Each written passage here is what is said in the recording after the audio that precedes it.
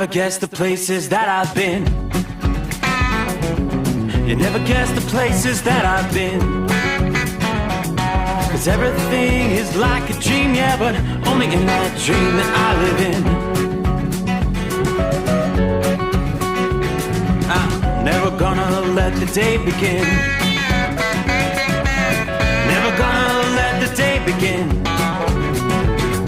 'Cause everything is like a dream, yeah, but only in that dream that I live in. Oh, don't wake me up before you go, and I'll just make this bed my home. Oh, darling, please just let me sleep. Give me my dreams.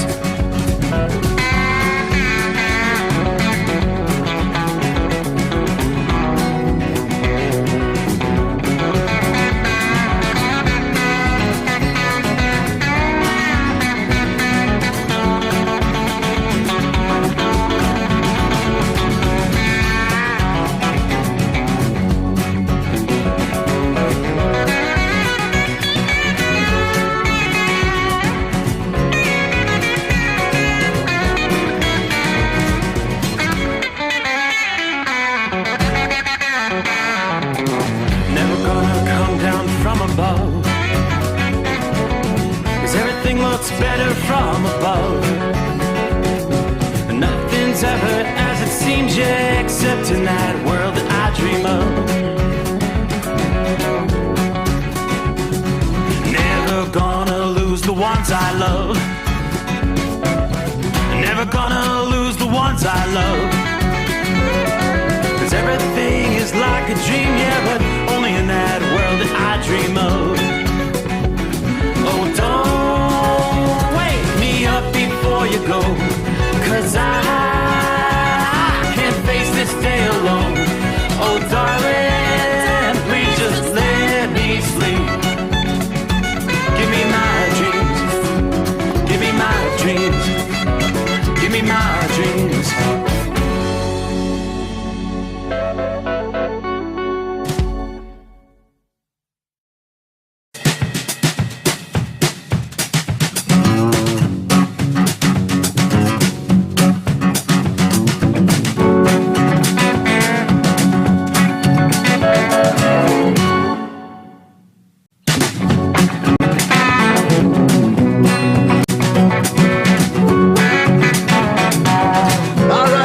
Like it is that time.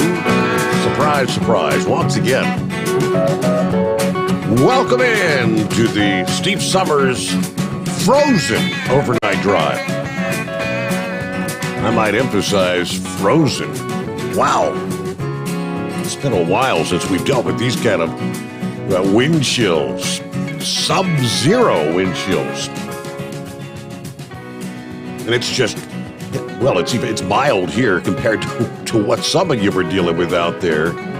Yeah, parts of the country with 35, 40 below wind chills, actual air temperatures 20 plus below zero. It's a cold one out there tonight. So trust you've had a good week. We make our way into a Friday, TGIF. Yes, that would be 7th day of January. Yeah, 1 week ago, we were rolling into New Year's Eve, ready to ring in the new year. So here we are a full week later. What a difference a week can make. This time a week ago, I think we were in the 50s. Yeah, I had a mild kickoff to the New Year's weekend, but that all dramatically changed, obviously. All right, how much damage has been done? For some, things are winding down as far as the big winter storm that started in parts of Arkansas, sweeping through Tennessee, hammering Kentucky this past day. Going to continue to be an ugly Thursday night into Friday morning and much of the day Friday for our friends in the Northeast, where the winter storm warnings will continue through the early morning hours through much of the easternmost reaches of Kentucky, nearly all of West Virginia, on up into south central and southeastern portions of Pennsylvania. Take you to the Weather Service office there. In State College, PA, how much more accumulation are you anticipating, right? Well, some areas are maybe 3 to 5 additional inches of heavy snow overnight. The cities of, say, Harrisburg, Hershey, PA, Lebanon, York, and Lancaster, PA. That's the forecast. Winter storm warning continues till 6 a.m. Friday morning. An additional 3 to 5 totals are going to be 5 to 6 inches when all is said and done. Slippery road conditions. Yeah, snow should be winding down a little before sunrise there. Obviously, traffic's going to be slower than normal. Yeah, so obviously allow extra time for that morning commute. Yeah, elsewhere in parts of Pennsylvania, what do we see? Gettysburg, Carlisle, Newport, Chambersburg. Pretty much the same, another 3 to 5 inches, which will have your totals approaching 5 to 7 inches. We'll look on down to the Weather Service office there in Washington, D.C. for the Baltimore, D.C. area. Warning remains in effect till 3 a.m. Eastern Time Friday. Total accumulations 6 to 10 inches. Some localized areas may see up to a foot of snow. That's extreme western Allegheny and Garrett counties in Maryland, in Virginia, Highland County, in West Virginia, Mineral and Pendleton counties. That's kind of the bullseye zone. For the next several hours, you could continue to see snow falling at a rate of 1 inch or greater per hour. So definitely reduced visibilities in that part of the country. Meanwhile, areas where the snow has wound down, but the Arctic air continues to spill in. We've got wind chill advisories extending all the way down into northern Mississippi, northern Alabama, northern portions of Georgia, even to include, say, the Atlanta metro area. See what they're bringing in from the Peachtree City, Atlanta Weather Service office. All right. We're going to be looking at very cold conditions. Wind advisories. Let's pull up the special weather statement there. Strong cold front's going to bring those cold, windy conditions into Friday morning, 15 to 20 mile per hour winds, gusting to 25 and 30 at times.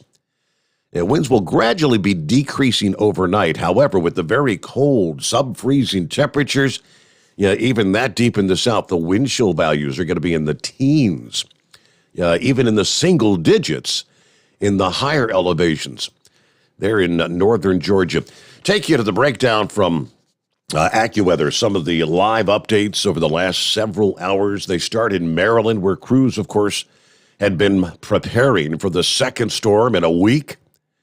As this system slowly moves toward the mid-Atlantic, you had thousands of snowplows out this past evening pre-treating roadways, but officials are still encouraging people to work from home if possible or reschedule plans if going out is unavoidable.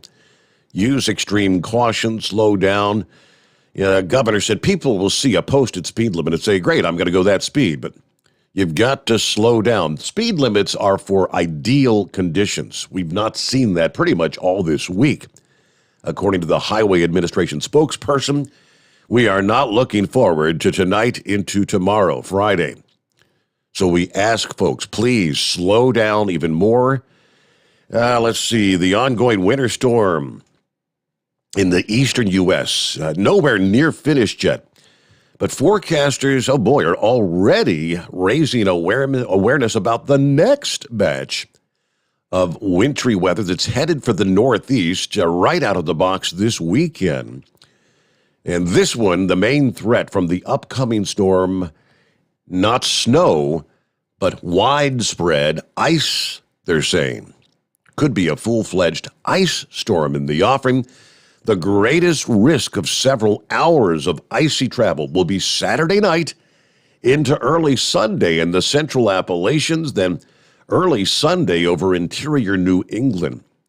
The ice could be a significant disruption for people headed out, especially Sunday morning if you're planning to attend church or run errands in parts of Pennsylvania, New York, into interior New England. That weekend storm is going to be followed by yet another blast of Arctic air that's going to take everything back into the deep freeze for the Midwest and the Northeast. Now, a couple of hours ago, storm was impacting the Tennessee Valley, now stretching up toward the Northeast. It's moving rather quickly, but it has been intense enough to continue to bring dangerous road conditions. There are issues widespread in the Southeast through Tennessee and Kentucky, numerous road closures, highway chaos, with the risk for roads to be clogged by stranded vehicles and crashes. For the Friday morning commute, in particular for eastern New Jersey, the New York City area, Long Island, Connecticut, Rhode Island, and eastern Massachusetts, it may very well be a nightmare, according to AccuWeather. Airport operations in these areas will also be significantly impacted through the day, could linger even into Saturday with the risk of long delays and numerous cancellations. If you're able to avoid travel during this event, that is strongly advised. All right, as the storm moves out of Kentucky, yes, like I said, the snow has pretty much wound down there, moving into the Northeast. But the damage has been done. The state of Kentucky is seeing as much as 9 inches of snow reported. Several other areas reporting totals of 8 inches or greater. Lexington reporting snowfall around 6 inches. Central City and Greenville, Kentucky, both received at least 6 inches. Some lower amounts recorded around Wickliffe and Reedland, Kentucky, closer to 3 inches. But we still have the winter weather advisories and windstorm warnings. Some of those have been dropped. It's just the easternmost reaches of Kentucky where they're still in place. But again, the concern for ice on the roadways remains overnight through Friday morning, as those bitterly cold wind chills, sending temperatures below zero for parts of Kentucky. Again, that's the wind chill through Friday morning. Parts of central Kentucky, we saw some pretty impressive totals by the time the evening travel Thursday. Topping the list was Bardstown, about 40 miles southeast of Louisville. 8.8 inches of accumulation, approaching 9 inches as the sun began to set. Other areas picking up more than 8 inches. So yes, havoc on the highways, like other places across the region. Temperatures have been plunging throughout the evening, bottoming out with 5 below wind chill factors. And the heavy snow continued across eastern portions of the state. The governor there did declare a state of emergency that will continue through the evening across the state. On up into the Northeast, one other quick pit stop here. New Jersey's governor declaring a state of emergency. Weather that could bring as much as 6 inches to parts of that state. Let's see. The state of emergency started at 10 p.m. Eastern time, just over 2 hours ago. There will be at least a delayed opening in state offices come Friday morning. Overnight snowfall rates may approach up to 2 inches per hour in parts of New Jersey. Winds 20 to 35 miles per hour. Now, the governor highlighted 2 major safety concerns that could arise for your Friday. Obviously, reduced visibility that could impact travel and downed power lines. Right on the heels of the storm early this week, I saw a post here just a couple of hours ago. I mentioned my cousin in Virginia there, Sylvia, who said, hallelujah, after 83 hours without power, their power just came on. Again, that was just a few hours ago. All right, let's see what we're looking at. Elsewhere, Nashville, Tennessee, a snowiest day in years. At least 4 inches of snow as of midday. By the evening hours, over 6 inches reported on the ground. Some parts of the state with higher amounts. Gallatin reporting 8 inches of snow Thursday evening. This storm alone gave Nashville the snowiest winter since the winter of 2015 into 16. Snow began to fall about 7 o'clock in the morning there Thursday. It was a congested morning commute throughout central Tennessee. travel across the state becoming more and more difficult as the snow began to accumulate on the roads. Treacherous conditions, according to the Nashville Metro Police. Of course, the quick accumulation was making it difficult for the crews to keep up. Of course, accidents right out of the box. A tractor-trailer jackknifing on Interstate 40, closing the westbound lanes there. That was just outside of Jackson, Tennessee. They finally got that open about 11 o'clock in the morning. Let's see. A couple of firefighters, after a Nashville transit bus had to be taken to the hospital after the bus and the fire department truck were involved in an accident. Crashes along I-24, 40, 65. Traffic stalled on I-40. Multiple semi-trailer trucks unable to make it up a hill. Crews working to push the semis up the hill. I-40 had another slowdown a little after 3 o'clock in the afternoon. Another semi jackknifed on the westbound side in Wilson, Tennessee. Interstate 64, this was a pileup in Kentucky near Mount Sterling this afternoon.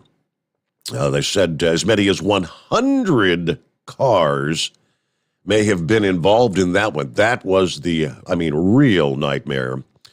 That crash involved injuries, some of which were serious injuries. Kentucky reported over a half a foot of snow in many areas. Again, some Bardstown topping out at 8.8. Two places reporting 9 inches.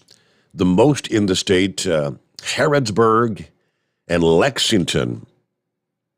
All right, when it's snowing that fast, despite the best efforts of the crews, it's hard to keep up and keep the roads cleared. So highway chaos quickly ensued. Thursday afternoon, again, Governor Beshear deploying the National Guard to help state police with accidents on the roads there. The message was, please stay off the roads if possible.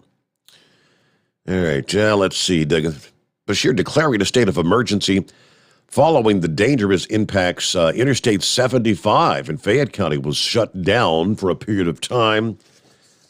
Subsequently has since reopened. What a mess out there. Now we also gear up for some big-time lake effect snows. Some areas have already been buried, and there's more where that came from. Give you more on that coming up here. Well, let's see. Out of the box here on a Friday morning. Hello to Roy. Check it in. Timothy's on board. Richard, and it must be nice to be in Central Florida, where he's got 63 degrees. Heavy D, hello to Steve, the overnight drive crew. It's a chilly 21 degrees in Middlesboro, Kentucky. Let's see. Hello to David from New Jersey, a snowy New Jersey. Looking forward to starting the weekend early there. Zorro, it's 35 degrees south of Atlanta Airport right now with a light breeze. The 15 car on board. Happy Friday, Steve. A mild 52 here in Charlotte, North Carolina. Everybody be safe out there. Have a great weekend. Hello to Cookie, 13 degrees. Burr in central Indiana. 007 checking in from Aurora, Oregon. Hanging out at the Flying J there tonight. Let's see. Carol said, I'm happy to be home. Yeah, I bet you are. Hammer down there. Be safe. Got some flurries in Mahwah, New Jersey. On my way through right now. That's Larry, of course. Lauren Weiss, two-time world champion bull hauler on board. -4 in Iowa, Steve. Shout out to the Carolina Monkey Gouger from Ellsworth, Iowa. -4. Pappy says, turn the heat on. Gee, 17 degrees, 17 here in western Hamilton County. Everybody be safe. Yeah, I'm looking at, let's see, my thermometer says right at 19 outside the secret bunker, officially 15 at the Cincinnati International Airport at this hour. And we're supposed to drop down into the single digits by 8 a.m. I think they're saying maybe 9 degrees. That's actual air temperature, not wind chill. 9 here in southwest Ohio. All right, morning, Steve, and Chris will be joining us, I presume, right? A question, what's the difference between racing 75 to 90 and let's see. Not sure what the question is. All right, see if I can understand that. Let's see. Already below freezing and dropping here in North Georgia, according to James. Deborah, morning from a very cold Indiana. Yeah, ready to break out some of our Vinicolette wine with my favorite driver. I guess he got to stay home tonight, huh? Well, at least you don't have to worry about him out there on the roads. Enjoy that, Deborah. Good to have you with us.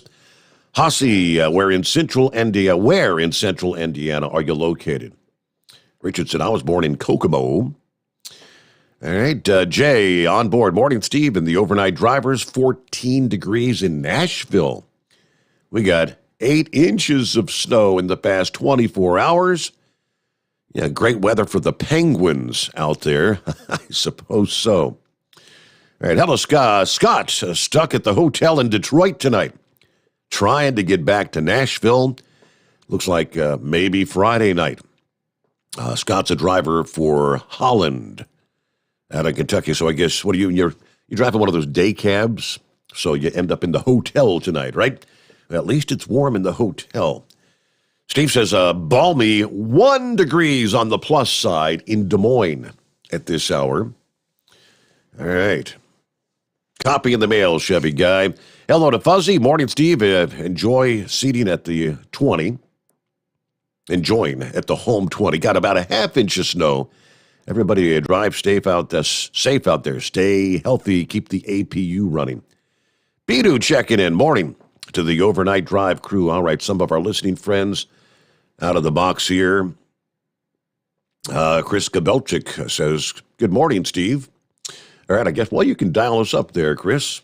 Everybody's looking forward to having you join the show this morning. So, yeah, I'm not sure if he'll be joining us from the northern command central, or if I had to wager a guess, I bet he's at the southern command center down in the Sunshine State. We shall find out. Meanwhile, around the country, we'll get to Extreme Weather Chaser Propane 1. I was kind of wondering if you'd be out tonight with all the heavy accumulation you guys have seen out there. We'll get a hands-on report, and we'll look forward to that. It is 844-844-3388. The Steve Sommers Overnight Drive, live from the Hot Shot Secret Studios. Live from the Hot Shot Secret Studios, the Steve Sommers Overnight Drive. Dean Michael, the tax doctor here. Are you one of those truck drivers that came home after a long haul and found the only thing waiting for you was a stack of IRS letters? Your significant other was gone, but your newfound IRS problem is still there. I've heard this story many times over the years. While I can't help you with your broken heart, I can fix your tax problems. If you owe more than $10,000 to the IRS or haven't filed for many years, call me for a free consultation at 888-557-4020 or go to mytaxhelpmd.com. Like I always say, you keep your eyes on the road, I'll keep mine on the IRS. 145 over 92. 180 over 111. I had a heart attack and a cardiac arrest and then a stroke. Your blood pressure numbers could change your life. Lowering your high blood pressure could save you from a heart attack or stroke. If you've stopped your treatment plan, restart it or talk to your doctor about creating one that works better for you. Start taking the right steps at manageyourbp.org. Now I'm, trying to get better, stronger than ever.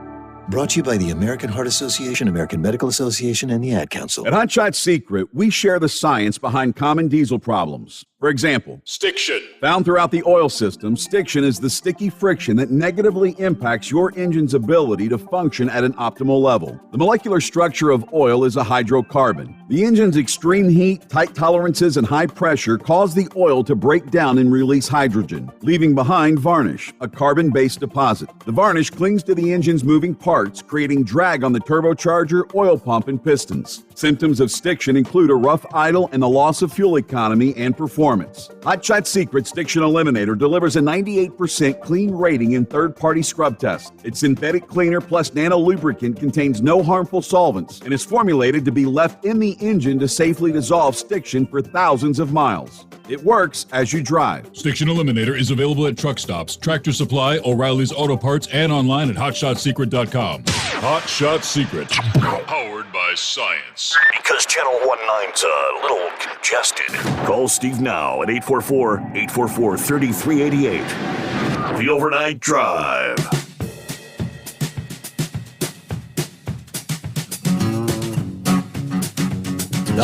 Okay, there. So just got the message from Chris. He said, hey, email me the call-in number. Must have lost that backdoor number, did you? I don't have the backdoor number. I said, just call the regular number. That's funny. Yeah, 844-844-3380. We can handle that like we normally would. I don't know if Kyle's up listening, or Chad, if you're on board, you could maybe email that number and the security code to Chris, because I thought I had it in an email from Chad here a few months ago. That night we had, what's his name, Eric Dieters joined us that morning, but I do not. Hello to Art. Steve Summers' greatest show on earth. We've got 16 degrees. That's the Michigan Madman. All right, trying to stay warm up there. See, commercial vehicle restrictions, all roads except for the New Jersey Turnpike, Atlantic City Expressway, and Garden State Parkway. Hey, real quick, I see, all right, Chris is on the line there. I'll get you. Let me pass that on, though, because that is, it started here a few hours ago. Pennsylvania, as we've seen in recent years with winter storms, starting this evening at 8 p.m., several hours ago, Pennsylvania put up restrictions for certain vehicles from traveling on I-78 in east central Pennsylvania. Started at 8 p.m. in Berks, Lehigh, and Northampton counties.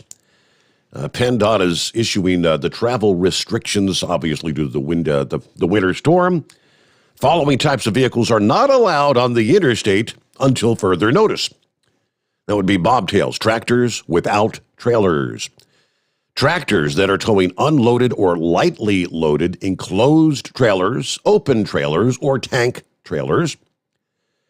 Tractors towing unloaded or lightly loaded tandem trailers. Enclosed cargo delivery trucks that meet the definition of a commercial motor vehicle. Passenger vehicles, any vehicle, car, SUV, pickup that's towing any sort of a trailer. No RVs or motor homes, no school buses, commercial buses, or motor coaches, or motorcycles. For the fool that would be out there in this kind of weather on two wheels, right? The speed limit is 45 miles per hour on the affected portion of I-78. All commercial vehicles not affected by the travel restrictions are required to stay in the right lane while the speed limit reductions are in place. This is trying to ensure the interstate stays open during the most challenging conditions, which I think overnight tonight they're anticipating some of the most challenging conditions with this storm. Hello, Chris. Good morning, Steve. How are you doing, buddy? Here we are. Happy Friday. Now, the first question I ask, is this from the Northern Command Center or the Southern Command Center? It's in the Northern Command Center where it was 12 degrees on my way over here. You proved me wrong. I didn't think you'd be there. I thought, the new year rolls around and typically you get the heck out of Dodge for just that reason, 12 degrees. And yeah, you're going down in the single digits by the time we be wrapping things up here this morning. I know. I can't wait to leave and go to Florida, but there's too much work to get done, so I'm being responsible, doing my job. Well, it's good to have you with us here. Everything's been kind of... Can you hear me okay? Yeah, you sound fine at this point in time. Did you get a new headset or whatever? No, I'm just on the office phone. I just want to make sure it was going through. Last time you told me it sounded good, so I just stuck with it. Yeah, it's all right. Just a tiny bit of echo, but it sounds fine. There's no problem understanding you whatsoever. So yeah, sounding good. Well, so how was your Christmas, your New Year, everything rolling smooth into the 2022? Oh, when you have 6 kids and 5 grandkids, Christmas is like the best time of the year. So, everybody comes over, the kids are playing and opening presents and having a big time. So yeah, it was quite the fun day. And same way with New Year's, we didn't do anything special, just kind of had a fire, enjoyed the new year coming in, and that was about it. Mm-hmm. But how about you? Anything special? Everything, as you know, everything's been kind of a screwed up mess here with, we had that wedding on the 18th, the day that, of course, we had our office party that I sadly had to miss. I hope everybody had a good time. A couple days later, the brother-in-law that had been staying with us came down with COVID. They had left to go back to Georgia. So we kind of delayed our plans to take Mama home. Then between Christmas and New Year last week, my daughter, Bethany, she tested positive. Now, she had been here, obviously, for Christmas. So we were kind of locked down. We were going to be taking Mama home this weekend. And, well, lo and behold, she started feeling a little under the weather a couple of days ago. We got a test, and she tested negative. Today, Thursday, she was feeling a whole lot worse. So I went out and got another test kit, and lo and behold, she's positive. We just tested her a few hours ago here. So, yep. So that pretty much kind of puts us on kind of a lockdown for the next, 10 days, I guess? 5 days now. I know they bumped it to 5. I think the princess told me something about yesterday. They may have reversed that back to 10. I'll have to look that up, but maybe prayers for Mama. She's 82 years old and she's not feeling well at all. So that's where we stand. Wow. Yeah. Yep. So happy New Year. Wow. Well, happy New Year. It sounds like you're having. I had COVID 2 weeks ago for the second time, and Tammy's got it right now, or she got it last week. But it really wasn't that big of a deal this time around. I mean, the first time I was wiped out for a week and probably at 50% for the second week. That was in November of 20. I got it 2 weeks ago on Monday. I just got a little bit of a sore throat. Tuesday morning, I woke up and just felt like a cold, Yeah. My throat was sore, my sinuses were stuffed up, and I was sneezing. I didn't even think I just thought it was a cold. And then somebody from work dropped off a COVID test on Thursday, and so I took it and it said I was positive. It's like, darn. So I made some chloroquine, looked online on how to make hydrochloroquine, and made that and took it, and I was fine by Friday. Actually, I was fine by Thursday night. I didn't even feel like I had any symptoms. So it's not that hard to make if anybody wants to do it. You just peel 2 grapefruits, put the peels in a pan. You peel 2 oranges and put those peels in a pan. Put about 3 inches of water and a lid on it. Boil it for 2 hours. Don't let any of the steam out, because what happens is the chloroquine comes out of the peels, becomes steam, then drops back down in the water. And then you take 2 tablespoons every hour, and it just fades away quickly. 2 tablespoons. Put honey in it. 2 tablespoons every hour. How many hours do you do that? Until you feel better. Really? You'll notice, like, I don't know if everybody will, but I notice feeling better 20 minutes later, and then it just gets better, like, really quickly. Within hours, you just feel fine. I'll be damned.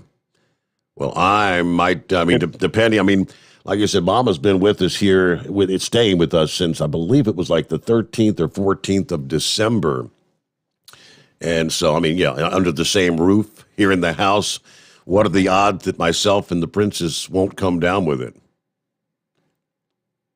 I don't know. You're going to get it. It sounds like it's really contagious. The latest, that Omicron. Yep. Again, it wasn't that bad for me, and my wife, she's got it. And it's not horribly bad for her either. She won't take the home brew I make because she doesn't trust any of that stuff. But. Really?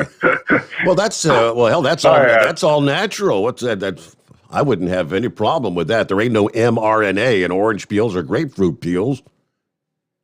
No. The only thing is, like, the first time I took a lot more of it than I was supposed to, like I don't know, maybe 4 ounces, like an orange juice glass. And my heart started racing and my blood pressure went up real high. So it does something that, don't take more than the 2 tablespoons, because it, can make your heart race.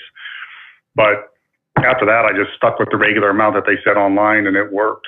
Right. Somebody else out there can try it and see. If you don't feel better by like 4 to 6 hours later, I would like to know that. I did. I probably did this at like 3 in the afternoon, and by 5, 6 o'clock, I felt 100% normal. Like, no, I didn't even have sniffles anymore. I just felt like going out and doing something. That's amazing. All right. Well, maybe we all learned something out of the box here tonight. Good information to have. Let's get our news break here. Welcome in, welcome aboard. We got lots to cover tonight. I've got some interesting questions already for you out of the box. And, when we come back, did I drop the call? See, I knew I'd do that. I didn't put him on in queue. I hung up. Dial us back up, boss. My apologies. First caller to get hung up on tonight, the boss man. But he'll dial us back up during the news break. And if you have questions for Chris, of course, I'll have him introduce himself when we come back from the break. For those who may not be familiar, he's the reason we're all here on a nightly basis with the Steve Sommers Overnight Drive. That's why we are from the Hot Shot Secret Studios. Back in a moment. You're on a Friday morning. USA Radio News with Wendy King. Chicago Public Schools canceled classes once again after the district and teachers union failed to agree on whether to allow remote learning during a spike in COVID-19 cases. The Chicago Teachers Union voted to refuse to return to in-person classes after the winter break, taking issue with the COVID-19 guidelines and safety measures. Chicago Mayor Lori Lightfoot called the CTU vote against in-person learning an unlawful unilateral strike. She said, "We are standing firm and we are going to fight to get our kids back to in-person learning, period." Investigators think they know what caused yesterday's fire at a Philadelphia row house that killed 4 adults and 8 children. The DA's office has confirmed that a child playing with a lighter near a Christmas tree may have been what started the fire. Hi, this is Dr. Joel Wallach, veterinarian physician and founder of Youngevity, and I want to talk about dementias. There's at least a dozen different dementias. Doctors call all of them Alzheimer's disease because when you look at the payout list, Alzheimer's disease pays the most. So no matter which of the 12 dementias you have, they're going to call it Alzheimer's disease, and there's no law that says you can't have 2 or 3 or 5 or 8 or all 12 of the dementias. And so you have to get rid of all the bad stuff. No fried foods, no processed meats, no oils, no gluten, no wheat, bran, rhinos, no sugar. And then I want you to take 1 Healthy Brain and Heart pack per 100 pounds of body weight. That's 1 Healthy Brain and Heart pack per 100 pounds of body weight. I want you to take the Ultimate Niacin plus 1 of those twice a day. Our de-stress capsules, 3 of those twice a day. That's 2 bottles a month. Then I want you to take the Ultimate Daily Classic tablets, 3 of those twice a day per 100 pounds of body weight in case you have vascular dementia. And don't forget those 3 eggs twice a day because, remember, 75% of your brain weight is cholesterol. Contact us at usaradiohealth.com. That's usaradiohealth.com. You're listening to the Overnight Drive with Steve Sommers. The Hot Shot Secret Facebook page gets a lot of robust Q&A about diesel problems and their solutions. We listen to our customers. Here are their words straight from their mouths about Hot Shot Secret everyday diesel treatment. Our fans call it EDT. I'm John Sharp, a.k.a. Jay Sharp from Newburgh, Pennsylvania. Using EDT, my local fuel mileage went to average of 22 to 23, and my highway MPG went to 26 to 28. Hi, I'm Danny. I'm from Arizona. I drive a 02 Ford Excursion. I use EDT at every fill-up, and my mileage went from 12.5 miles to gallon to 14 miles per gallon. I highly recommend it. Everyday diesel treatment delivers a 6-in-1 premium fuel treatment for every fill-up, every time. Everyday diesel treatment is available at truck stops, Tractor Supply, O'Reilly's Auto Parts, and online at HotShotSecret.com. Hot Shot Secret, powered by science. How do you sleep on the road? After downtime, do you wake up well-rested and invigorated or tired, achy, and sore? Well, if it's the latter, you're not sleeping on the Big Rig Mattress. The Big Rig Mattress is a hybrid with an individually pocketed spring core that's engineered to deliver the best restorative sleep for your time on the road. Learn more about the Big Rig Mattress at thebigrigmattress.com or call 877-736-4233. The Big Rig Mattress, 100% made in the USA since 2009. You work hard. You deserve a seat that works just as hard as you do. The Bostrom T-Series seat has provided drivers with comfort for millions of miles over the past 3 decades.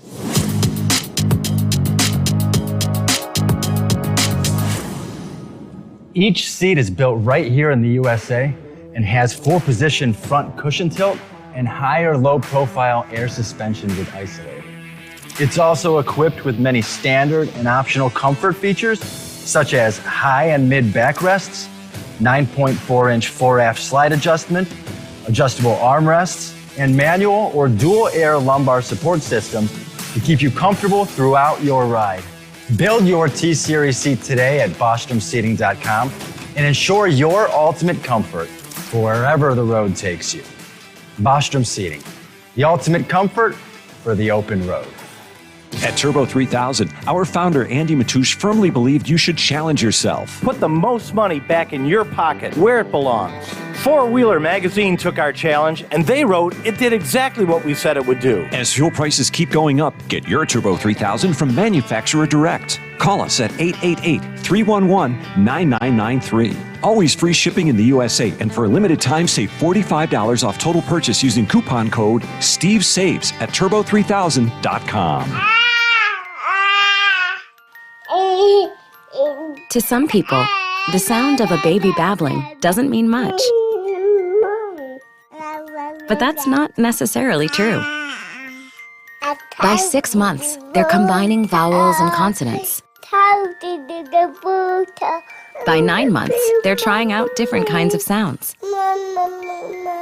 And by 12 months, their babbling is beginning to take on some meaning. Especially if there's no babbling at all. Little to no babbling by 12 months or later is just one of the possible signs of autism in children. Early screening and intervention can make a lifetime of difference and unlock a world of possibilities. Take the first step at autismspeaks.org. A public service announcement brought to you by Autism Speaks and the Ad Council. And now, back to the Steve Summers Overnight Drive, live from the Hot Shot Secret Studios. That's where you'll find us, and it's 844-844-3388. Hello to Linda checking in. Linda Jack, a.k.a. No, it was Ranger Jack, and what the hell was your handle? I forget your handle. It's a mind that's a brain fart. Anyway, Lucky Penny, that's it. Lucky Penny. I knew it'd come to me. She says, morning, Steve, and our friends out there on the road. I had COVID again over Christmas. Yuck. Everyone in the family got it. Hope you guys are doing great. We love you. My. Lucky Penny and Ranger both had COVID just a few months ago here. And Ranger got really sick, and he did the monoclonal antibody infusion and passed away like 2 days later. I can't believe that quickly you were able to come, because Lucky Penny was really, really sick with it here just again a couple of months ago. But hope you're doing well, Lucky Penny. Hillbilly Tex is on board this morning. Good to have you with us. Hope you're doing well in the new year. Hello to the DTS guy from Minneapolis. Morning to Steve and the gang. Dan says got a negative 11 degrees in Wisconsin at this hour. Wow. All right, let's see. Boost your immune system. Vitamin C, vitamin D, zinc supplements. Yep, taking that, but I hadn't really been taking it. Just started taking it this evening. I don't know. It's probably too little, too late. Santa Claus. Morning, Steve. Got 52 degrees here in Lebec at the top of the Grapevine as we head to March Air Force Base. Good to have you on board. Let's see. Marlene checking in. It's a whopping 10 degrees here in Cloverdale, Indiana. Brain dead. All right. Good morning. Wait a minute. That's Bradley. He says, is a brain fart the first sign of COVID? I hope not, because I just had one. All right. Welcome back, Chris. Good to have you on board. For those who may not know, I like to typically get you to kind of introduce yourself and tell folks what we'll be talking about tonight. I'm Chris Kabralchik. I started Lubrication Specialties. We make, diesel additives, oil additives. We have the number one engine treatment in the country right now. We've got probably the number one fuel additive in some categories, depending on how they do it. I started the company originally doing industrial commercial sales, coming up with solutions for large companies. For the first 10 years of the company, everything we made or sold was primarily drums and totes, just working on bigger projects. When At some point we made the Stiction Eliminator today. We made that for Navistar, which everybody that listens to the program remembers that whole story for the Huey injectors. Well, that was my foray into selling direct to consumers because Navistar didn't do anything with the product after we spent 3 years building it. So, here we are with this product that fixes injectors, oil-fired injectors 19 times out of 20, and nobody wanted to do anything with it. So we came up with a name. At the time, it was called Hot Shot Secret. That was the product name, and started selling it online, through our website, hotshotsecret.com. And then, of course, everybody kind of heckled us and said, "Oh, that's snake oil. You guys are full of crap." But we just kept plugging away, going on forums, explaining how we made it, what it does, how it works. What was, just as a side note, what's really interesting or neat or different and unique about that product, it's a product you put into your engine and it cleans it out and makes it look like brand new. So the inside of your engine has all kinds of built up gummy crap. If it's really burnt harder, we call it stiction. If you were to take oil and put it in a frying pan and cook it and then just keep cooking it, it would go from, light brown to dark brown to black. Well, that's the same thing in your engine. If you look at different spots, you're going to see light brown, dark brown, and you're going to see black spots where it's just burnt in there. But we're able to remove that 100% of it with one treatment. So the difference is, instead of using a solvent or, something like mineral spirits, which you would, some people are familiar with engine flushes, know what I'm talking about. Those will clean things up, but then they ruin the lubrication or the hydrodynamic film or the film strength of the oil. And it just creates a lot of abrasive wear. You end up with a lot of metal particles in there that you don't want. And in those cases, literally all of them say, put it in your engine and then flush it out 1 minute later or 2 minutes later. What we did that was different is we built up a full-fledged package. We have additives in there. And instead of using solvents, we used, we used group 5 esters, which are made to, normally we'd use those in things like refrigerant oil, or we might use them in exotic oil blends, but they have a really good cleaning property because they have such a good polarity. So what we're able to do is put this package together. It goes in, it doesn't just clean the engine, but it cleans it really well and makes it run better because it coats the whole inside. We put a nanoparticle in there, a nanocarbon. It coats that, fills in those little gaps, makes things work a little bit better. It's like putting a layer of little tiny BBs in there, at a microscopic level. So what we noticed is we were getting better fuel economy. People were calling us saying, I went to the mechanic, my engine looks like brand new inside. I can't believe this. Not to mention the fact that we fixed the problem with the injectors. So, it was a really good product. We figured it was something that we should make available to everybody, and we had to kind of learn our way through the process of building an online company and then a regular company. So that's, that was the first product. Since then, we started focusing on every other problem, specifically in the diesel market, because that's my passion. Hey, there's a problem with fuel systems. How do we fix that? So we just kept doing that one after another. And from that point, we were able to grow from one person in the company, which was just me doing this in my garage, basically, to a pole barn, like a 30 by 40 pole barn. Now we have, we have 2 buildings, 2 locations here in Mount Gilead. One's for our distribution center, one's for our manufacturing plant. We have R&D, research and development, blending, packaging, sales, marketing, whole thing. We're up to about 80 employees. That's, we're shipping product to different countries now. We've picked up 15 distributors in different countries. That's just starting to take off now in 2022. A lot of the groundwork was laid last year. So it's been a lot of growth, a lot of excitement. The other thing that we've done is we've started leveraging our position in the marketplace with motorsports people, because the people that race are really into what they're doing. So we kind of teamed up with them and became their research and development arm, started developing products for them, not because there's any money in it, but more just to be able to learn more about what's happening inside the engines. That's a really severe duty application. So we figure if we can solve a problem in a 3,000 horsepower race truck, then that same solution will apply to a regular diesel pickup truck or a semi truck. So we use that more as a research and development fund than we do as a profit center. But we've gotten some great products out of there, lots of dynos, lots of testing, and it gives us the opportunity to tweak our formulas and come up with new things that end up helping the guy out on the road. Now, if you remember, Steve, back in the day, NASA when NASA was really big, they used to say every dollar that we spent at NASA ended up with $4 in consumer goods. The stuff that they were inventing were coming out, like the digital clock. I don't know if you knew that, but like the digital clock came because, the watch, with the hands on it wouldn't work in space. So between the gravity and the way they were moving, it couldn't keep time. So they had to come up with a timekeeping system that would work as a rocket's going through space. And that's how they came up with the digital timekeeping. And then, of course, they flipped that over. Now we all have digital watches, but that's where it came from.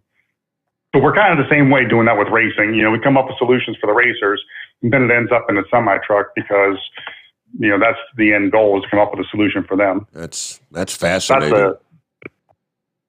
That's a short story. I mean, you can bounce off. I mean, you've heard me tell the story lots of times, so you know probably as much about the company as I do. So if you think of anything else, just jump in there. Okay. All right. First, from the email bag, I got we had a listener that was introduced to the program over the New Year's weekend, no less. Big Moose has an annual big New Year's Eve bash to ring in the new year. And he puts some flyers out at the local, I don't know, the little convenience store, the deli or whatever. He invites everybody, in the neighborhood to come on in and join us for New Year's. Live music, entertainment, all that kind of stuff, free food. And Jim happened to show up there. And he said, morning, gentlemen. Just wanted to thank Chris personally for all you've done for your wonderful audience. I placed an order yesterday for some Hot Shot Secret goodies for the wife's car and my pickup. I've really enjoyed this program since I discovered it. A big thanks to Hillbilly Tex, Moose, Pup, Farmer, and the Can Man for introducing me to your show. That's some of the guys that were there for the New Year's bash. All right, welcome in, Jim. Good to have you with us. All right, got a clarification here. Go ahead. I was going to say, welcome, Jim. Thanks for listening. I mean, I'd love to hear about new listeners coming on board.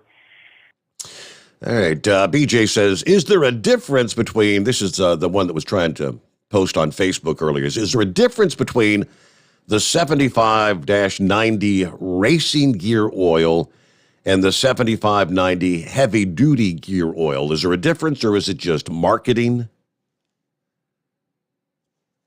I believe it's just marketing. I can clarify that next show, or you can send me an email at Chris at Lubrication Specialties, but I'm almost sure most of those products, the ones that are some of the ones for racing have like a whole lot of additives in them that we can't put into a regular engine. I mean, we could, but with the new DPF systems, they would probably create some problems. But the gear oils, that's not the case. They were going after two different markets, and they didn't know if people would be accepting of it if it said racing. Mm-hmm. If that's, if you're looking for a fleet oil, you want something that says fleet oil type of thing. So I believe it's the same product, just in under two different labels. Gotcha. All right. Then he says, any idea when the sprays will be back in stock? I put it in order, and you're out right now. Yeah. The problem with the sprays, I mean, this is kind of a neat thing. Those sprays are covered under a patent. I mean, they are not their normal sprays. I mean, it's not WD-40. So the problem is that we have to introduce it in a two-part system. So there's certain additives that just don't mix well together inside of a can. And what the cap does is it brings it in on two parts and then mixes it as it's coming out of the spray. And that's the patented system. Problem is we can't get them. They're just on not permanent back order, but we're not making them, and we're not going to make them until we say so. And sorry for your luck. We'll try and get them done this month, type of thing. It's just this is a very strange world we're living in. It is. I can tell you from a supply standpoint, in my life, I have never seen anything like this where companies just blatantly kind of flip you off. It's like I'm used to the mindset of, man, thank you for being my customer. What else can I do to help you? That's the way I've always been brought up. That's the way we've always run our business. It's, hey, we're here to service you. You're the paycheck. What do you need? How can I help? It's different now. I mean, we had one of our suppliers just on December 16th, we had an order in for 2 months. And December 16th, they said, yeah, we're not shipping your order and we're closing the plant down to retool. We'll let you know when we're back up and running. It's like, wait a minute. We got a lot riding on this. I mean, we've got retail orders. This is a core ingredient to our company. You can't just, most of what we have are very unique ingredients. They're not on the shelf. They're not available through other manufacturers. It's like, why didn't you let us know a month ago? Or why didn't you give us a chance to stock up or something? You can't just shut the whole plant down. And I mean, basically it's just, sorry. Yeah, that's what we're doing. And we're not we don't really care what your heartache is. And that's along the lines of what's happening with these caps. We're just stuck. So we're hoping that in January they'll ship them and we can get it done. But there's no guarantee. I mean, they haven't told us. They're not saying, we'll have it done by the end of January or the end of February or anything. We're just week by week waiting on the edge of our seat. So that's the whole story. So I don't know if you want to know all that, but okay. It's just the truth. We don't have any date. All right, let's get to, let's see, our first caller of the morning here is, who we got on the line? Is it Starboard Bob? I'm not seeing what the name is. I don't know. It's Beaver Stuffer. Beaver Stuffer, okay. What's going on, Beaver Stuffer? Well, just trying to fight this headwind and -2 out here in Illinois. Just been running up and down the Lake Michigan coast all day. It's a little rough right now. Yeah, Beaver Stuffer's a little not feeling like stuffing any beavers. Okay. That's for sure. A little wore out here. But I had a couple questions for Chris. Okay. One is, and I've talked to him about this before, I've got a 2020 Western Star that I drive for somebody that it's got a factory Reman, Detroit 60 series, 500. And I started off, and there's only so much money that they will allow me to spend on products. And they're allowing me to, I started right off running the FR3, and a quarter of that, every oil change. And I couldn't tell you this. I did miss one oil change with the FR3, and I could tell the difference at the end of the oil change, how hard the engine ran without the FR3. Just felt like it lugged a lot more, right? Yep. So, for those that don't know, the FR3 is a not a friction modifier per se, but it's a product that we put into engine oil, and it reduces the wear by about 50% in your engine. But it also gives you more horsepower or fuel economy depending on which way you go. There's 2 patented esters in there, and then there's a patented nanocarbon. So the idea is that the esters help the nanocarbon attract to the metal surface. It's a situation they call it polarity. It's kind of like a magnet. So, oils and even water and things like that can have polarity depending on what's in them. So these really polar esters draw down these nanocarbons, which are like 3 to 9 nanos. It's around the same size as human DNA, just to give you an idea how small this is. But it plates the entire inside with these nanocarbons, and they just look like little balls. Sometimes they call them buckyballs, but they look like little tiny beads. And it just makes everything roll better. Now, everybody in the industry that sells additives tries to make claims, more horsepower, more this, more that.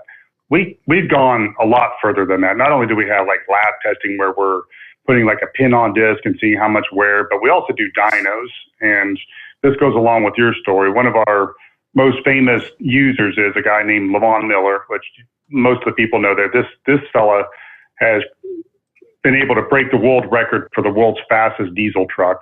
And this was back in the day when we were just learning marketing and learning how to put our product out there. We gave a bottle of the FR3 to Levon and asked him to test it and let us know if it increases horsepower. Now, nothing happened for a couple of weeks or a month, so we one of our guys actually drove there, our vice president of research and development, drove to his shop and said, "Hey, would you test this? We sent you a bottle." And he's just like, "Yeah, we don't believe in that kind of stuff. It's all snake oil. So no, I'm not really going to test it. I'm not interested." So he said, "Well, can we pay you to test it?" He's like, "Yeah, I mean, we have the dyno. We'll put a truck on a dyno and charge you for it." So he called me up. He's like, "Are you okay with spending the money on this?" I'm like, "Sure." So he puts it in, he puts a truck on the dyno, and he does 3 runs, which for those that don't know what a dyno is, it basically tests everything. It controls how much resistance is on the tires, and it puts it through a whole circuit. You could say like uphill, downhill. You could program the whole thing in. So he runs 3 runs, puts the additive in, and then runs 3 more runs. And he gets, I think it was about a 3 or 4% increase in horsepower. Now 3 or 4% doesn't sound that sexy. Like most of us aren't saying, "Wow, big deal." Well, he was off the charts excited about this. He said, "This is like the most finely tuned diesel engine in the world. I mean, I'm the best that there is. I've won the competition for the best diesel builder forever." To get a 3 or 4% increase in horsepower is like impossible to do, especially with an oil additive. So he went on to endorse the product for free. And then since then, we've set up a partnership with him where he tests a lot of products for us. And that's kind of what introduced us to the motorsports. So going back to your situation with the Western Star, it's the same thing. Once it started dying out, like it started to get moved out of the system by the end of the next oil change without it, you started feeling the truck work harder just to maintain the same amount of horsepower. So, right. Sorry about that. I didn't mean to get into a long story, but that seemed like it needs filled in. Yeah. Yeah. And their argument with me is, well, we use Shell Rotella oil as the best, as the premium, the best oil that there is out there. And well, I don't care if it's the best or not. I drive this thing 400 or 500 miles a day, and I know exactly what that engine's doing, and I know. So anyway, that goes. The first part of my question is, we're at almost 100,000 on the engine, and did you not suggest to me that I run the stiction limiter at 100,000? I couldn't remember. That's normally my recommendation is at 100,000. We put in a once a year or twice a year treatment of stiction eliminator. But in your case, if you've been running FR3, you just keep going with the FR3. So the logic behind that for everybody else that's listening is, after you get to 100,000 miles or so on an engine, you start to get this buildup inside. And then we go on with the stiction eliminator, which has a little bit more detergent. And it goes in and cleans up and gets rid of that. And then the FR3 is the next oil change. It'll treat it. Now, the stiction eliminator has FR3 in it. I mean, it's part of the stiction eliminator formula. So you don't need to do both. But in Beaver Stuffer's case, what happened is he's been using FR3, which means that the inside of the engine looks as clean as it was the day that they put it together, because those esters and the nanocarbon are going to continue to clean out and keep it clean. So normally that recommendation is for somebody that calls up and says, I've got a truck that's been sitting there, I've been running this, and, what do I do first? My first step is stiction eliminator. But if you've been running FR3 the whole time, you should be good. And second part of my question is, since they do limit me on what I can buy, and they're already being gracious enough to let me run the FR3, and just because they're just excellent people, and no matter what they think, the driver's opinion is very important to them. So anyway, they run Howes for anti-gel, which, so I've been using that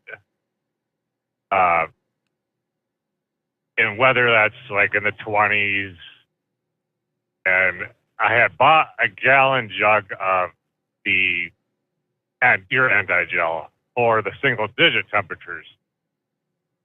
Now, my question is, like for example, today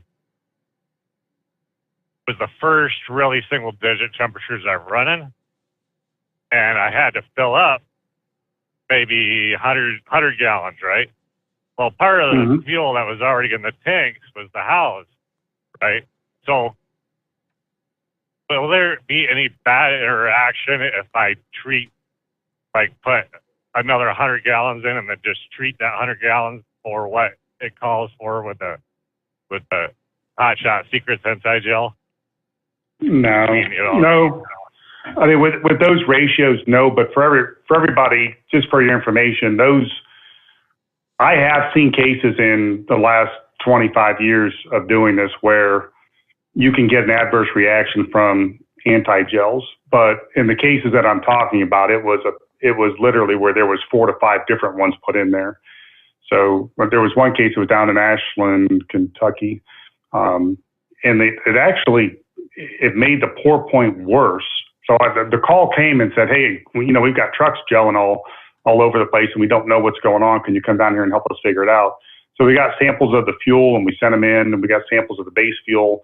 And what was happening is it was actually worse. I mean, the treated fuel was worse than the raw fuel, and I couldn't figure it out. So I went back and followed the whole chain to find out the root cause. Come to find out, the fuel jobber who delivers the fuel had put an anti-gel in it. The trucking company that had the tank outside had put another anti-gel, a different brand, and then the truck driver had put 2 more anti-gels in. He had bought one from the truck stop and thought, well, hey, that's good, and I'm at O'Reilly's, I might as well go ahead and grab a quart of this and dump this in here. So there were 4 different anti-gels, and they had an adverse reaction with each other and gelled up. So it's not common, but I have seen it happen. I think if you're just using Hal's and our DWAG or diesel winter anti-gel, then you won't have a problem with it.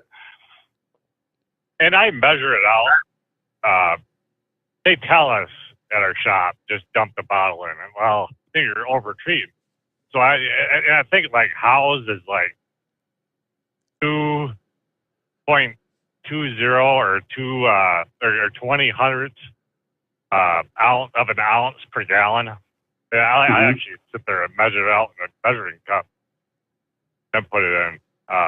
So I'm pretty precise in the amount that I'm using because I don't want to overuse. Right. Then you're just wasting money. Correct. That's right. I mean, there's a point of diminishing returns. So, like you're saying, when we're blending or when we're developing the products, we keep testing it. What if we did this much? What if we went 1 gallon to 500? What if it was 1 to 1,000 or 1 to 2,000? And then we find the point of diminishing return. It's like, okay, at this point, it doesn't matter how much you put in. That's just how much that's going to be the results. And then that's our treat ratio. And I've actually got the shop sold on the fuel treatment. But the problem is not every driver will sit there and measure it out. For them, it's a lot easier for them to buy the house and then just have the driver dump the bottle in, right? But my selling point is, go ahead. Well, in the past, what I've done, and we may have to bring it back, or if you guys are interested, let me know. Just send me an email at chris@lubricationspecialties.com. But we had large trucking accounts and construction companies, and they loved our product. They didn't like the dispensing part, like you said. So we figured out what their normal, what's your normal fill, and they told us what that was, and we made thousands of bottles in that size. In this case, it was 4 ounce. So we put 4 ounce bottles in, 12 of them in a box. It didn't have the pretty retail label on it. It was more of a black and white industrial label, but then they just gave each driver a 12 pack and said, every time you fill up, dump in this 4 ounces. And that worked. I mean, that was a good solution to it. To what you're saying, that way nobody has to measure it. It was just fixed form. Right. Correct. So maybe I need to do that again. But it just seems like that 16 ounce bottle. That's brilliant. With a little ounce filler on the top where you can just squeeze an ounce into it, right? Yep. But you're paying a lot more per ounce per bottle to have that luxury. Yeah, I think that's one of those places where the packaging gets to be really expensive. Those, Yeah, those. If you look at those bottles, somebody has that. You know, they have that patented. We have to buy it from them. The other bottles that you see that we make, the one that says Hot Shot Secret on it, you know, those are ours. We paid for the dye. We can produce those at a much lower rate. So yeah, you're right. I don't like it either. I mean, but it's a heck of a lot easier just to, like, Tractor Supply will only sell the FR3 32 ounces at a time. They won't sell the quart. Well, you're paying almost like 40% more to buy two 32-ounce bottles than you are buying it by the quart.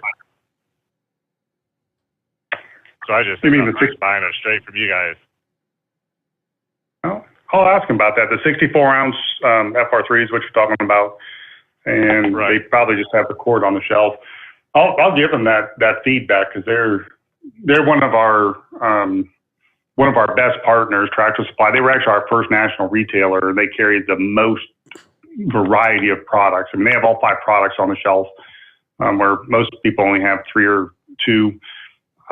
But they're very open to suggestions. So, you know, we meet with them often. We can tell them, hey, we've got people asking for the 64-ounce bottle of FR3.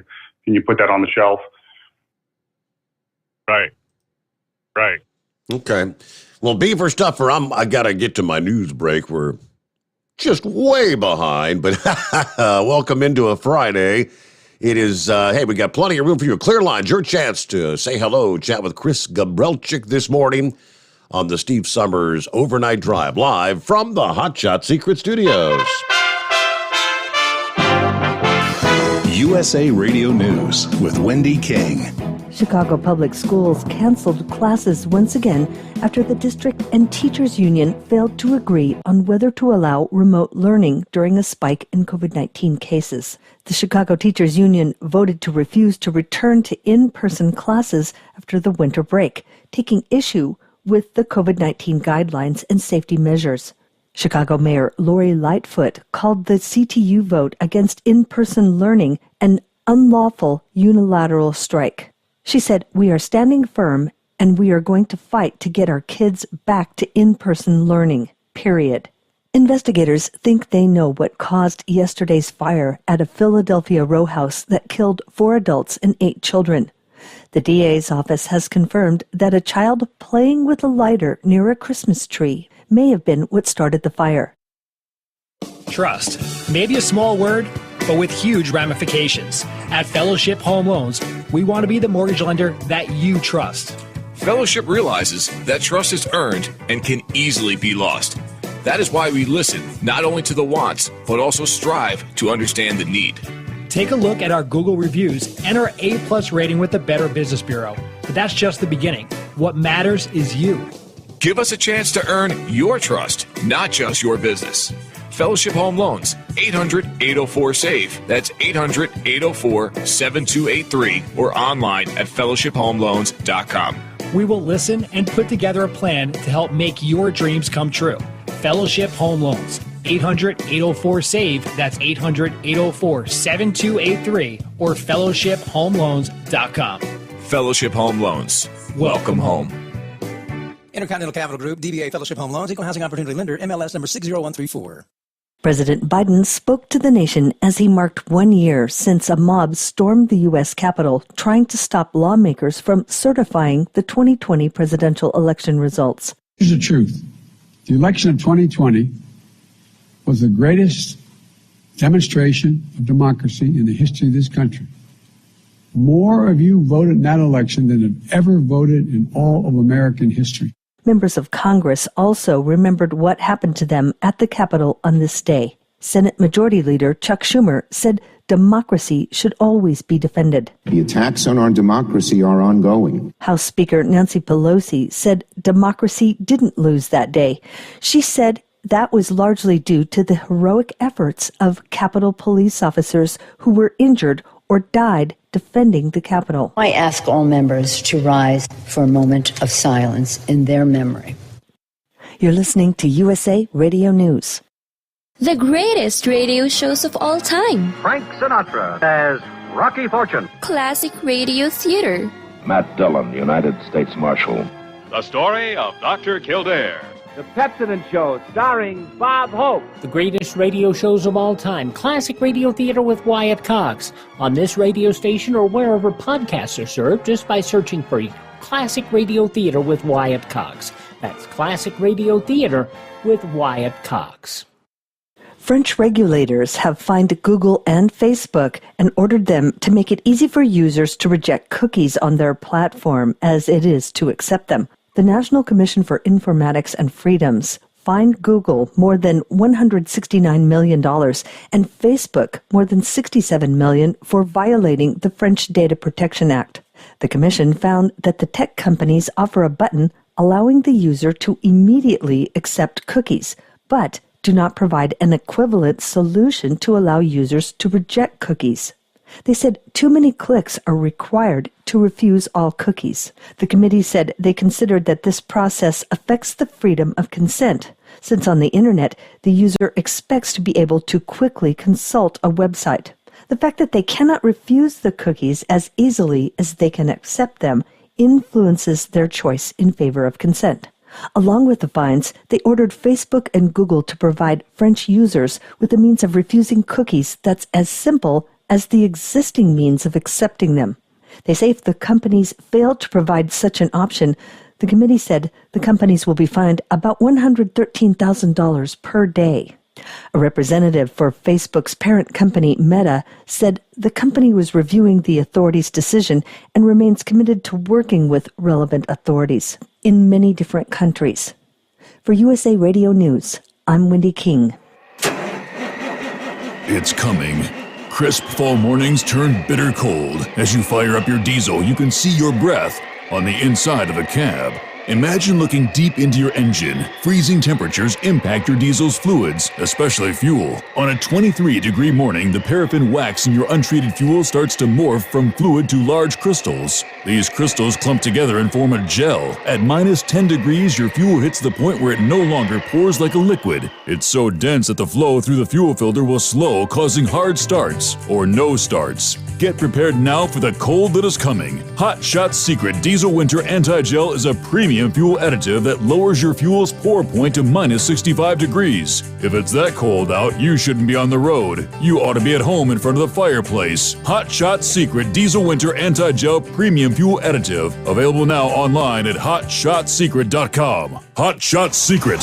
Powered by science.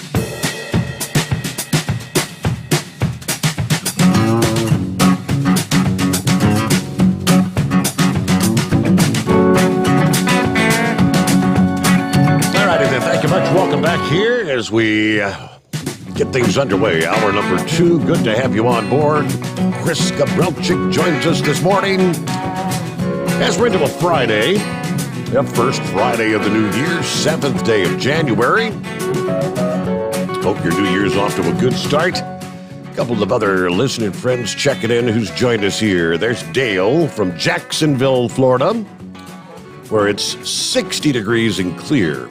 Lovely. Hey, let's all get through a Friday. Have a good weekend.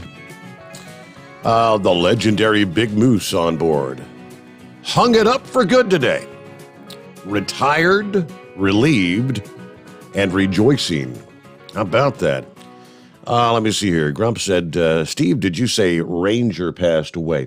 It's, don't be confused. Not Lone Ranger. Not Lone Ranger from Pennsylvania. It's Ranger Jack. I am trying to recall.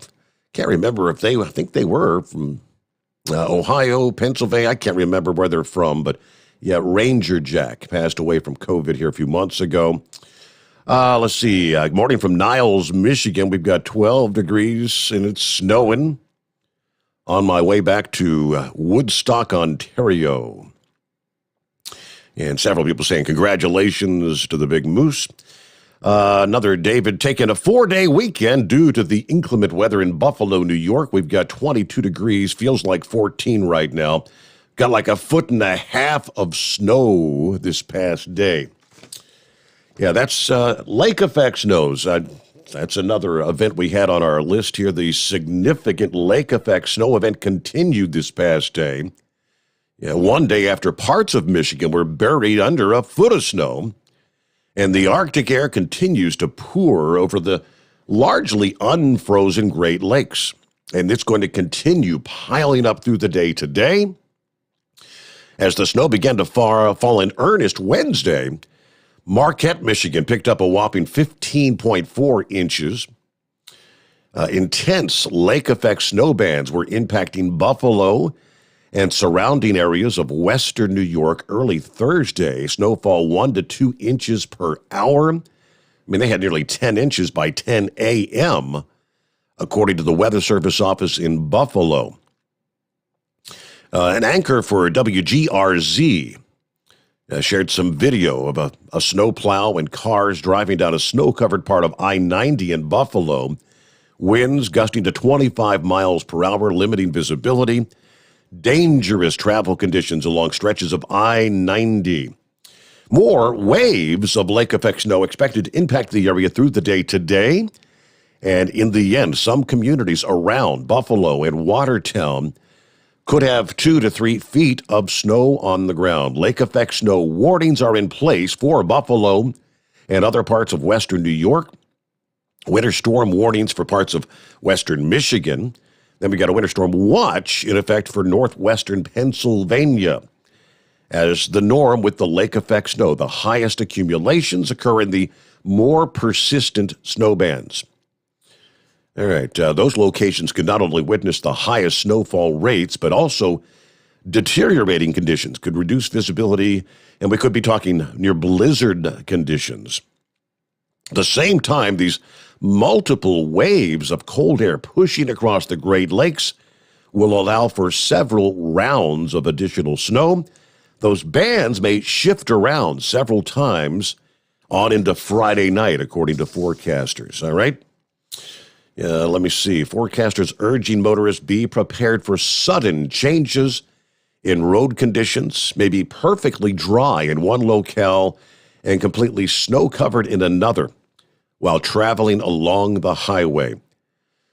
Now, we've had those warmer temperatures through much of December that's kept the lake effect events at a minimum so far this winter. And waters are still rather warm for this time of year. Southern parts of Lake Michigan and Lake Ontario were still reading close to 44 degrees water temperature. The lack of cold air moving over the warmer lakes has kind of contributed to the lake effect snow drought. They're going to be making up for that in the coming days. But according to NOAA right now, total ice coverage on the Great Lakes is only like 3.4%. So almost no ice coverage. That'll be changing with these bitterly cold temperatures in the coming days. But until you get a lot more ice, you're going to continue to deal with these massive lake effect snow events. All right, let me jump back to the calls here at 844-844-3388. Is that the truck driver formerly known as Big Moose?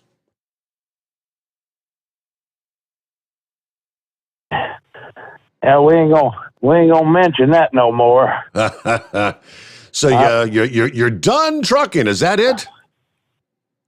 That's it. I cut it off like a gangrenous limb about 8 o'clock last night. Yep. About time, How many years is it? Oh, 78. So what is that? Well, if August would have been 44. Wow. Well, congratulations. Yeah. Now I'm thinking about, taking up my new occupation in retirement, traveling gigolo, I bought me a little work for you in Florida, buddy. Huh? I said there's work for you in Florida. Yeah, well, that's where all them old broads are. See, I don't want to do that. Thanks. Hey, as long as they make Scotch tape and black hair dye, I'll never age another day, buddy. Truck drivers don't die anyway. We just dry up and start smelling better. That's the first thing you got to know about truck drivers. Yeah. No, that's about it. I wanted to call and razz you guys a little bit because I think here in the next few days, I'm going to get my schedule rearranged, and I'm going to be one of them solar-powered operators, if you know what I mean. Yeah. I'll leave this staying up all night to the professionals, you know. I'm with you on that, buddy.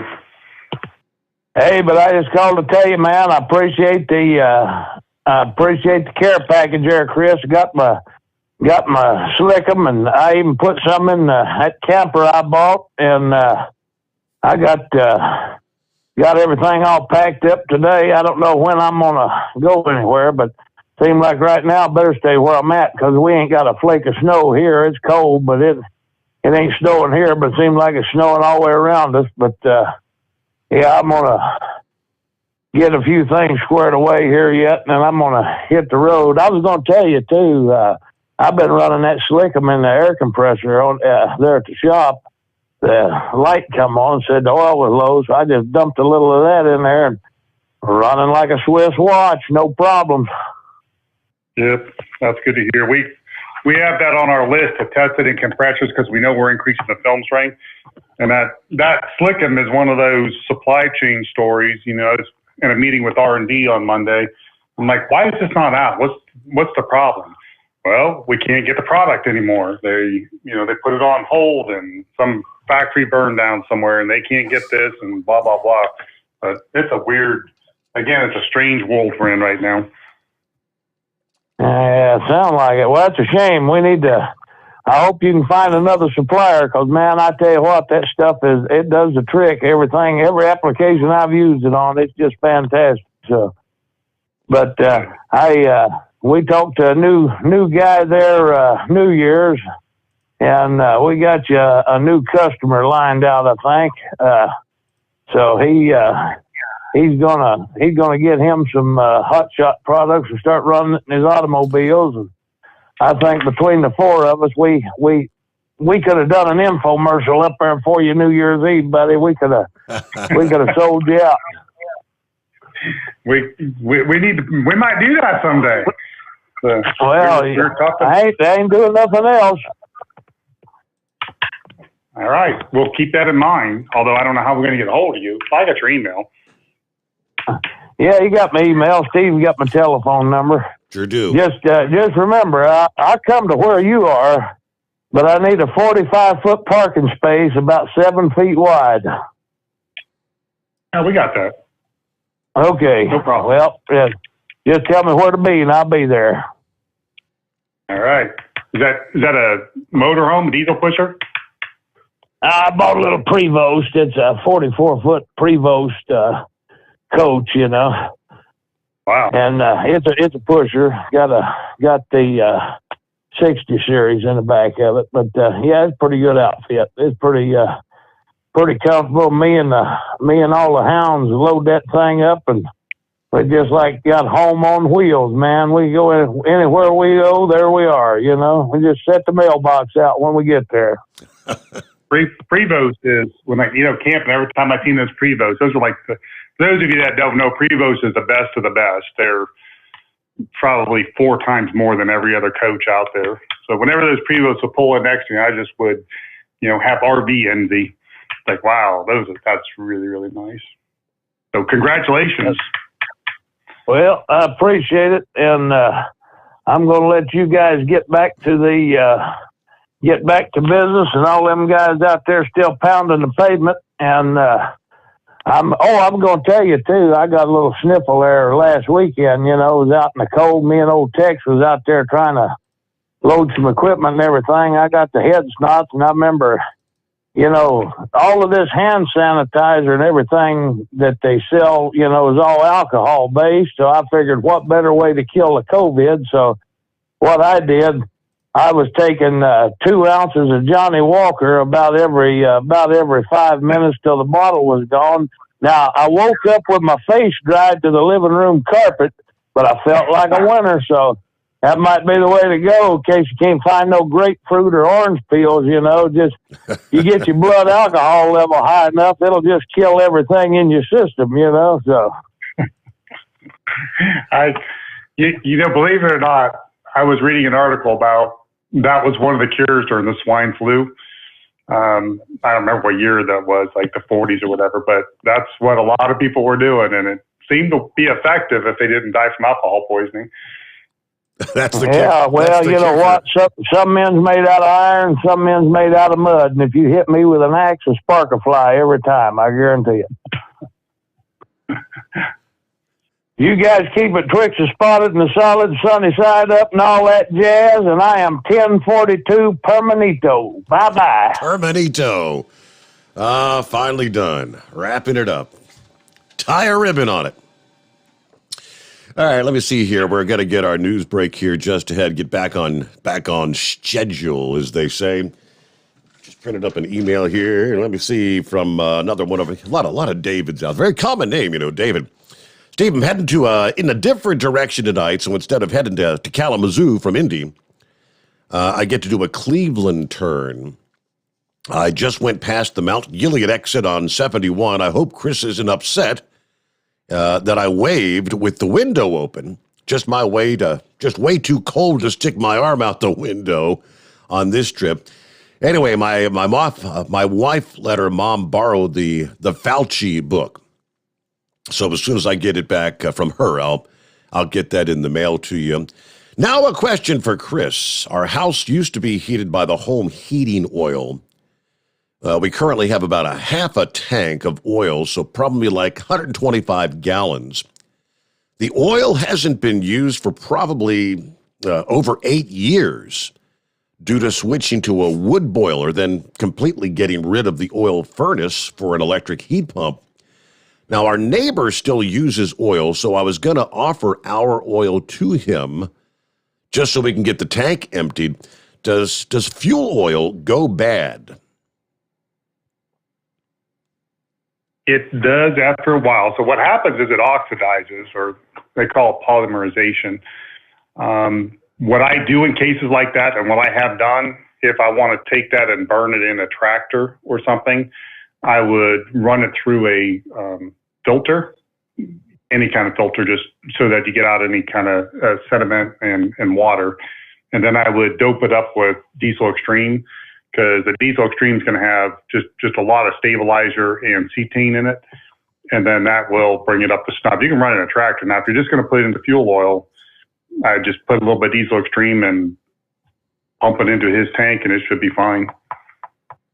It burns. It'll burn easily. Now running in a diesel engine, it's going to be a little bit more tricky. You got to bring it a little bit more up to grade. But you can bring it up to grade and burn it. I mean, use it in an engine if you want to. Now, he was talking about his neighbor using it for home heating purposes. Would it still be good for that, or would you say no? No, yeah, you could burn it for fuel oil. Yeah, you just put it in there, and you might put a little bit of diesel, or put a regular treatment of diesel extreme in there just to keep it clean. So as it's going through the nozzles and everything, it'll clean everything up. Okay. Yeah, he did say our oil tank is located in the basement, so it hasn't been exposed to any sort of weather scenarios outdoors. So, all right. Oh, yeah, you're good. You're good, man. Diesel extreme, you're fine. All right, Grump, give us a ring back up there. Grump, you dropped off. I know we had a question for Chris. We've got clear lines at 844-844-3388. Extreme Propane Weather Chaser 1, a.k.a. Horse Feathers, is out there. I think he's probably taking care. He dropped off as well. Back to your calls ahead. News break time. The Steve Sommers Overnight Drive live from the Hot Shot Secret Studios. USA Radio News with Wendy King. Chicago Public Schools canceled classes once again after the district and teachers union failed to agree on whether to allow remote learning during a spike in COVID-19 cases. The Chicago Teachers Union voted to refuse to return to in-person classes after the winter break, taking issue with the COVID-19 guidelines. Chicago Mayor Lori Lightfoot called the CTU vote against in-person learning an unlawful unilateral strike. She said, "We are standing firm and we are going to fight to get our kids back to in-person learning." Investigators think they know what caused yesterday's fire at a Philadelphia row house that killed 4 adults and 8 children. The DA's office has confirmed that a child playing with a lighter near a Christmas tree may have been what started the fire. This is USA Radio News. The old way of living with diabetes is a pain. You've got to remember to do your testing, and you always need to be sticking your fingers. The new way to live your life with diabetes is with a continuous glucose monitor. You simply apply a discreet, easy-to-use sensor on your body, and it continuously monitors your glucose levels, helping you spend more time in range and freeing you from painful finger pricks. If you test your blood sugar at least 4 times per day and inject insulin at least 3 times per day, or use an insulin pump and have private insurance or Medicare, you might be eligible for a CGM with little or no cost to you. Call U.S. Medical Supply today for a free benefits check. We offer free shipping, 90-day supplies, and we bill Medicare or your insurance directly. Call now and say goodbye to finger pricks. 800-763-1954. 800-763-1954. 800-763-1954. That's 800-763-1954. You're listening to the Overnight Drive with Steve Sommers. Do you have a Dodge pickup and hate your automatic transmission? Of course you do.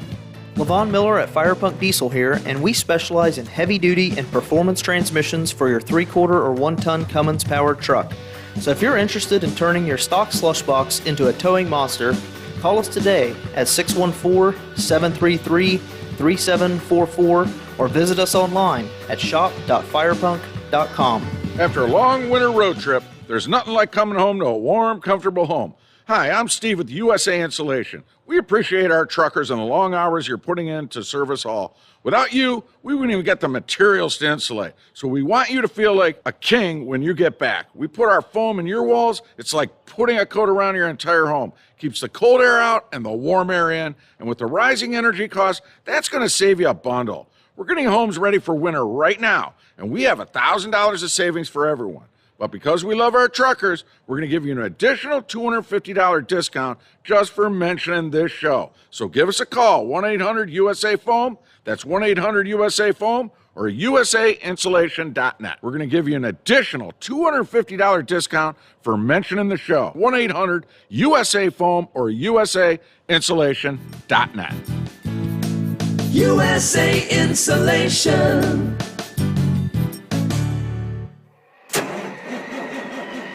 It's coming. Crisp fall mornings turn bitter cold. You climb into your diesel and it feels like you're sitting on an ice cube. Imagine how your engine feels after a frosty night. Freezing temperatures impact your diesel's fluids, especially fuel. As the temperatures drop, water that is emulsified within your fuel is released, adding more water into your system. Frozen water in your fuel lines, filter, or bowl will simply slow the flow, or worse, stop the flow of fuel in your system. No fuel flow, no start. Get prepared now for the cold that is coming. Hot Shot Secret Diesel Winter Anti-Gel is a premium fuel additive that lowers your fuel's pour point to minus 65 degrees. If it's that cold out, you shouldn't be on the road. You ought to be at home in front of the fireplace. Hot Shot Secret Diesel Winter Anti-Gel Premium Fuel Additive. Available now online at hotshotsecret.com. Hot Shot Secret. Powered by science. Dean Michael, the tax doctor here. I have one question for you. Do you want to stop worrying about the IRS? If the answer is yes, then look no further. I've been around for years, I've helped countless people across the country, and my success rate speaks for itself. So now you know where to find good, honest help with your tax problems. What are you waiting for? If you owe more than $10,000 to the IRS or haven't filed in years, call me now at 888-557-4020 or go to mytaxhelpmd.com for a free consultation and get your life back. Hi, we're the Goo Goo Dolls. We're fortunate that we can give our daughters everything they need to grow and learn.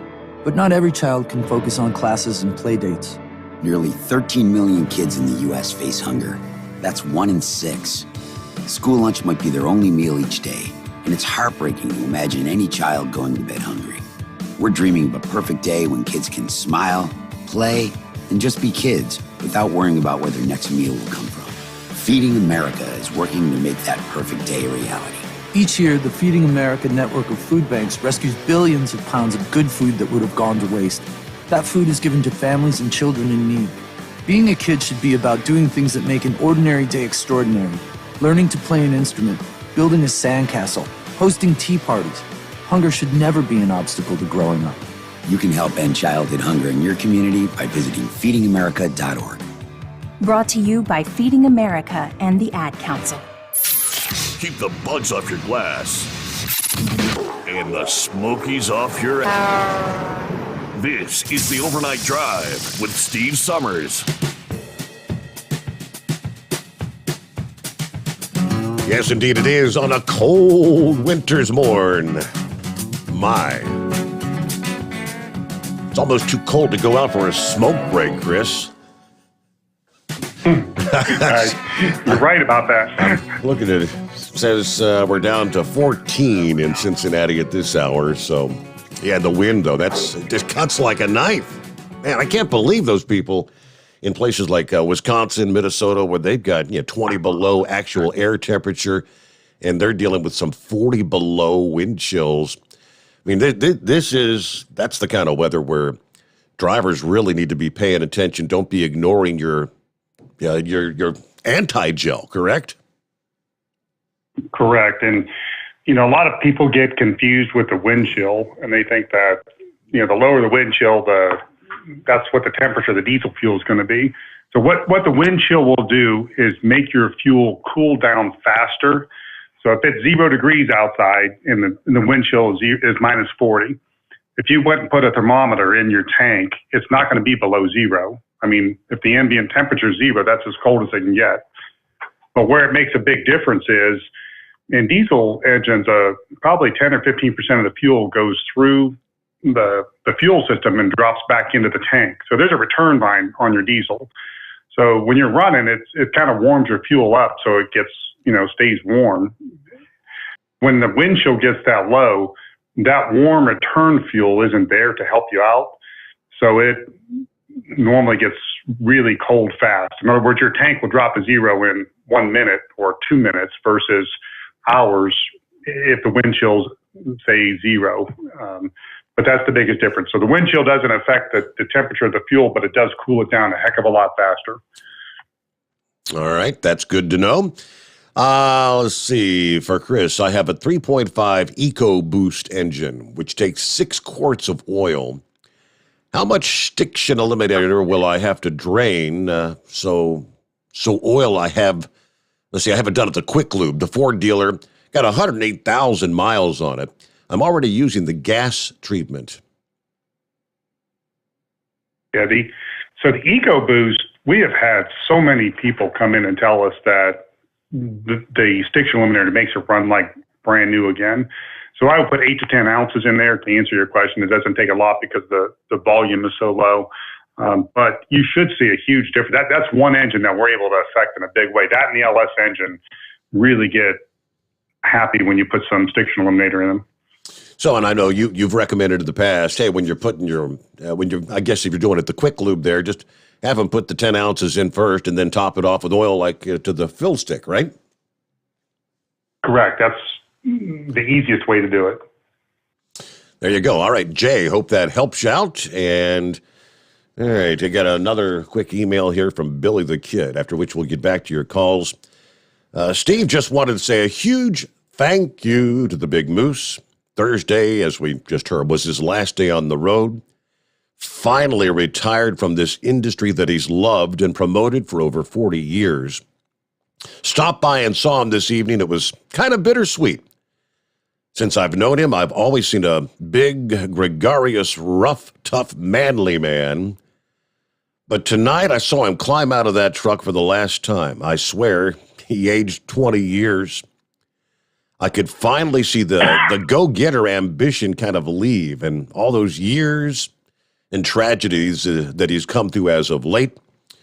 Yeah, he took his tools and his radio out and packed it up, walked over and handed me his big Connex radio and said, this thing shouldn't die on a shelf. Needs to be with a gear jammer. I'll be honest, I almost choked up. I've seen this guy throw 22.5 tires around like toys. I've seen him knock a guy completely unconscious, and I've seen him personify a womanizer. But tonight I saw a man who spent his life chasing a white line, who's kind of tired and ready for some relaxation or rest.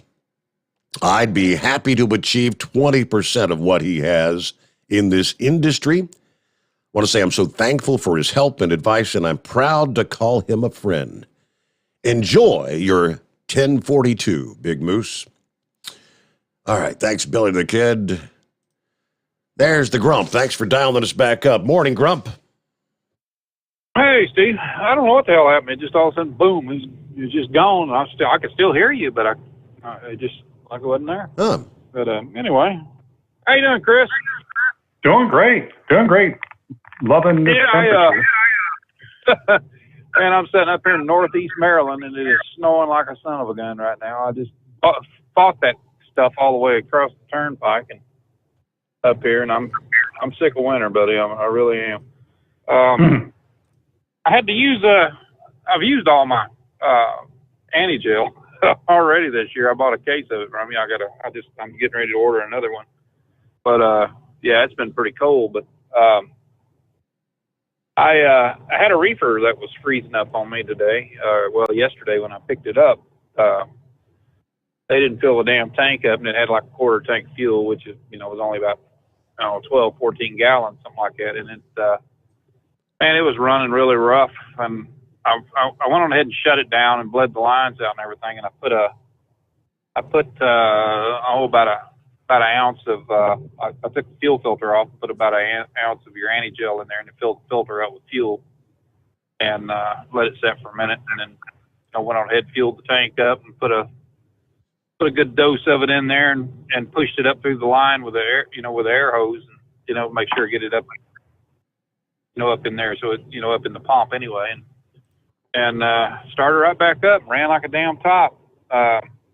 It just, that stuff's amazing, man. I really appreciate that. I'm going to grab some more. Getting a lot of that, getting some of your FR3 and some other stuff. I usually do about a $500, $600 order. My wife's like, where are you getting all that from? I said, you don't mind buying shoes at that kind of money. Don't forget to use your discount. Make sure. Yeah, I use my military and stuff, and get by pretty good, man. So I sure appreciate it. I got a question on. I got my cylinder kits in. I don't know when I'm going to rebuild that engine. It's just damn hard to buy parts right now for this Detroit. Well, it's not that hard. It's just that it takes a little while to get them in. But I went on ahead and bought new pistons and liners and everything, and the whole ring kit and everything. I said, hell with it. When I need to rebuild it, and yourself that these, when you're rebuilding these engines, the most important part of it's braking oil.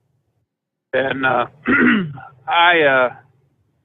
you thought about creating a break-in kit for new engines? Oh, yeah. We've had hundreds of hours of discussion about this. So a couple of years ago, I had a theory on break-in oil. For those of you that don't know, for break-in oil doesn't have any additives in it normally. It's just, something that you're just like a low-grade oil. And the theory is that the first, 10 hours or 20 hours is the finished machining process in there. So you're, not scratching down, whatever you would call it, like kind of honing down the rest of the steel. You're pulling off all those little peaks that are in there, that the polisher didn't get. And that's the final phase of breaking in the engine. Working with some of the engine builders, we started wondering, okay, when you think about this, the little peaks that are in there and the asperities, if you just can picture, like two icebergs scratching against each other, and the tips are breaking off, and then those are getting in the oil and floating around. I started to wonder, with those nanocarbons and the FR3 type thing, if we built an engine oil that would break those down in a smaller way. So instead of having, say, a 10 micron chip, you only had a 1 micron chip, so that your polish is smoother. You know what I mean? So we did some tests to see, and we have not been able to figure out if we're helping the situation or not. But we've thought about that. We've worked with, I don't remember the engine builder's name, but he's like the top dog guy for diesel engines, and we've been working with him for a couple of years now to come up with a way to affect change in that area. I was kind of looking at if you had something that was heavy in zinc. I just honestly don't believe a lot of these oils has got enough zinc in them, and in the very beginning, and that's something that's very important in your engine. Right off the bat, is to have plenty of zinc in that oil that's going to, help protect it, and help, like you said, with those, get those little knobs and everything lined out and everything, and I mean, that's kind of a make or break oil right there. I mean, as far as, some of the stuff that didn't really have that, a good zinc package in it. I know Rotello, has some. And I've seen your, you got that racing oil that's really high in zinc. Yep. The Black Diamond, yep, the Outlaw oil. So we could do that. I'll tell you, I mean, even an easier way to do it is to get a bottle of TBN booster and just, right. I mean, that has zinc in it. I mean, that's got the whole TBN package. If you put that in there, you're basically making a high zinc oil. What I don't know, or what I'm not quite sure about, and I haven't been able to get clarification, I've talked to a lot of people about it, but my understanding from, the folks in the industry is you don't want that much additive in there because you need friction. Like, you want controlled friction. We want to finish the machining process inside the engine. So if I put too much additive in there, they're telling me, Chris, if you put too much additive in there, then you're not breaking down those little peaks and valleys, and we want those down so there's a smoother matchup of the two metal surfaces. Right. I love the idea. I just haven't been able to figure it out. The only thing that I think, that I see that, the main problems is the ring seating. The bearings and stuff like that, I can see where you really don't need that much air, that much oil in there, because it's getting pumped in through the crank anyway, and on the bearings that way. But up on the rings, you're relying on a lot of splash coming up off that engine, and to coat the liners, and that's really where I think you need the zinc added. That additive for the zinc. And I've rebuilt a bunch of engines, and it's. A lot of people says, well, it doesn't do any good to do an oil sample, on a break-in oil. I think you do. I'd like to see what kind of metals coming out, on the first 2 or 3 oil samples. And I've done them at, rebuilt an engine and go out and, run the truck or something like that, and then dump the oil at, at 500 miles, at 1,000 miles, stuff like that. Some of these people are saying, some of these techs are saying, you don't need to mess with the oil, at least 5,000 miles, let it get good and broke in.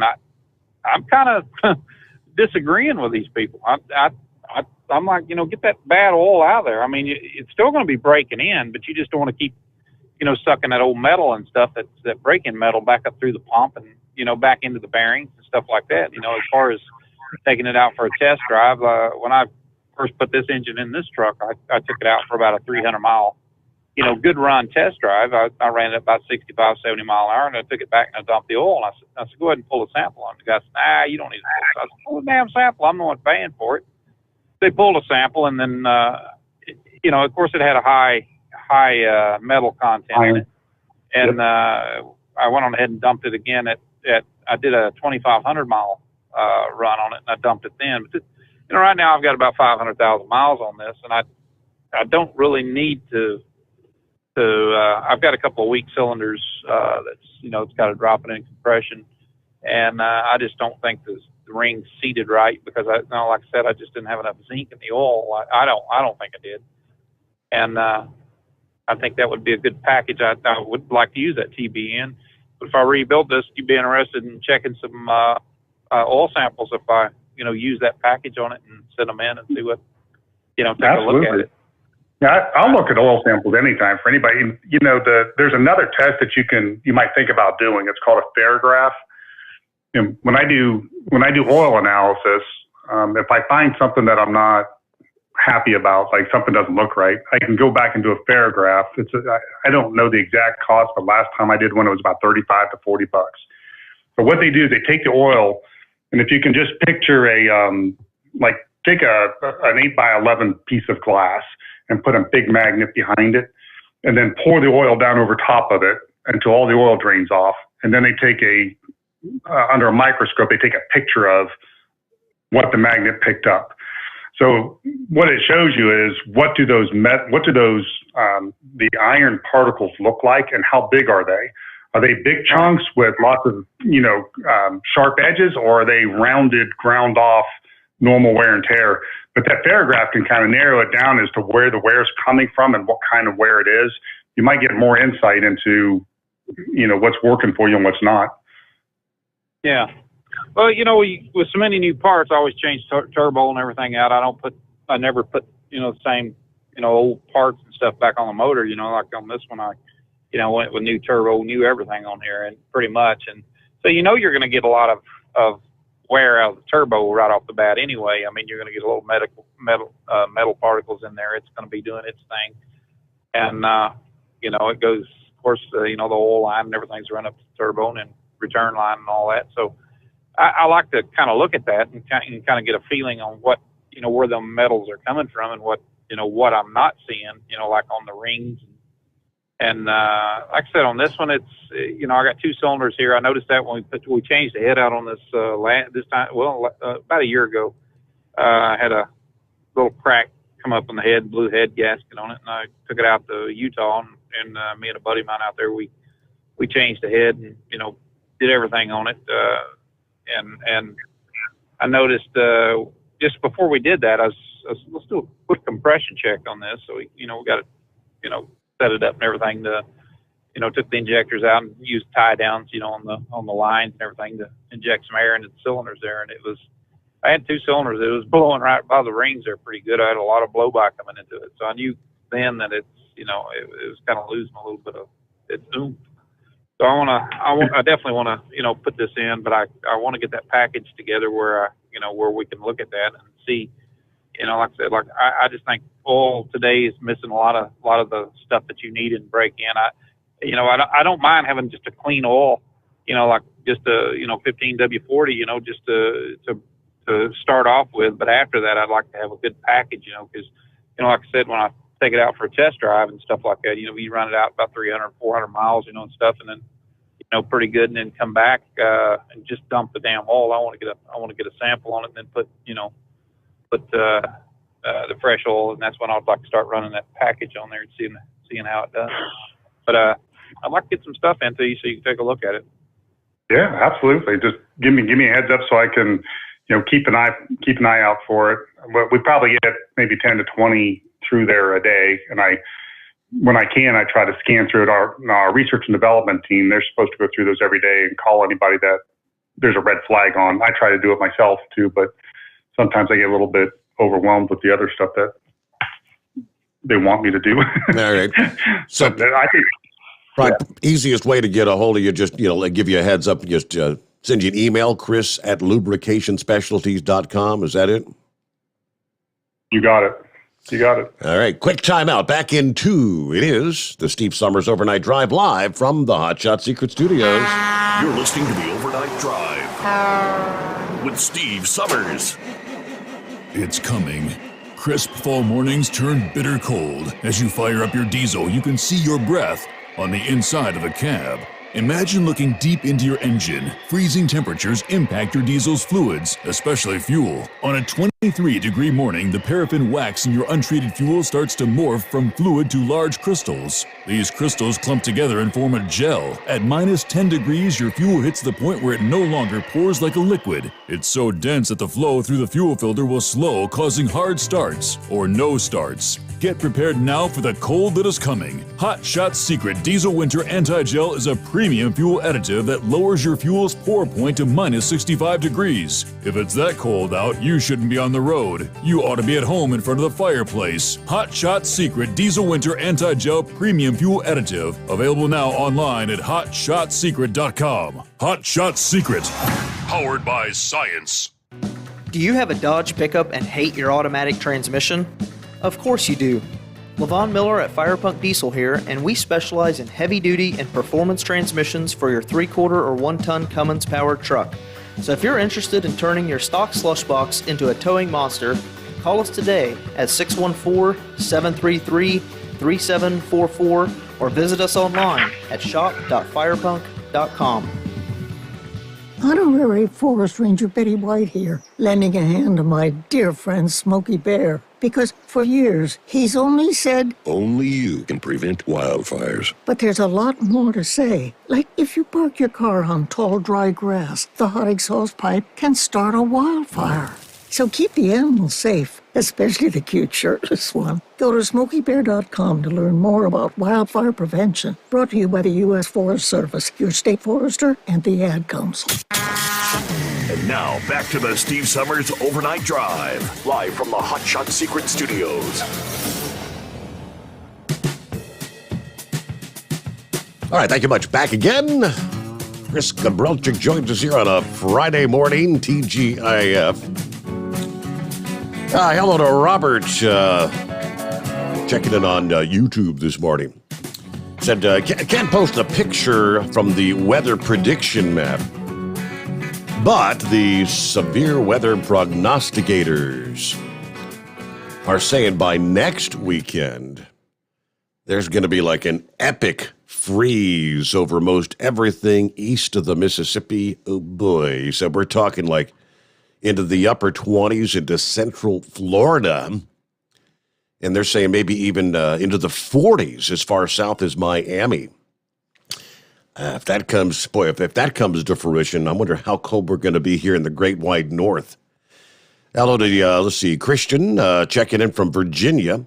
Yeah, we've got snow in 32, 5 below in Brooklyn, Iowa. The wind chill factor is just plumb stupid. I'm dreaming I'm in Bora Bora, but nope, I'm Pura Pura. All right, good to have you with us. Next up, got is it the Gypsy Driver? Is that the handle? That's what it says on the screen. Oh, I'm sorry, Dipsy Driver? Oh, Dipsy Driver. Yeah. Okay, you were a first-time caller a few nights ago. Good morning. Morning, guys. Yes, I got that first-time color code yesterday morning. I really appreciate that. Both you, Steve, and Chris, thank you very much. Welcome. And, glad you used it. That's good. Yeah, I'm going to get online here later this afternoon, and I'm really excited about it because I know you say you only put whatever the best of the best on the market, and you proved that to me by putting Steve back on the air. So I was telling Steve I got it's a 2013 Terrain. It's got the built-in cicadas under the hood, kind of noisy, and it uses a lot of oil. In fact, I think there was I got a notice one time that said if I did any repairs due to low oil problems, but I'm going to get that Stiction Eliminator, and on my next change, in fact, I'm going to change it a little bit early this time just so I can get it in there and fill the tank up and put some of the gasoline extreme in there. And after that runs through the next oil change, I'm going to put in the FR3. And I got my eye on that Hot Shot Secret Racing hoodie that Steve wore the other day. Yeah, there you go. So I'm gonna pick one of them up. They look really good, so I'm gonna pick that up. And like I said, I really appreciate you, Chris, for getting Steve back on the air. I've been listening to him off and on probably 20 years. I was a field service technician, so I did a lot of traveling. A lot of it was around Sharonville, Ohio, Kokomo, Indiana, where I could still pick you up at night, and Tonawanda, New York, and that was kind of my loop, and then into Toledo, and then back home to mid-Michigan. But I just wanted to thank you for the code, and I'll give you a full report. All right, well, look forward to that. Okay. Thank you so much, the Dipsy Driver. All right, so we got clear lines once again. Jump on board. We'll get a news update. It's 844-844-3388 here on a Friday morning. The Steve Sommers Overnight Drive live from the Hot Shot Secret Studios. USA Radio News with Wendy King. Chicago Public Schools canceled classes once again after the district and teachers union failed to agree on whether to allow remote learning during a spike in COVID-19 cases. The Chicago Teachers Union voted to refuse to return to in-person classes after the winter break, taking issue with the COVID-19 guidelines and safety measures. Chicago Mayor Lori Lightfoot called the CTU vote against in-person learning an unlawful unilateral strike. She said, "We are standing firm and we are going to fight to get our kids back to in-person learning, period." Investigators think they know what caused yesterday's fire at a Philadelphia row house that killed 4 adults and 8 children. The DA's office has confirmed that a child playing with a lighter near a Christmas tree may have been what started the fire. Trust. Maybe a small word, but with huge ramifications. At Fellowship Home Loans, we want to be the mortgage lender that you trust. Fellowship realizes that trust is earned and can easily be lost. That is why we listen not only to the wants, but also strive to understand the need. Take a look at our Google reviews and our A+ rating with the Better Business Bureau. But that's just the beginning. What matters is you. Give us a chance to earn your trust, not just your business. Fellowship Home Loans, 800-804-SAVE. That's 800-804-7283 or online at fellowshiphomeloans.com. We will listen and put together a plan to help make your dreams come true. Fellowship Home Loans, 800-804-SAVE. That's 800-804-7283 or fellowshiphomeloans.com. Fellowship Home Loans. Welcome home. Intercontinental Capital Group, DBA Fellowship Home Loans, Equal Housing Opportunity Lender, MLS number 60134. President Biden spoke to the nation as he marked 1 year since a mob stormed the U.S. Capitol trying to stop lawmakers from certifying the 2020 presidential election results. Here's the truth. The election of 2020 was the greatest demonstration of democracy in the history of this country. More of you voted in that election than have ever voted in all of American history.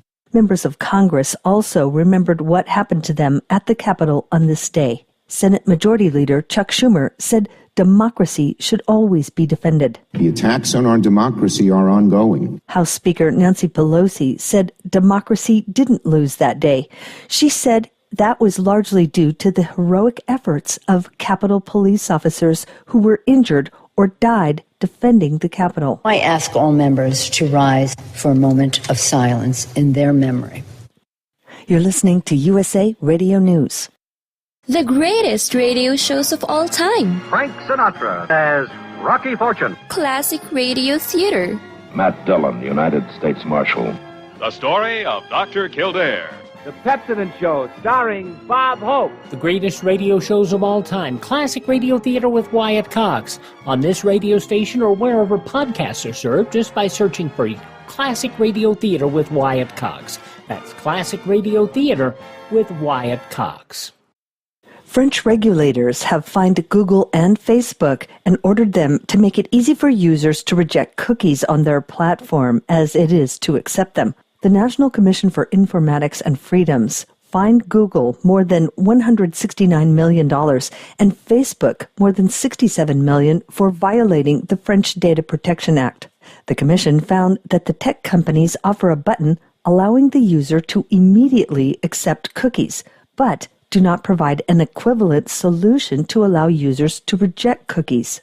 They said too many clicks are required to refuse all cookies. The committee said they considered that this process affects the freedom of consent, since on the internet, the user expects to be able to quickly consult a website. The fact that they cannot refuse the cookies as easily as they can accept them influences their choice in favor of consent.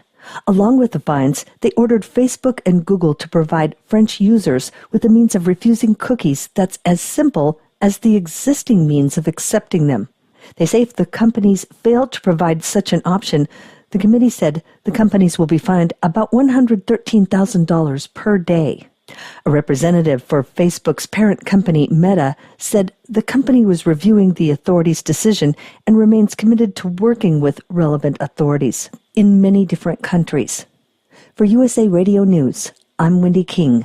At Hot Shot Secret, we share the science behind common diesel problems and their solutions. For example, diesel particulate filter regeneration. The DPF catches particulates left over from combustion. The DPF regeneration cycle cleans the filter with temperatures exceeding 1,000 degrees Fahrenheit. A computer sensor triggers the DPF regen, which is often accompanied by a loss of power and fuel economy. The frequency of DPF regens are in correlation to the cleanliness of the fuel burn. Under heavy operation with the dirty burn, DPF regens can occur multiple times per day. Hot Shot Secret Diesel Extreme Fuel Additive promotes a more complete combustion, creating fewer emissions and therefore fewer DPF regens. Vehicles using Diesel Extreme experience 83% less DPF regens. Hot Shot Secret Diesel Extreme is available nationwide at truck stops, Fine Farm and auto stores, and online at hotshotsecret.com. Hot Shot Secret, powered by science.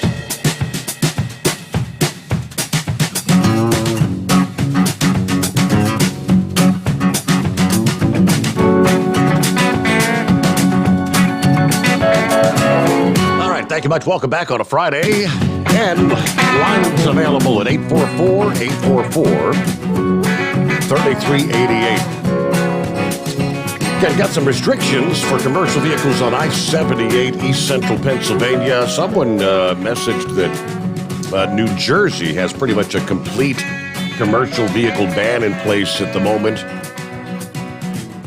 Until further notice on like all the interstates. In Pennsylvania, it looks like just I-78. Berks, Lehigh, Northampton counties, some restrictions there. Other industry headlines. Might as well update you on this one. It was Colorado, the case that had been getting so much attention in recent weeks. The 110-year prison sentence. For the truck driver. And the governor, of course, commuting that sentence down to 10 years. Governor Jared Polis says, I was just trying to end all the drama because it had got national attention. He said, yeah, but the judge in the case is not pleased with the way it was done. Again, reducing that 110 years to 10 years, despite the fact that there was a hearing to reconsider the sentence scheduled for January the 13th by the judge. Now, Judge Jones says the way Polis went about reducing the sentence he feels was disrespectful. The court respects the authority of the governor to commute sentence, but in a statement released on Tuesday, based on the timing of the decision, it appears this respect is not mutual. Jones said he learned about the commutation actually on the news. That the January 13 court date had been canceled since. This is not the fault of the judge who passed the sentence, according to the governor. The judge's hands were tied. There was a previous legislature and previous governor that signed the law that forced the judge to do what he did. That was a rule in the 1980s. And now we can remedy that. Had this been the original sentence, the whole world wouldn't have been talking about it because people would say, yeah, that makes sense. All right, 10 years. He said, my intent was not to undermine the judicial process, but I just wanted to put an end to the entire circus and the drama surrounding this case. Meanwhile, Chris Gabrelchik joins us here on a Friday morning. I had jotted something down a couple of weeks ago, Chris. I had come across an article. It was like a paid ad via Facebook kind of thing, where they're looking for investors into this new, what they're calling 12 million mile battery. The problem with electric vehicles. In most cases, it takes hours to get a full charge, and then you can only get 300 miles and maybe 350 at best out of some of them. Now, it says Tesla recently announced there will be up and coming a 1 million mile battery, shocking the world. But now, again, this looking for investors says the battery's already here, thanks to a former Tesla employee which was one of the company's original 7, he has beat Tesla to the punch. His energy innovation is so powerful, it can send a Tesla cross-country without charging 4 times. Imagine a super battery that charges in 8 minutes, not 8 hours, will last 9,200 miles between charges and have a lifespan of 12 million miles. Now they're saying it's not fiction. The technology exists, and it's rolling out to manufacturers right now. Yeah, the one company behind this is on the cusp of a potential 20,000% market surge over the next decade. If you click on the link, it then takes you to it's like a 1 hour long kind of commercial video trying to explain what this new technology is going to be. And the key ingredient apparently is something called nanocarbon black. And I thought, doesn't the tire hog recover carbon black? Do you know what is nanocarbon black? Just as plain carbon black. I mean, if that's going to be one of the key ingredients, if this really is a reality for this new battery technology, thinking you might have something there with the recovering carbon black.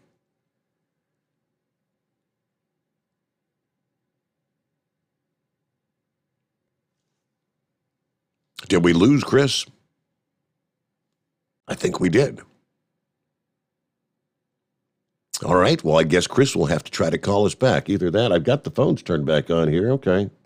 Everything looks up to snuff on this end. All right, give us a ring back, Chris. Meanwhile, okay, it's 844-844-3380. Either that or he had it on mute or his phone died. I'm not sure. Well, we'll get to Chevy Guy. What's happening this morning? Well, no problem. Real quick, Nancy Pelosi wanted everybody to stand and honor the people that passed away up there today.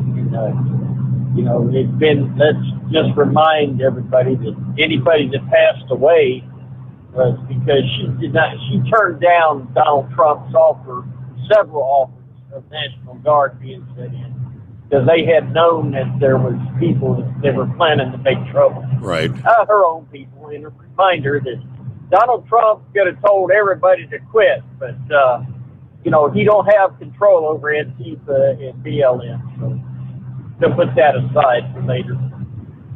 It's great to have a hydrologist here. My son and I got him to buy the product. His big Dodge 4x4, the transmission slipped, but his fluid's full, and he's got to get around to it. I said, son, it ain't going to do you any good until you put it in there. And here's the thing about trying to, and I've always been told this: do not drain your transmission fluid.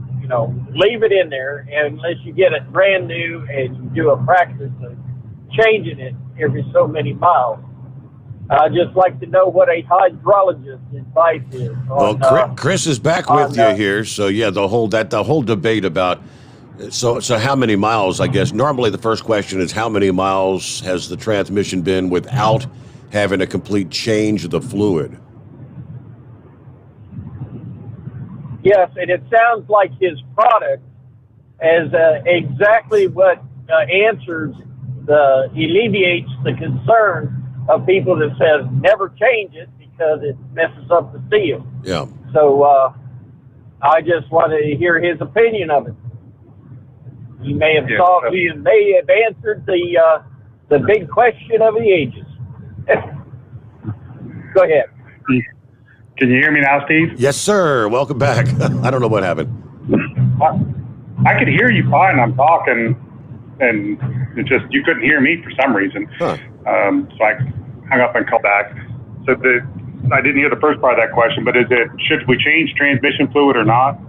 Pretty much. The idea that, I don't know, Chevy Guy, do you know how many miles that this transmission has been without having the fluid changed or no?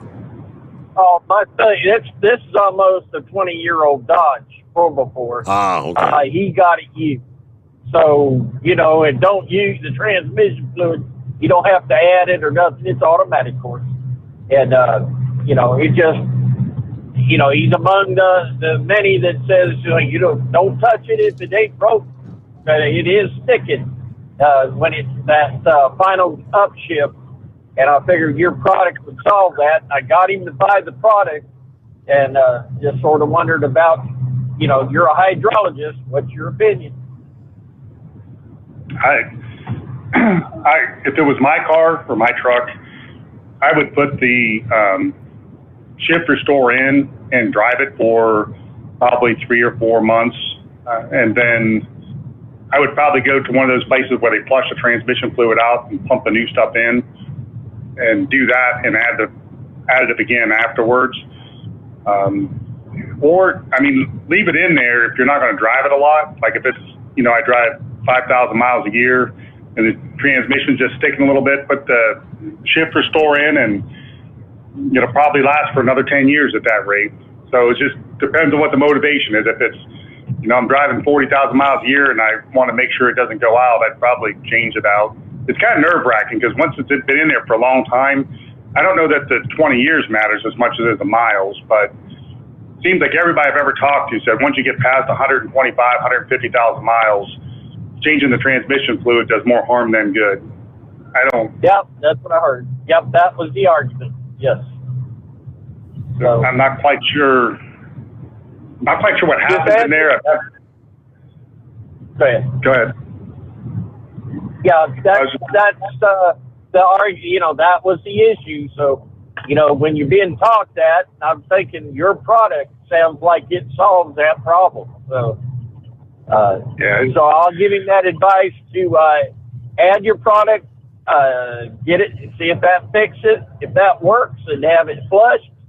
And, this is a process maybe take a year by the time you're done with, and then go with a new product or refill with the new and get the filter, a new filter, and then make sure your product's in there for the refill. So that's the advice I'll give him. That's exactly what I would do. And, it's such a strange thing, but for those of you that don't know, that shift restore that we make, and on Amazon, I think it's still called Transmission Stiction Eliminator. Your transmission gets, that gummy stuff. It's just that you can't see it because it's on such a micro scale. But inside the tolerances of those transmissions, man, there's a lot of stuff moving around, and it has to be precisely set. So, transmissions need a certain amount of friction to be able to function properly. If you don't have the right amount of friction, then they just slip. I mean, if you put, enough, well, for instance, if you put zinc in your transmission, it won't shift. I mean, it'll just completely spin. So it requires X amount of friction in there for everything to work right. But what happens is you start getting a little bit of stiction built up and things don't slide, the little BBs don't move.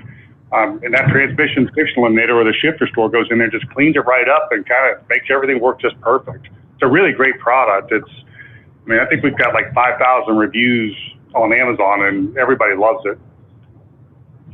Okay, I will give him the advice you just gave me today. And thank you very much, sir. Thank you for supporting Steve's program and getting him back on the air for us truckers. Other than that, we're going to sit back and copy the mail and enjoy the show.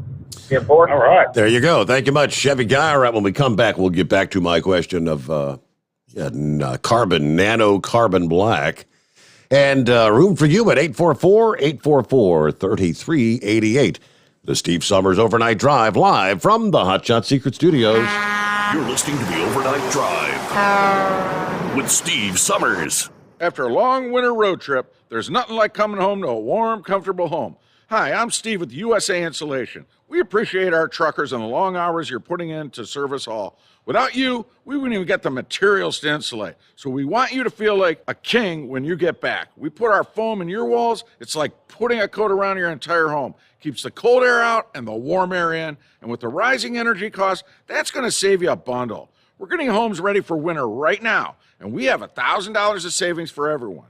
But because we love our truckers, we're going to give you an additional $250 discount just for mentioning this show. So give us a call, 1-800-USA-FOAM. That's 1-800-USA-FOAM or usainsulation.net. We're going to give you an additional $250 discount for mentioning the show. 1-800-USA-FOAM or usainsulation.net. USA Insulation. At Hot Shot Secret, we share the science behind common diesel problems. For example, Diesel fuel cetane levels. the cetane rating in diesel fuel is 42 to 45. Most diesel engines operate more efficiently with a cetane rating of 48 to 50. One treatment of Hot Shot Secret Diesel Extreme will raise your cetane 7 points, increase fuel economy, and improve cold starts. Hot Shot Secret Diesel Extreme is available nationwide at truck stops, fine farm and auto stores, and online at hotshotsecret.com. Hot Shot Secret, powered by science. My daughter Brinley is here at St. Jude. Coming here was literally life or death, and it was so scary. But St. Jude is fighting for one goal, like this one mission, life. And that gave us hope.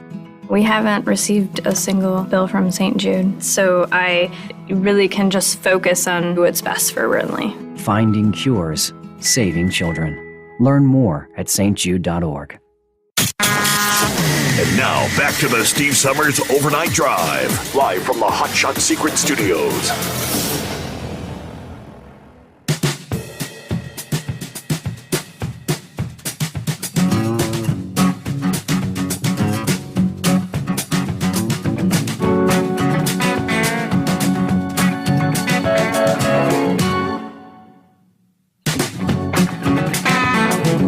All right, thank you much, and welcome back here. Again, lines available at 844-844-3388. So, did you hear my question in regards to the carbon black thing? If the tire hog recovers that, have you heard anything about nano carbon black being used in like these batteries? Absolutely. Yeah, I researched that a year ago. The nanocarbons are the most advanced technology to reduce the temperature of the batteries, and it allows the batteries to charge faster and stay cooler.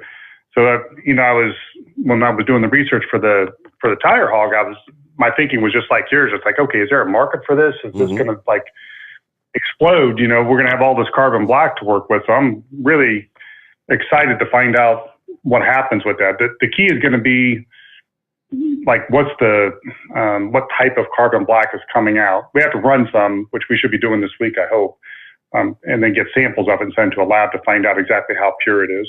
But we could be onto something big. Well, when all I knew is because I pulled up the article about the tire hog, and it did say, you had all the different percentages. It's going to recover this, going to recover that, and it said carbon black, and I said I didn't know if nano carbon black was what you guys would be recovering or something different. It won't be nano is just a size, so the carbon black would be crushed at that point. Depending on what kind of crusher you use, you would determine the size that you end up with your final product. But we use nanocarbons in our products. That's one of our specialties. It's what gives us a lot of the performance characteristics. And there's different forms of the carbon. I mean, some of them are kind of a long graphene tube, like a roller tube, and then some of them are small balls that are round, just like you would imagine, like a BB. There's ones that are hexagonal shaped. There's some that are diamond shaped. So there's those nanocarbons come in all kinds of different forms, and they're doing all kinds of experimenting on them. So I'm hoping that we can get into that, at some point and hopefully do some good stuff. That could be big. Okay, so so my line of thinking was, I guess, along the right direction. After I saw that a couple of weeks ago, I watched about 40 minutes of the video. It gets kind of boring and monotonous trying to watch that, though. But I don't know, a battery that could charge in 8 minutes and then last for an incredibly, 10 times the length of current battery capabilities. Yeah, that's going to be scary for us, because that would make electric become really, available quickly. if that's true. I mean, if they're that far advanced, probably came from alien technology. Did you see the government's releasing things that they've been working on alien technology? I did not, no. Last weekend, they released, I started watching it 2 weeks ago, and this is on mainstream media. NASA called, I think it was 12 or 14 of the leading religious leaders to a summit to find out what would the impact would be if they told us that they had aliens. And then last weekend, they released reports that they do indeed have alien technology, and they have been reverse engineering it and working on it for years now.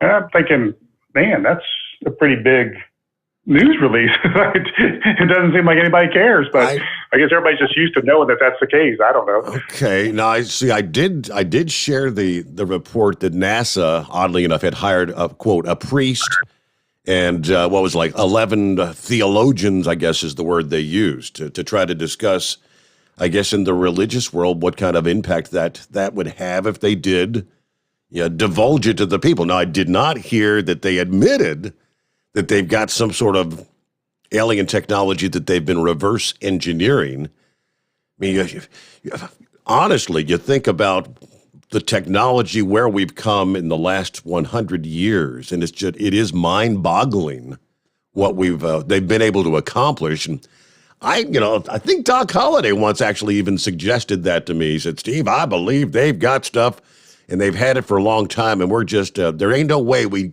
did this on our own. They're reverse engineering some of this stuff." Mm-hmm. Yeah, I believe that is the case, and I know I heard a fellow on the radio years ago, and he was what they call a futurist. Okay. Now, futurists just like to look at trends and see what's happening, and I've gone to a couple of their talks before, and they said, once you just look at the data and you understand what's happening, it's not as mystical as it sounds, or you can just kind of tell where things are going to be in 5 years. But this fella had and I can't remember his name. He's famous. I mean, he's like the most well-known guy in that circle. But he said that by the time our lifetime, you and I, comes to an end, the average lifespan will have been expanded to 150 years. And I'm like, wow, that's a long time. So his logic was technology doubles every 7 years. I think that was right. So, if you go all the way back to the wheel and you look, I think it's every 7 years. But anyway, as time goes on, you come up with more tools to come up with faster technology. So it's the same thing like the computer chip. It gets faster and faster and faster, smaller, smaller, smaller. And he said, what's going to happen now is we're going so fast, and we're like on a bell curve. So like we're really inclining now as far as technology, because we have so much technology behind us, that the technology that we have is creating the next level of technology. So we're doing it even faster. It used to take us 10 years to come up with a computer chip that could go twice as fast. Now we can do it in 5 years, and then 2 years, and then 1 year, and then 1 month, because now we have a supercomputer telling us how to do it. That's the general idea behind it. So he said that we will come up with a way to have nano-designed DNA pieces. So let's say you have heart condition and you need a heart valve, we'll be able to inject this nano DNA into you, and it will go in and rebuild your heart valve. Like, it'll be programmed into that code, and it will go in there and do that. I'm thinking, holy smokes, this is going to be interesting. So that was his take on it. I mean, just since he has said that, I've watched how fast technology has come. If you just looked at like the Apple or smartphone, I think somebody told me there's more computing power in every smartphone than there was in the first Apollo missions. 6 rocket. Correct. I've heard that. So it's kind of like Star Trek coming, when who was the doctor? Was that Bones, when he'd be able to run that little thing over somebody's injury and just heal it up right there, Ah. Yeah, I remember that, yeah. Wow. Yeah, that kind of thing. We'll see. All right, well, let's get a news break in here, bottom of the hour, and jump on in. Here's your chance for the first time in the new year. I'd love to hear some of the stories from maybe users who've tried some of the various products And how's it working out for you? It's 844-844-3388. It is the Steve Summers Overnight Drive live from the Hot Shot Secret Studios.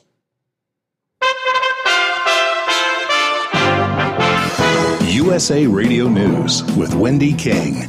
More than 7 inches of snow has fallen in Nashville, with freezing rain turning roads on the Tennessee-Alabama border into black ice. Authorities are now urging people to stay off the roads. Kentucky Governor Andy Beshear has declared a state of emergency. That same storm is now making its way up the East Coast. Virginia Governor Ralph Northam has issued a state of emergency, and so has New Jersey Governor Phil Murphy. At certain times and in certain areas, snowfall rates may approach up to 2 inches per hour, and we are also anticipating wind gusts anywhere from 20 to 35 miles per hour. Massachusetts is expected to get at least 9 inches of snow, and Governor Charlie Baker is asking people to work from home if they can, or to use public transportation. This is USA Radio News. If you are trying to quit drinking or doing too many drugs, listen to me. You don't know me and we'll never meet. I had a problem like you once. I drank and used to party a little too much till it got out of control and almost ruined my life. I realized I needed help to fix my problem before it totally destroyed me. If you've tried to fix your drinking and drug problem and you know you can't do it alone, you need to call the National Treatment Advisors. They'll immerse you into a 30-day program to replace your old habits with new habits and totally change your life. And if you have PPO private health insurance, the entire program may be covered. Fix your problem right now before it gets any worse. Get clean. Call now and learn more. 800-844-1675. 800-844-1675. 800-844-1675. That's 800-844-1675. You're listening to the Overnight Drive with Steve Summers. Drivers, you demand that your equipment's reliable and dependable, and that also applies to your headset for communication. Well, our friends at Stellar Electronic have you covered. The Pluto Duo headset bundle is the best communication headset you can find in the industry. No matter the challenging environment you're driving in, the Pluto headset will make you sound crystal clear all the time thanks to their 99% noise cancellation. And the Duo's not only a stereo converter for the headset, but also a power bank so you can charge as you go. Learn more at StellarElectronic.com or visit them on Facebook. Do you have a Dodge pickup and hate your automatic transmission? Of course you do. Levon Miller at Firepunk Diesel here, and we specialize in heavy-duty and performance transmissions for your 3/4 or 1-ton Cummins-powered truck. So if you're interested in turning your stock slush box into a towing monster, call us today at 614-733-3744 or visit us online at shop.firepunk.com. It's coming. Crisp fall mornings turn bitter cold. As you fire up your diesel, you can see your breath on the inside of the cab.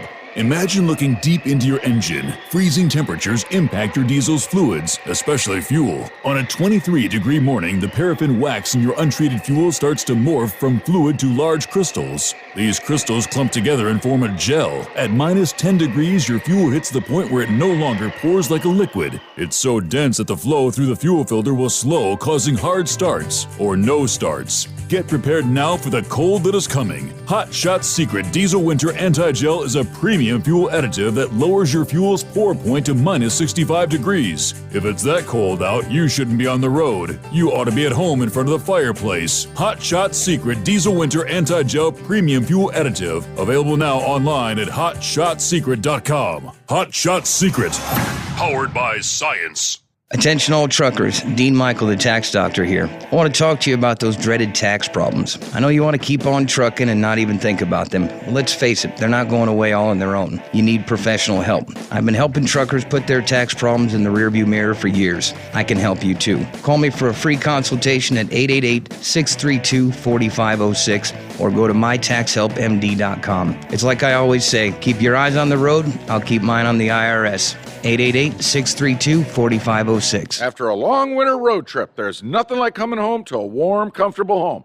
Hi, I'm Steve with USA Insulation. When we put our foam in your walls, it's like putting a coat around your entire home. It keeps the cold air out and the warm air in. We're getting homes ready right now for winter, and we have $1,000 savings for everyone. But because we love our truckers, we're going to give you an additional $250 discount for mentioning the show. 1-800-USA-FOAM or USAinsulation.net. Hey, Dad, your prescription will be ready in just a minute. Hey, Dad, your laundry will be ready in just a minute. Dad, your lunch will be ready in just a minute. Hey, honey, why don't you take a minute? When you help care for a loved one, you give them as much time as you can, making sure they're safe and comfortable. But it's just as important that you take some time for yourself. At AARP, we can help with information and useful tips on how you can maintain a healthy life balance, care for your own physical and mental well-being, and manage the challenges of caring for a loved one. Because the better care you take of yourself, the better care you can provide for your loved one. Thanks, Dad. Thank you. You're there for them. We're here for you. Find free care guides to support you and your loved one at aarp.org/caregiving. That's aarp.org/caregiving. A public service announcement brought to you by AARP and the Ad Council. And now, back to the Steve Summers Overnight Drive, live from the Hot Shot Secret Studios.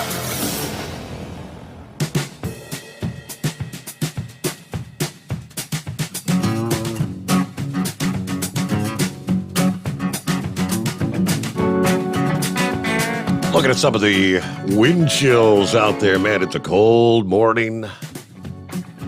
See, as of 1 a.m. Central Time, the map updated, so about an hour and a half ago. Get up into northern North Dakota, like 43 below wind chill. We're talking 20, 30 below through much of Minnesota, 15, 18 below, and even in southern Wisconsin, northern Illinois, wind chills in the minus 20-something degree range. Looks like you're about 2 degrees there in Columbus, 4 in Cincinnati currently with the map. Chilly temperatures all the way down, single-digit wind chills all the way down into southern Tennessee this morning. Single-digit wind chills in the Texas Panhandle, as a matter of fact. It's a wind chill of 21 all the way down in Dallas-Fort Worth at this hour. Brr. When are you going to be headed back to the warm climate? I am hoping to go a week from Sunday. We got big meetings next week and a lot of stuff going on. So once I get all that done, I'm out. Out the door I went. All right, yeah. Good deal. I'm hoping.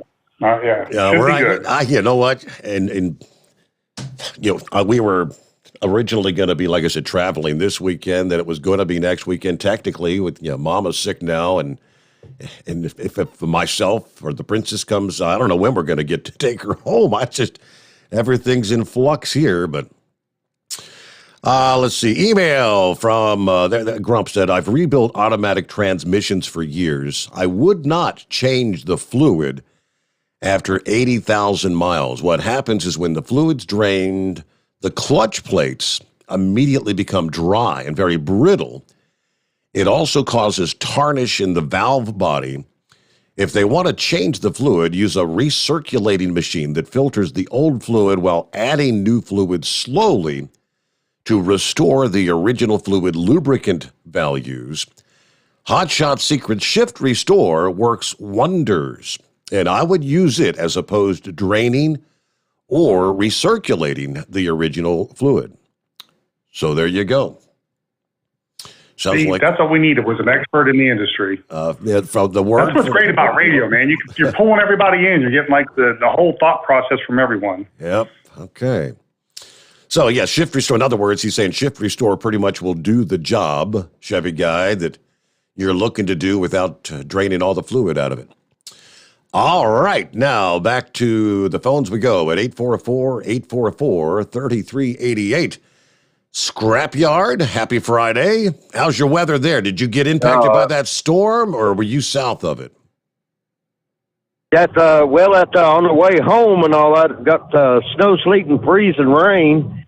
And on the way home this previous morning, Barely did make it to the house. It cleared off and all that, but somebody needs to go up there to that U.S.-Canada border and shut that damn gate up. They're about to freeze us out down here in Arkansas. telling you, yeah. We got a wind chill of 6 degrees down here. It's like, God help us.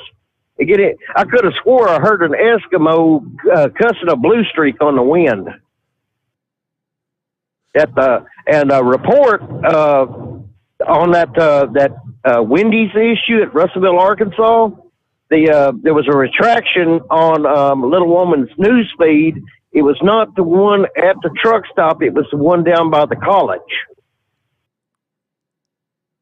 On the one of their workers tested positive for hepatitis A. What you called about last evening? Yes. Okay. Yeah. But if anybody stopped off there by the college over there on North Arkansas Avenue and ate there through like mid-November all the way into January, they may need to go to the doctor. Okay. And and on the technology talk and all that, that's why now. Like on computer chips, you're talking about computer chips. Well, there is a limit how small we can make it because of the way that a semiconductor works. The smallest theoretically that we could get a semiconductor is 2 atoms wide, because they have to stack up, like eggs stacking in a carton or stacking something round right next to one another. And, so that's the bottom limit on that. The next big thing in computational power is quantum computing, where they supercool the components using advanced refrigeration methods, like liquid nitrogen or magnetic cooling. And where it's not just a 1 or a 0, it's either a 1, a 0, and a 0 plus 1. On the so it has 3 choices instead of 2. Wow. Wait, how that works? You're blowing my mind here. Yeah, it's called quantum computing, and instead of just an on or an off, it's just a switch. The semiconductors are just a switch, an on or an off. But whenever you super chill it, it ends up uses quantum state instead of electron state. Dadgummit, this damn FedEx is about to kill somebody. Wiggle wagon, he's driving too fast, and he's got the whiplash going on bad. But it's called quantum computing, and instead of an on state and an off state, there's two on states, basically. And you can look it up. It's called quantum computing. And that is the next big thing. I will. And like product technology, I recently started using this Bluetooth headset, which does it sound pretty decent? Yeah, it sounds great. Yeah. Yeah, it's a Aftershok's OpenComm, and it fits around the back of your head. And it's bone conduction technology. Your ears are not plugged.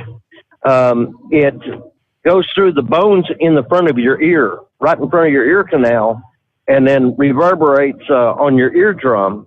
And to double the volume on this unit right here, you just put an earplug in one ear for legal purposes. You don't plug both ears, but you can hear through both ears. A phone call, streaming audio.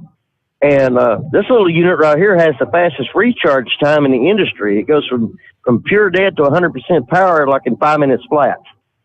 Wow. And they sell them a lot of them in the Love's truck stop. You buy them in the Love's, it's like $175, but if you get it from Walmart.com, it's $120. And I'm actually pleased with this little unit. And it fits around the back of your head. So if you like on your job, you have to wear a hard hat or something like that, you can actually be streaming audio or making phone calls and all that unhindered. What was the brand? OpenComm. It's the Aftershock by OpenComm.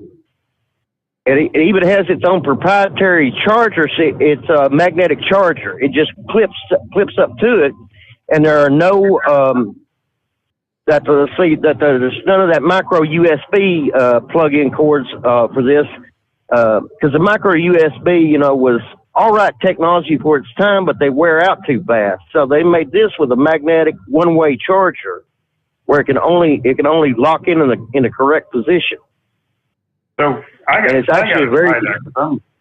Yeah, I do recommend it. It comes with it's a charge cord and a zippered hard case. Well, I got to see how that. I'm pretty much mostly deaf, so whenever I try to use a headset or something, I got to take the hearing aids out and put those ones in, and then when I get done, I got to take them back out and put the hearing aids back in. And I've seen people walking around with those. Are your hearing aids Bluetooth compatible? They're not to the phone. They Bluetooth hook up to each other. So if you turn one up, they both go up, but there's not an interface like to hook it up to your phone. Oh, okay. You got first generation then. On this though, to make the volume double in intensity, you just put an earplug in. If you're driving, you can only put one earplug in legally. That's why most drivers' headsets only have like one ear muff. And it's a legal reason, because you have to have one ear open, unencumbered, for driving purposes. But with this, you're actually hearing everything in both ears. I got to try one of those out, because part of the problem with the hearing aids, and anybody that's got them knows, is when you turn them up, like if you can't hear and you turn them up, it picks up so much background noise. I mean, it picks up everything else in the world, it seems like, except what you're trying to hear. So it makes it almost prohibitive, to put it up on a higher level, but sometimes you still can't hear. But maybe that, going through the bone might be a better way to pick it up, especially in restaurants and parties and things. I'm lost there. Yeah, I highly recommend it. Plus, the technology with this, the reason it has such a high recharge time, a short recharge time, it has a micro capacitor inside, and when the battery is getting dead, it starts warning you, starts talking to you, to charge me. And but then when you do start to charge it up, well, that capacitor's held on to a pretty good amount of charge, and then when you plug it in directly into the charger, well, it shoves that charge into the battery. So it only takes 5 minutes to charge a unit up. Wow. And I've talked for like 4 hours straight before it finally gave up the ghost on me with a full charge. Wow. And like 16 hours of standby time. I thoroughly recommend these little units. They're definitely worth the money. Sold me, man. I'm gonna try one. Yeah, well, like I said, these are real neat. I keep a set of earplugs with me, be it the foam ones or the silicone putty earplugs made by Max, MACKS at Walmart. And if you have trouble sleeping, those silicone putty earplugs is also the same technology that musicians use, like at these big rock concerts.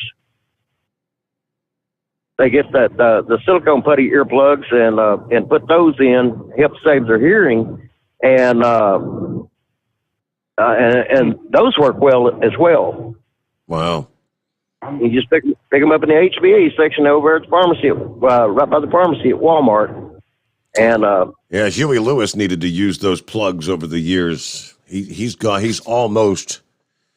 Yeah, at times he says he's pretty much like you said, almost completely deaf. Every hears nothing but but static kind of things. Then he said sometimes good days and bad days. Some days he can actually hear fairly well, but other days he's had to cancel concerts and whatnot in recent years.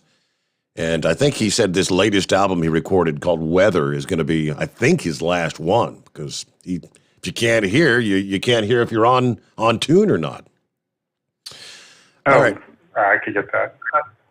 All right. Scrapyard, thank you for the update. Yeah, go ahead. I was going to say, one of the things that comes along with it is like the tinnitus, where you got like the beeping or the high-pitched noise.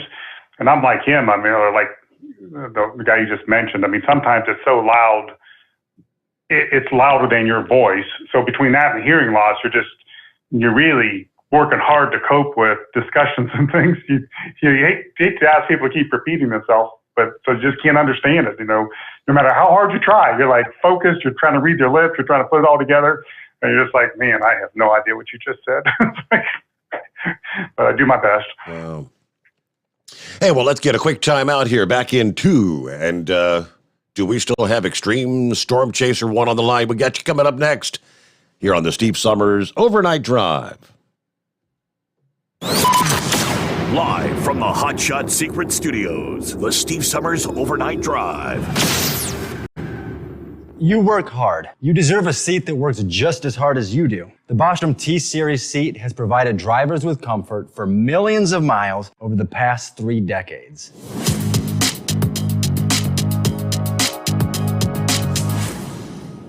Each seat is built right here in the USA and has 4-position front cushion tilt and higher low-profile air suspension with Isolate. It's also equipped with many standard and optional comfort features, such as high and mid backrests, 9.4-inch fore-aft slide adjustment, adjustable armrests, and manual or dual air lumbar support systems to keep you comfortable throughout your ride. Build your T-Series seat today at BostromSeating.com and ensure your ultimate comfort for wherever the road takes you. Bostrom Seating, the ultimate comfort for the open road. After a long winter road trip, there's nothing like coming home to a warm, comfortable home.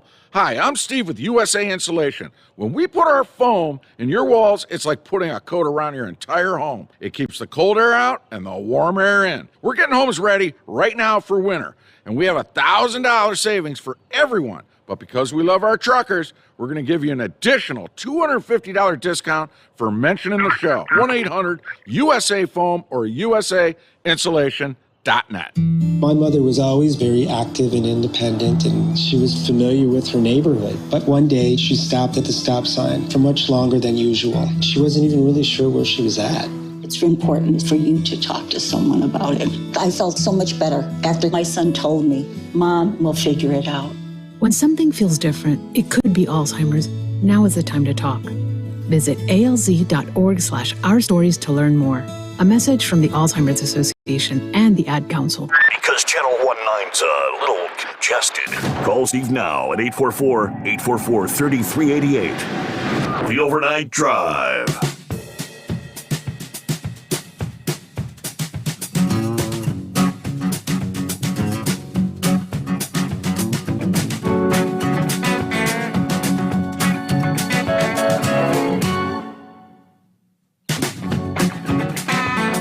All right, back at it here on a Friday. Yep, here comes another weekend, which, well, we won't be doing anything.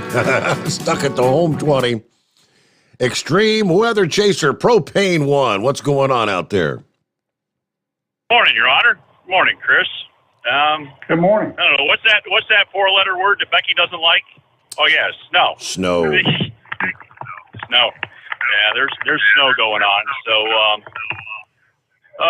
let's see. I don't know what's going on with your phone, Steve, but the last couple of weeks, the first 30 seconds you talk to you there, I get feedback. I get myself back again, and then it clears itself up. I've heard a couple other people mention that too. So I don't know if it's something in your system that something's going on, but anyway, so it's cleared up now. So I guess we can continue on.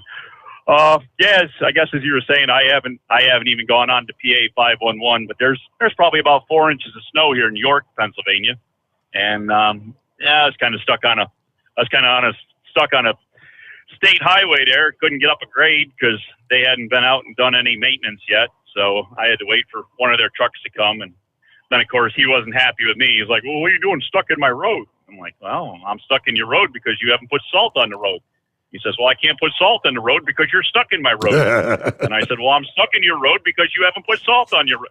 Kind of who's on first type of thing, just over and over again until we got it figured out that he had to put salt down before I could go. So anyways, we're back moving, and I don't know. I haven't got back to where I turned to go home yet. I might just give up because I don't really feel like spending another 17-hour day out here today, if you know what I mean. Yes. So, but I don't know. Maryland's usually a lot better than Pennsylvania. They believe in using a lot of salt. So I would assume Maryland's probably cleared up some, but even Pennsylvania here on 83, they've got a scrape. But I guess what you said, they're supposed to stay in the right lane and 45 miles an hour, and the roads really aren't much better than they're running about 45 miles an hour. So for more of the experienced snow drivers, and probably a little less for the unexperienced, but I guess if there's unexperienced snow drivers, what do we say? Yeah, they're supposed to stay home. If you're unexperienced in snow, don't go out and learn how to do it now. Yeah. Wait until some other time. But I don't know. Don't have a whole lot going on, but did want to check in and say hi to Chris. And as always, thanks for having the show. We greatly appreciate it being out here and having Steve on the air. And so I'm glad you remembered Lucky Penny's handle there. I was kind of worried there for a minute there. That was a brain fart. Yes. I said, how could you do that? Yeah. So, I don't know. As I say, not a whole lot, but one thing I would like to mention to Chris, though, is that I don't know, through this show and, what he has going on, my individual contributions for the Make-A-Wish convoy for that is I've got more contributions, personal ones, individual ones than I've ever had before. So this year on that level is going to be, already a great positive. So we're greatly appreciative to that there. So, and I didn't get to my thank yous the other day, like I meant to. So the thank yous are on the way at some point. I was going to run for being president of the Procrastinators Club, but I just haven't gotten around to it yet. Something like that. That would be me too. But when does that come? When does that come around again? Is that? That's Mother's Day. I believe it's I don't know. It's within the first 2 weeks of May. I think it is on the Sunday, whatever Sunday in May Mother's Day is. That's so. So we're still 4 or 5 months away there anyway. But we're working on our donations. We're trying to work hard this year. We're want to try to better what we did last year. And as I told everybody, we were number 21 for top donation getters. So that puts us, in line up in the 21st position in the convoy. And if possible, I'd like to break the top 20, if not even the top 15, if I can pull it off this year. So we'll see how it all works out at the end. We'll do everything we can to help you. All right. Thank you very much, then. And y'all have a good morning. And I don't know, they're talking this stuff's supposed to be done at 6 o'clock in the morning. So hopefully when daylight comes and they get some equipment out here, maybe they can get the roads cleared up. So we'll see how all that works out. Okay. But other than that, I guess we'll check in with you later then. Be safe on the way back to the home 20 there, all right? He ended up, it was when they had that storm earlier this week. Yeah, he was out in it, and the night had gone fairly well, and he was one of the final callers, and he said, if everything goes as planned, I'll be home about 10 a.m. And I'm looking at the radar, and I'm like, I don't think you're going to be home at 10 a.m. He calls in the next night, and I was like, okay, what time did you get there? About 4 o'clock in the afternoon. He ended up 17-hour day. I mean, he ran out of hours and everything. What are you supposed to do? So I hate days like that. One of the things that we didn't mention, I should, for everybody out there, we make a product called Diesel Winter Rescue. And, you want to put an anti-gel in the diesel fuel before it even gets cold, because that's when it's most effective. But if you didn't, or for some reason, like the caller earlier said that his reefer unit was gelling up and he put our D-Wag in there, which worked for him. But honestly, everybody that's got a truck should have one bottle of Diesel Winter Rescue. It's $14.99 a bottle. It's just, you put it in the toolbox and hope you never have to use it. But if you ever do gel up, that's the one you want to use. You put some in the filter, put the rest in the tank, and it'll just thaw out all that diesel fuel. It's a limited time. It's only going to last for about 2 to 3 hours. But that's enough time to get the fuel warmed up, get some anti-gel in there, and get back on the road. Plus, as everybody out there knows, when it's freezing cold and you're out there trying to pull filters off and do stuff, it's rough. The diesel fuel's getting all over your hands and the wind's blowing and it's just freezing. So this is a much better way to go. The Diesel Winter Rescue is for emergency de-ice, quick thaw, a great product. Again, it's just one of those things you want to have in the toolbox and hope you never have to use it.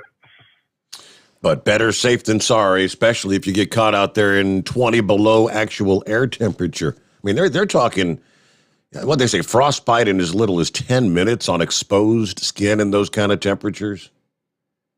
Mm-hmm. Well, and the problem is your truck gels up. You have no heat. So, the engine can't run. So there's no heat and you're standing out there. And I've been there before, under the truck, pulling the fuel filter off. And again, that, as you can imagine, it ends up all over your hands, and now your hands are wet and it's freezing and you smell like diesel fuel and you're trying to put stuff in there and get it back on and get the engine to crank over. But this is a much easier, better way to do it. All right. Hey, we've hit the midnight hour on the West Coast. Looky there. As we roll into a Friday morning, we'll be back with more following our news update. The Steve Sommers Overnight Drive live from the Hot Shot Secret Studios. USA Radio News with Wendy King. Chicago Public Schools canceled classes once again after the district and teachers union failed to agree on whether to allow remote learning during a spike in COVID-19 cases. The Chicago Teachers Union voted to refuse to return to in-person classes after the winter break, taking issue with the COVID-19 guidelines. Chicago Mayor Lori Lightfoot called the CTU vote against in-person learning an unlawful unilateral strike. She said, "We are standing firm and we are going to fight to get our kids back to in-person learning." Investigators think they know what caused yesterday's fire at a Philadelphia row house that killed 4 adults and 8 children. The DA's office has confirmed that a child playing with a lighter near a Christmas tree may have been what started the fire. This is USA Radio News. Trust. Maybe a small word, but with huge ramifications. At Fellowship Home Loans, we want to be the mortgage lender that you trust. Fellowship realizes that trust is earned and can easily be lost. That is why we listen not only to the wants, but also strive to understand the need. Take a look at our Google reviews and our A+ rating with the Better Business Bureau. But that's just the beginning. What matters is you. Give us a chance to earn your trust, not just your business. Fellowship Home Loans, 800-804-SAVE. That's 800-804-7283 or online at fellowshiphomeloans.com. We will listen and put together a plan to help make your dreams come true. Fellowship Home Loans, 800-804-SAVE. That's 800-804-7283 or fellowshiphomeloans.com. Fellowship Home Loans. Welcome home. Intercontinental Capital Group, DBA Fellowship Home Loans, Equal Housing Opportunity Lender, MLS number 60134. President Biden spoke to the nation as he marked 1 year since a mob stormed the U.S. Capitol trying to stop lawmakers from certifying the 2020 presidential election results. Here's the truth. The election of 2020 was the greatest demonstration of democracy in the history of this country. More of you voted in that election than have ever voted in all of American history. Members of Congress also remembered what happened to them at the Capitol on this day. Senate Majority Leader Chuck Schumer said democracy should always be defended. The attacks on our democracy are ongoing. House Speaker Nancy Pelosi said democracy didn't lose that day. She said that was largely due to the heroic efforts of Capitol police officers who were injured or died defending the Capitol. I ask all members to rise for a moment of silence in their memory. You're listening to USA Radio News. The greatest radio shows of all time. Frank Sinatra as Rocky Fortune. Classic radio theater. Matt Dillon, United States Marshal. The story of Dr. Kildare. The Pepsodent Show, starring Bob Hope. The greatest radio shows of all time. Classic radio theater with Wyatt Cox. On this radio station or wherever podcasts are served, just by searching for Classic Radio Theater with Wyatt Cox. That's Classic Radio Theater with Wyatt Cox. French regulators have fined Google and Facebook and ordered them to make it easy for users to reject cookies on their platform as it is to accept them. The National Commission for Informatics and Freedoms fined Google more than $169 million and Facebook more than $67 million for violating the French Data Protection Act. The commission found that the tech companies offer a button, allowing the user to immediately accept cookies, but do not provide an equivalent solution to allow users to reject cookies. They said too many clicks are required to refuse all cookies. The committee said they considered that this process affects the freedom of consent, since on the internet, the user expects to be able to quickly consult a website. The fact that they cannot refuse the cookies as easily as they can accept them influences their choice in favor of consent. Along with the fines, they ordered Facebook and Google to provide French users with a means of refusing cookies that's as simple as the existing means of accepting them. They say if the companies fail to provide such an option, the committee said the companies will be fined about $113,000 per day. A representative for Facebook's parent company, Meta, said the company was reviewing the authorities' decision and remains committed to working with relevant authorities in many different countries. For USA Radio News, I'm Wendy King. It's coming. Crisp fall mornings turn bitter cold. As you fire up your diesel, you can see your breath on the inside of the cab. Imagine looking deep into your engine. Freezing temperatures impact your diesel's fluids, especially fuel. On a 23-degree morning, the paraffin wax in your untreated fuel starts to morph from fluid to large crystals. These crystals clump together and form a gel. At minus 10 degrees, your fuel hits the point where it no longer pours like a liquid. It's so dense that the flow through the fuel filter will slow, causing hard starts or no starts. Get prepared now for the cold that is coming. Hot Shot's Secret Diesel Winter Anti-Gel is a premium fuel additive that lowers your fuel's pour point to minus 65 degrees. If it's that cold out, you shouldn't be on the road. You ought to be at home in front of the fireplace. Hot Shot's Secret Diesel Winter Anti-Gel Premium Fuel Additive. Available now online at hotshotsecret.com. Hot Shot Secret. Powered by science.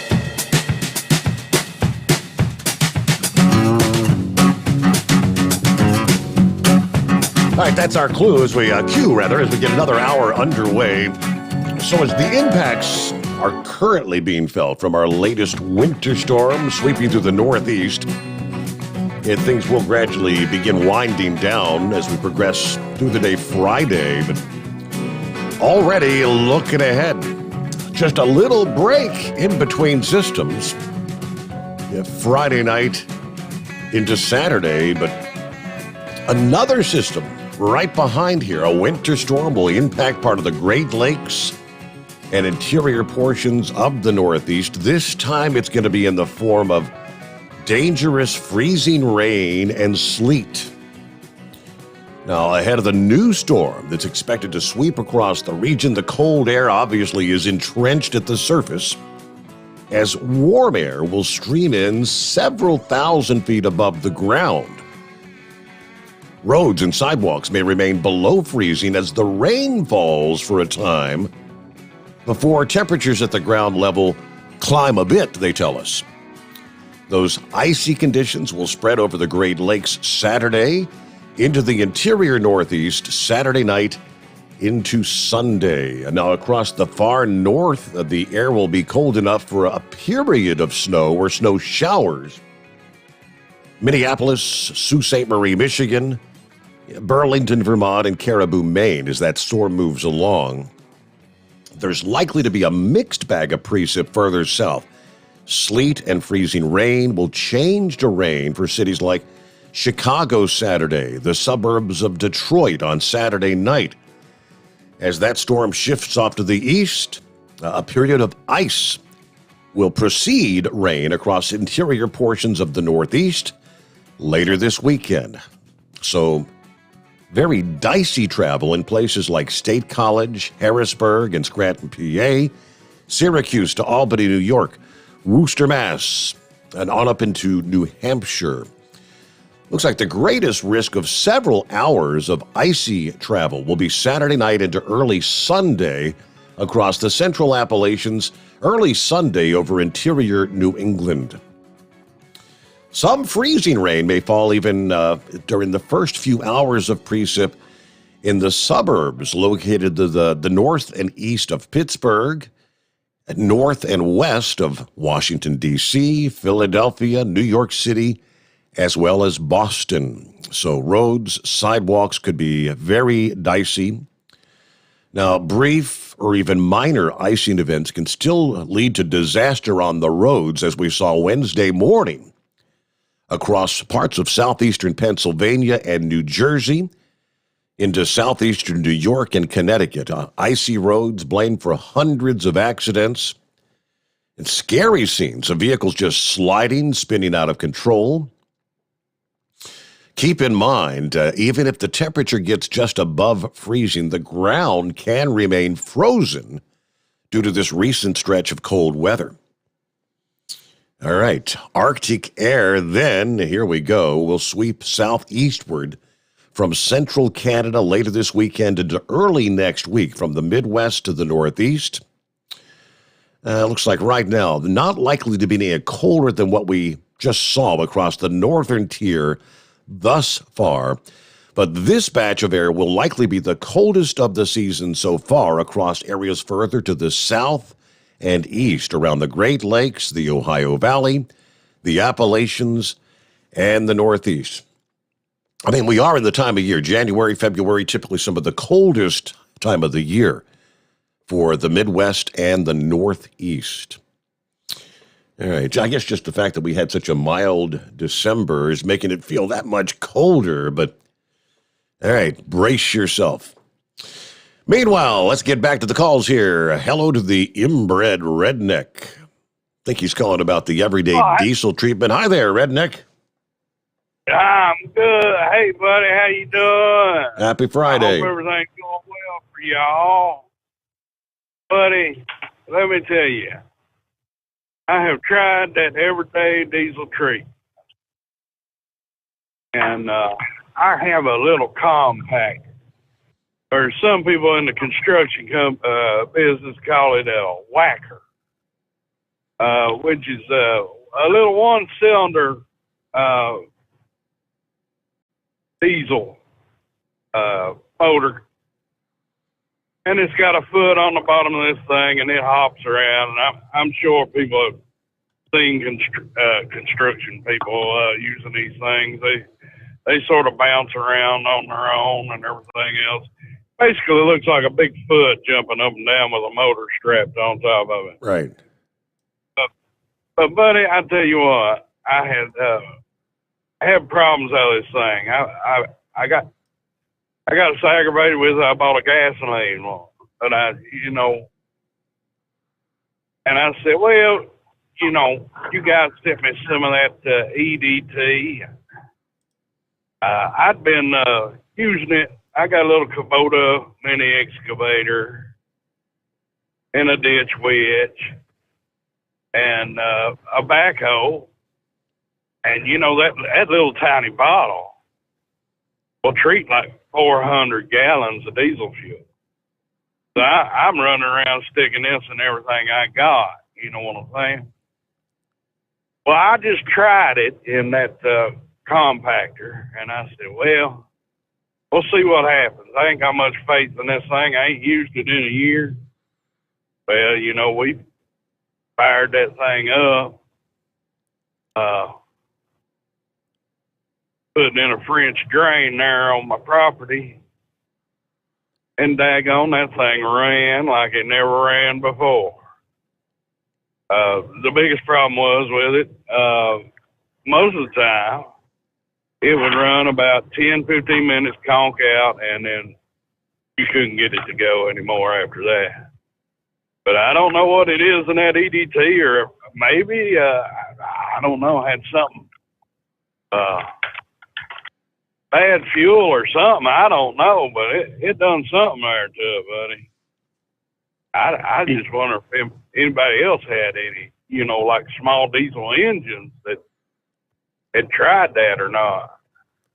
I cannot overstate how good all of our products are, but the EDT, because I own the company, it sounds like I'm just bragging about my own product. So as somebody told me one time, what do you think? We all expect you to say that, but the truth is, and that product has top tier ingredients from all over the world, and it makes a huge impact on the diesel engine, especially if you have like bad fuel, crappy fuel in there. I mean, it brings it up to snuff. I don't know if you remember the days when we used to have Diesel Supreme, like VP Diesel Supreme. It basically takes any diesel fuel that is out there and makes it better than Diesel Supreme. I mean, I can give you all the details, like the cetane boost and the rust and corrosion inhibitor, the detergent that's in there, the fuel stabilizer, but it's really like an all-in-one package. So what you're saying makes sense to me, and I'm glad it worked out so well. Yeah. I mean, that saved me a good $1,600 right there, because I was thinking about going out and buy another whacker, because the daggone business is expanding. I'm retired now from the trading, but now I can get into that a little bit more. But a used compactor, whacker, whatever you want to call it, yeah, $1,600 easy. But and I always specialize buying older equipment. But from now on, I tell you what, I'm gonna throw that EDT in everything I got that's diesel. You made a believer out of me. Good deal. Yeah, buddy, but I tell you what, they've been down there fishing, and Steve, I'm going to have to stop up here in Georgia and wait for them to clean the roads before I can get into eastern Kentucky, buddy, or what? I don't know how your road's looking. Not good? Well, buddy, I'm in northern Florida right now, about ready to cross over 10. I tell you what, buddy, ain't even no fog out here tonight. It's a good day to be in Florida, I'll put it that way. Yeah, okay. Yeah, you no problems, no troubles there. Yeah, I'm just hoping I can get into the mountain fortress there in eastern Kentucky without slipping and sliding and dying. You know what I'm saying, buddy? Now, it was a mess there. It's going to probably take them a while to get that cleaned up, especially when you get off the main thoroughfares, right? Yeah, they got hammered. All right, Inbred Redneck, thank you for checking in. Have a great Friday. Have a great weekend. Well, Chris, I shared the story last evening that they've canceled the Grammys due to the surge in Omicron. There's discussions about possibly moving the Super Bowl, maybe reducing the number of attendees for the Super Bowl. They've canceled the Sundance Film Festival, the Consumer Electronics Show, which started on, Wednesday, I think? And they're going to shut that down today instead of Saturday. What's your crystal ball viewing for Mid-America Truck Show, Louisville, come March? Is this crap going to be, again, starting to shut things like that down? I'm seeing theaters all over the country are shutting down again. Yeah, one expert said here in probably 2 to 3 weeks, there won't be schools in session live. They're all going to be back to remote learning. Where are we headed with this? My best guess is it'll all blow away in 30 days. Logically, there's got to be herd immunity at some point. As I shared, I had it in 2020, and it was the full-blown knock you down, you're not getting out of bed version. And then 2 weeks ago, it was not nearly as bad as most colds I've ever gotten in my life. I mean, I would have come to work every day if it weren't for the contagiousness of it. That was no headache, no fever, just stuffy nose. My sinuses were stuffed, and I was sneezing, and that was it. So my guess is, eventually, pretty much everybody's going to have it, and it's over. I mean, what else can you do? You know what I mean? Once everybody's had it, now what? There's no chance of it spreading because everybody's had it. I hope that's the way it works out. Then again, of course, you've had it twice, and Linda had it twice now, and I don't know. What about the next variant, the next mutation? That's you got to wait for the next mutation. So the way, from what I understand, listening to the folks that know this stuff, The next mutation is normally less than the one before because the way the virus survives is, because let's say it's something that would kill its host. Well, the next version of it, they don't want to kill the host because they want to spread. Mm-hmm. So like Omicron is more contagious and less serious, and it wipes out the original virus. So if you get Omicron and you're sick for 3 days, you can't get the original one. It gives you immunity to it. And that's what they said is the natural progression of all of these viruses. Like every influenza we've ever had, it's just, by the time you get to the third or fourth mutation, it's down to just a cold and you're building herd immunity. We have to be at that tipping point now. I mean, I noticed, whenever I'm watching the news, I always look for what aren't they saying as much as what they're saying. And the one thing they're not saying is anything about the amount of death or the seriousness of how many people in the hospital are seriously ill. Mm-hmm. They keep talking a lot about the numbers. There's this many cases, and there's people in the hospital. But what does that mean? I mean, if I go in and say, I've got the flu, and they say, are you vaccinated? No. Well, they just put me in the hospital. Or is it, your temperature is 104 and your kidneys are shutting down and I got to put you in the hospital? What's the protocol there? It's not really being explained well. But my guess is that, again, the seriousness of it is dying down. And I just think it's a lot of hype right now. Let's close the schools down, close the theaters. I mean, again, I'm thinking that 30 days from now, it just won't be that big of a deal. Okay. I hope that's the case. You mentioned how many people are actually hospitalized because of COVID. I had a story in regards to that. If you hear the numbers of how many Americans hospitalized with COVID-19, it reached 126,000 this week, higher than a year ago. But it's a lot different right now. This time, here's the kicker. A majority of patients counted as COVID cases in hospitals were initially admitted for other reasons, and their COVID infections were discovered incidentally. Hospital staffs stretched more than ever. Nearly 1 in 4 medical centers reporting this week that they've got a critical staffing shortage, but that's because anyone that tests positive has to go into quarantine for the 5 or 10 days, whatever the heck it is now. But yeah, a large number are actually in the hospital for something else, not because of COVID. But that's the spin. I mean, that's what there was somebody on the news 3 days ago talking about how this is a disease for children, and there's like 600 cases of children dying in the last 2 years and only 1 dying from the flu. And, when you go back and look at the data, as the person on the radio was saying, every year around 150 kids die from influenza. And he said, so in the last 24 months, what they've done is they've classified every one of those as COVID. They're saying one kid in the whole U.S. died from flu in the last 24 months. Yeah. He said it's always been 150 or more. He said, then when you dig into the data and you see how many of those 600 deaths had something else, like you just said, they were in the hospital for something else and then they got COVID, so they labeled it as a COVID death.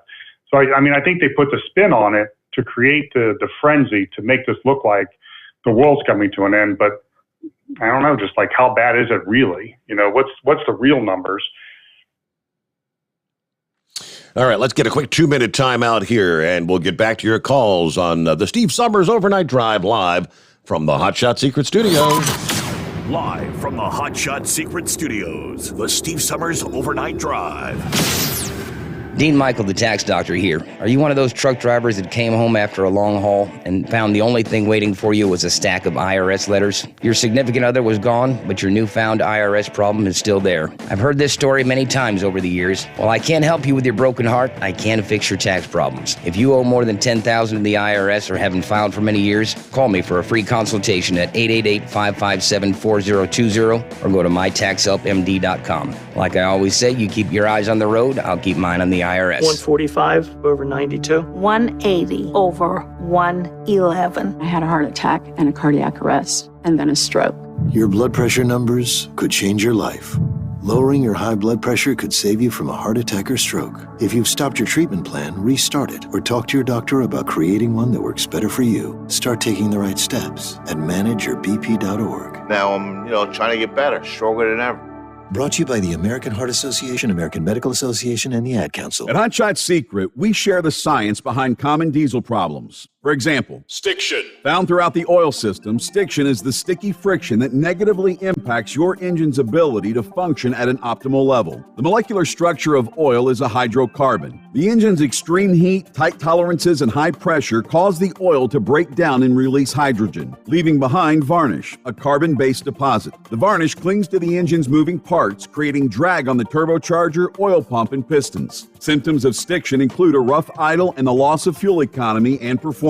Hot Shot Secret Stiction Eliminator delivers a 98% clean rating in third-party scrub tests. Its synthetic cleaner plus nano lubricant contains no harmful solvents and is formulated to be left in the engine to safely dissolve stiction for thousands of miles. It works as you drive. Stiction Eliminator is available at truck stops, Tractor Supply, O'Reilly's Auto Parts, and online at hotshotsecret.com. Hot Shot Secret. Powered by science. Because Channel 19's a little congested. Call Steve now at 844-844-3388. The Overnight Drive.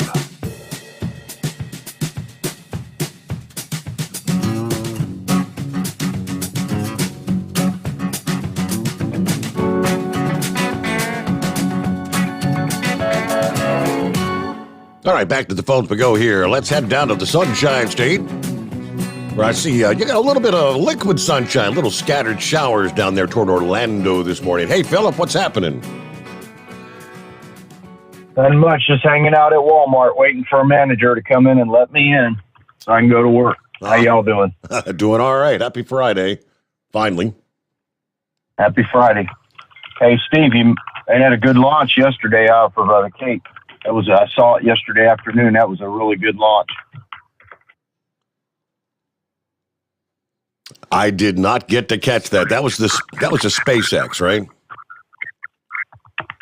Yeah, it was a SpaceX Starlink yesterday, and it was a really good launch. I mean, it looked really good. I mean, you could see it really clear. But they got some more stuff going in February. How you doing today, Chris? I'm doing great, man. Just trying to stay warm. You don't even want to know what it is where I'm at right now. So,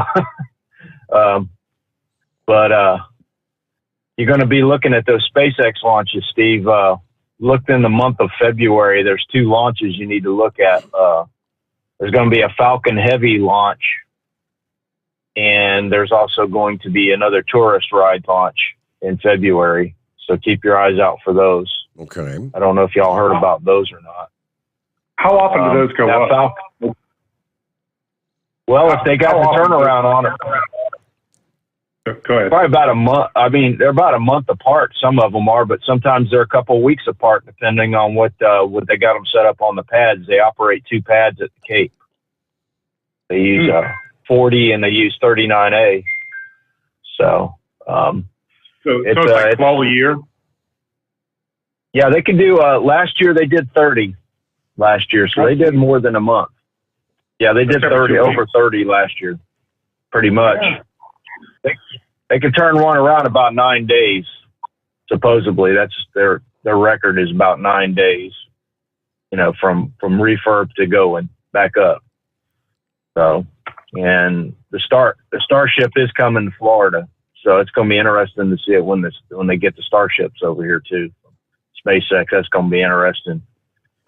Earlier, the guy was talking about the headsets, and you guys were talking about music and Huey Lewis. I'm a musician. They've been using in-ear monitors for years. They really save on it, especially with the amps. When you get around those amplifiers and you're talking big wattage, you're pushing a lot of wattage with a lot of speakers. I mean, you can go deaf real quick on that stuff. Mm-hmm. So I know I've got you talked about the tendonitis in the ears. I've got the ringing in the ears, and I got that from playing loud from when I was a kid. You know, I used to play really loud, super loud with a big amp. And, I can notice when even my blood pressure goes up, when that ringing starts getting really hard. I don't know how you are, Chris, but if I get my blood pressure up, sometimes that ringing goes up with it, just like turning the volume up. Have you ever had that problem? You know, I have not been able to touch my blood pressure because it's usually pretty steady and pretty low. But the last 60 days, it's gone up in volume probably sixfold. I mean, it's so loud sometimes that it's almost unbearable. I'm thinking, okay, what happened? I mean, I know something influenced it, so how do I uninfluence it? I've been reading every forum I can get on and doing as much research as I can to try to figure out what influences it. I've stopped taking every natural supplement, vitamins, everything, just to get rid of anything that could possibly be a cause. But it's so strange that it's gotten so loud just in literally 30 to 60 days. I mean, I've had it for years because mine came from going in industrial plants and not wearing ear protection because I was young and stupid, just thinking, it's no big deal. But yeah, I'm paying the price now. But I can't dial in why it goes up or down. And it seems like first half of the day it's not as bad, but man, once 3 o'clock hits, man, it's a screaming. Well, I notice with mine, it seems like when I get to doing a lot of activity and I go to settle down, when you do a lot of activity and you settle down and your adrenaline starts going down, that's when I notice mine gets sometimes loud.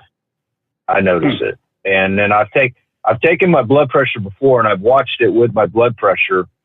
And it seems like when my blood pressure elevates, because I'm pre-hypertensive, I check my blood pressure every day and I control it with diet. I don't control it with medication. I try to stay away from medication as much as I can.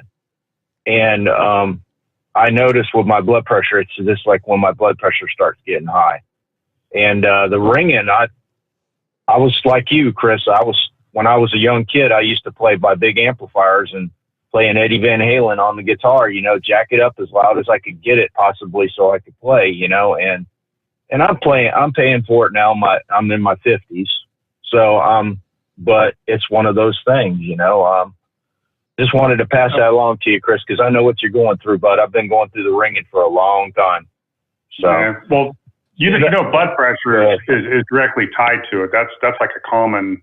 If you go to the tinnitus websites and the forums and read that, I think I don't know if it's a eustachian tube, but one of those canals swells up when your blood pressure goes up, and that causes it to get louder. So that's the only common link that anybody knows. So anybody else that's listening, if you go to read about this, it's basically nobody has any idea why it's there. There's so little understanding or research on it that they literally don't know. The claim is that your brain is actually making the tone, that it's your brain that's doing it because it's like it can't find the proper pitches. So like I'm deaf on the top half. If you're looking at those frequencies, I can't hear any of those. You can have the microwave is beeping and my wife is like, don't you hear that? It's like, I don't even hear it a little bit. It's just completely deaf to those pitches. So the theory is that your brain is trying to find it, so it creates that pitch, and that's what it is. So to me, this is like crazy that your brain is making this noise. If your brain can make it, your brain should be able to take it away, right? You should be able to find a way to control it. But so far, I've not been able to come up with a solution. If I do, I'll let you know. Yeah, mine's on the low end. When I have my hearing testing done, mine's usually on the low end, on the bass frequencies. I haven't lost too much treble. I've lost a lot more on the low end, but I can still find the bass frequencies by vibration. So like when I play music and I'm on a low end, like say I'm playing bass on a song, I feel it more with the vibration, kind of like how a deaf person does when music, with vibration in the body. That's how I deal with it sometimes. And I can know those notes by the vibrations, because I've played music for over 40 years and I know it by vibration. So But I just wanted to pass that along. I know you guys are 5 minutes into the bottom here, and I got to get going. So okay. Y'all have a good one, and we'll catch y'all later. Hey, interesting conversation, though. Yeah, great. Thanks for checking in there, Philip. Have a great day. And, yeah, we'll be back after this on a Friday. The Steve Sommers Overnight Drive, live from the Hot Shot Secret Studios. USA Radio News with Wendy King. Members of Congress remembered the first anniversary of the insurrection with a candlelight vigil on the steps of the Capitol. A pro forma session was held in the House. One of the few Republicans that attended was Wyoming Congresswoman Liz Cheney and her father, former Vice President Dick Cheney. The future of the country is at stake. Right. And there are moments when we all have to come together in order to defend the Constitution. President Biden had strong words about the Capitol riot. Speaking from Statuary Hall at the Capitol, he said the country is now at an inflection point. We're engaged anew in a struggle between democracy and autocracy, between the aspirations of the many and the greed of the few. In a statement, former President Trump said President Biden is trying to divide America to distract from failed policies. This is USA Radio News. Hi, this is Dr. Joel Wallach, and I want to tell you that arthritis is not a genetic thing. It's not a disease of aging. Neither is osteoporosis. Get a hold of my book. It's all in your head. It goes into the 25 different diseases you get when you have osteoporosis of the skull. These are all reversible. You take the Healthy Bone and Joint Pack, the MSM, vitamin D3, stay away from all the bad foods, including gluten, and guess what? You'll regrow all your bones, including your skull and your legs and your hips and everything else. Contact us at usaradiohealth.com. That's usaradiohealth.com. Mike Lindell, the inventor and CEO of MyPillow, wants to give back to listeners. You can get great discounts on all MyPillow products if you go to MyPillow.com. Click on the radio listener special. Deep discounts on all MyPillow products, like the buy one, get one free special on Giza Dream Sheets. All MyPillow products come with a 60-day money-back guarantee, 10-year warranty. Call 1-800-951-8175 or go to MyPillow.com. Click on the radio listener special. Use my promo code USA. You're listening to the Overnight Drive with Steve Sommers. Do you have a Dodge pickup and hate your automatic transmission? Of course you do. Levon Miller at Firepunk Diesel here, and we specialize in heavy-duty and performance transmissions for your 3/4 or 1-ton Cummins-powered truck.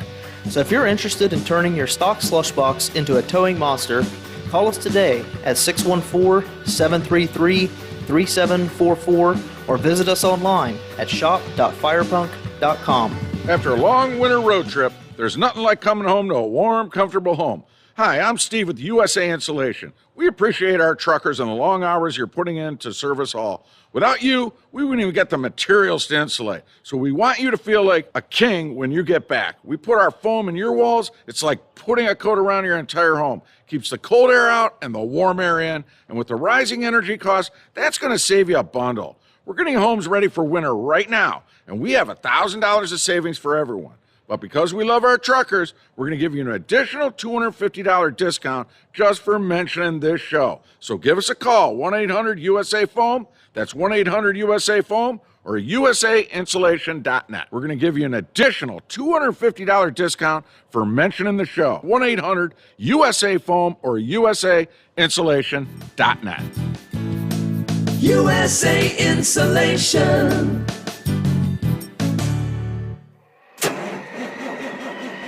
It's coming. Crisp fall mornings turn bitter cold.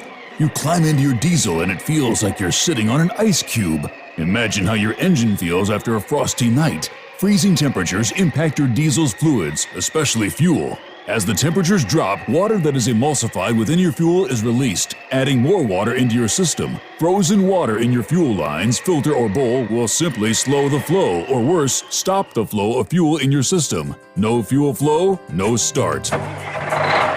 Get prepared now for the cold that is coming. Hot Shot Secret Diesel Winter Anti-Gel is a premium fuel additive that lowers your fuel's pour point to minus 65 degrees. If it's that cold out, you shouldn't be on the road. You ought to be at home in front of the fireplace. Hot Shot Secret Diesel Winter Anti-Gel Premium Fuel Additive. Available now online at hotshotsecret.com. Hot Shot Secret. Powered by science. Dean Michael, the tax doctor here. I have one question for you. Do you want to stop worrying about the IRS? If the answer is yes, then look no further. I've been around for years, I've helped countless people across the country, and my success rate speaks for itself. So now you know where to find good, honest help with your tax problems. What are you waiting for? If you owe more than $10,000 to the IRS or haven't filed in years, call me now at 888-557-4020 or go to mytaxhelpmd.com for a free consultation and get your life back. Hi, we're the Goo Goo Dolls. We're fortunate that we can give our daughters everything they need to grow and learn. But not every child can focus on classes and play dates. Nearly 13 million kids in the U.S. face hunger. That's 1 in 6. School lunch might be their only meal each day, and it's heartbreaking to imagine any child going to bed hungry. We're dreaming of a perfect day when kids can smile, play, and just be kids without worrying about where their next meal will come from. Feeding America is working to make that perfect day a reality. Each year, the Feeding America network of food banks rescues billions of pounds of good food that would have gone to waste. That food is given to families and children in need. Being a kid should be about doing things that make an ordinary day extraordinary. Learning to play an instrument, building a sandcastle, hosting tea parties. Hunger should never be an obstacle to growing up. You can help end childhood hunger in your community by visiting feedingamerica.org. Brought to you by Feeding America and the Ad Council. Keep the bugs off your glass and the smokies off your ass. This is the Overnight Drive with Steve Sommers.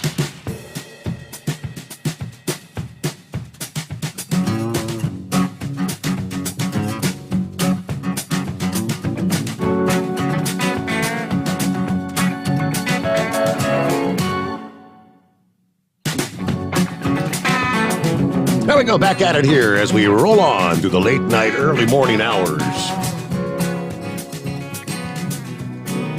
It's kind of it's a different subject to be on, but it's every once in a while, you know, I guess everybody will get like I don't know, it's kind of like a tone you'll hear in your ears.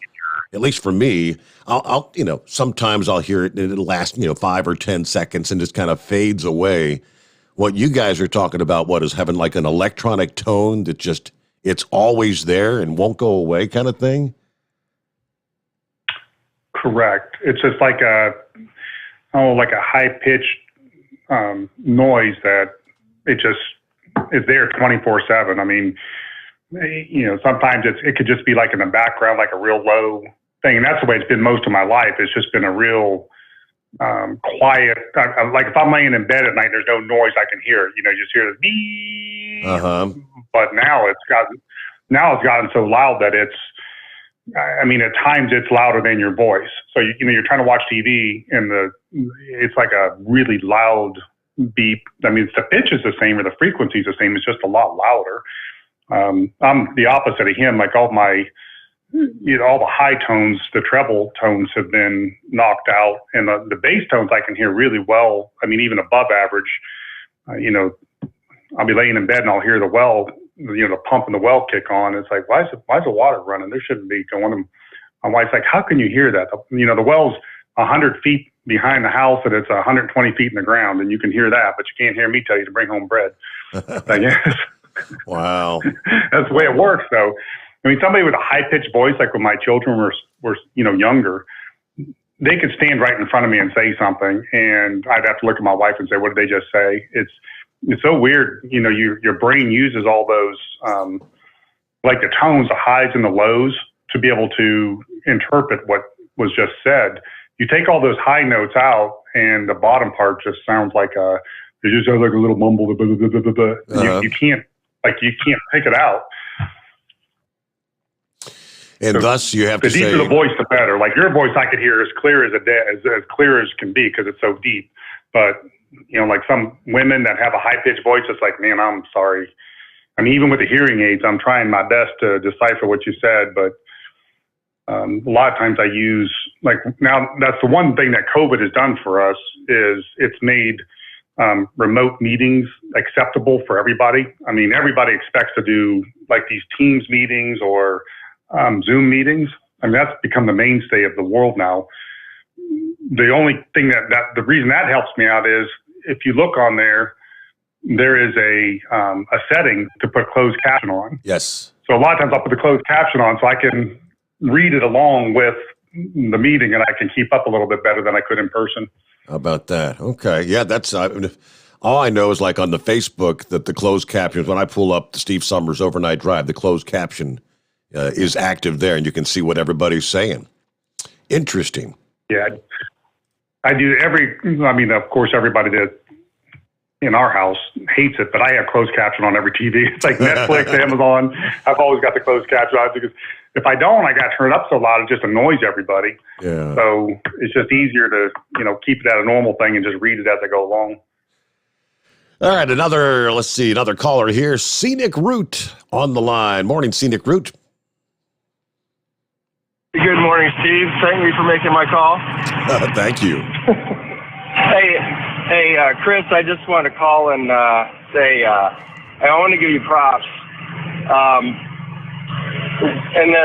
When Steve was on the radio station, his main sponsor would come on every once in a while, and they'd have the trivia thing, and it would bore me to tears. It was so repetitious. Every time I'm always excited to listen to Steve's show, and I would forget the dates that would be on. And when I found out, I go, I have to find alternatives. It was just such a disappointment. And I still have that reflex when he announces, I'm ready to listen to Steve's thing, and then he says, Chris is going to be on. There's a reflex that hits me. I go, oh, shoot, but your story is fascinating. And you have a knack for breaking down what you do and how you've come up with these things that help truckers. You have a way of doing it where normally if somebody would try and explain it, I would just glaze over. But you really have a knack for breaking it down and putting it in layman's terms. And it's really illuminating and fascinating to me. I'm learning so much. Like, I did have that reflex tonight, and I was thinking, oh, great, it's going to be that night. But one of the first things he came up with was how to make hydrochloroquine. And I'm not going to take the vaccine. I've done the cost-benefit analysis. It's not worth the risk. But it's hard to get hold of hydrochloroquine or ivermectin. I mean, my wife and I have been trying, and, going through a process of trying to obtain it. We haven't been obtained it yet, but that could be a lifesaver for me. And the things that you guys are talking about, Steve always has good topics. He always selects good stories to talk about. And the interplay between you and Steve and the callers, I'm learning so much. And I just want to thank you for bringing Steve back. But, by the way, I just want to let you know, I just put Blue Diamond. I've got a Kenworth T800. I just put Blue Diamond in it Tuesday. I do the EDT. And my wife just bought a Jaguar 2.0 diesel. And we're putting your universal secondary oil filter in it, and she's putting in the 15W30 Blue Diamond in it because we plan to have that be her final vehicle. And it's going to last that long because I really do trust your products. They work for me, number one. That's why I trust them. But I just get this, I trust you because you genuinely come across as somebody who cares about the industry and just wants to help people and is driven to come out with the best possible product. And that's really what I wanted to do, Chris, is thank you for being there. Thank you for educating me. And thank you, Steve, for helping me on my career. It's going into 20 years now. I got a couple more years, and I think I want to make it. Between you and Chris, I think I'm going to make it. So thank you. That's great.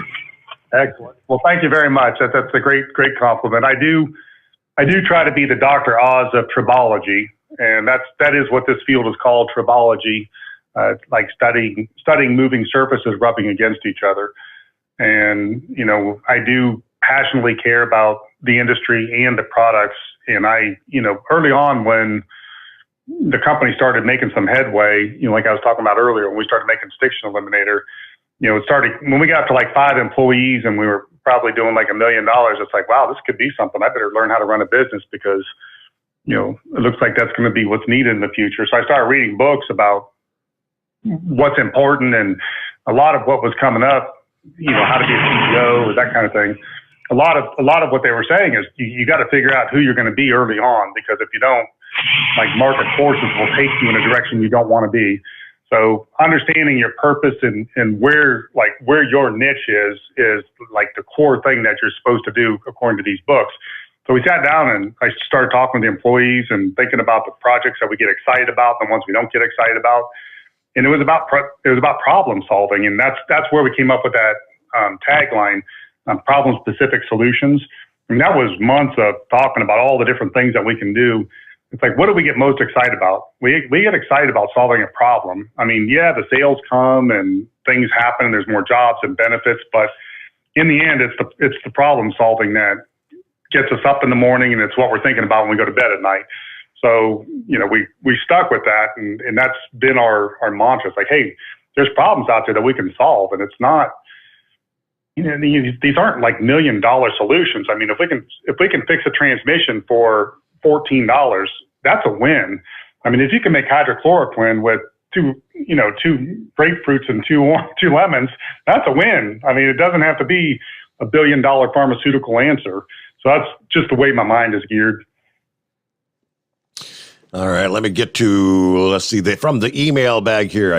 Rob sent this earlier, and I missed it, and I scrolled back down and said, I forgot to share that.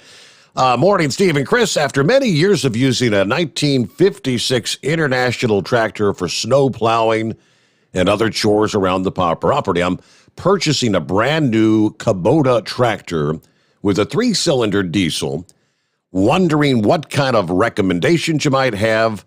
Love all the products and love the show. I have a Kubota tractor. I've had one for years and years and years. They are a solid. I have a Ford also, like a big one.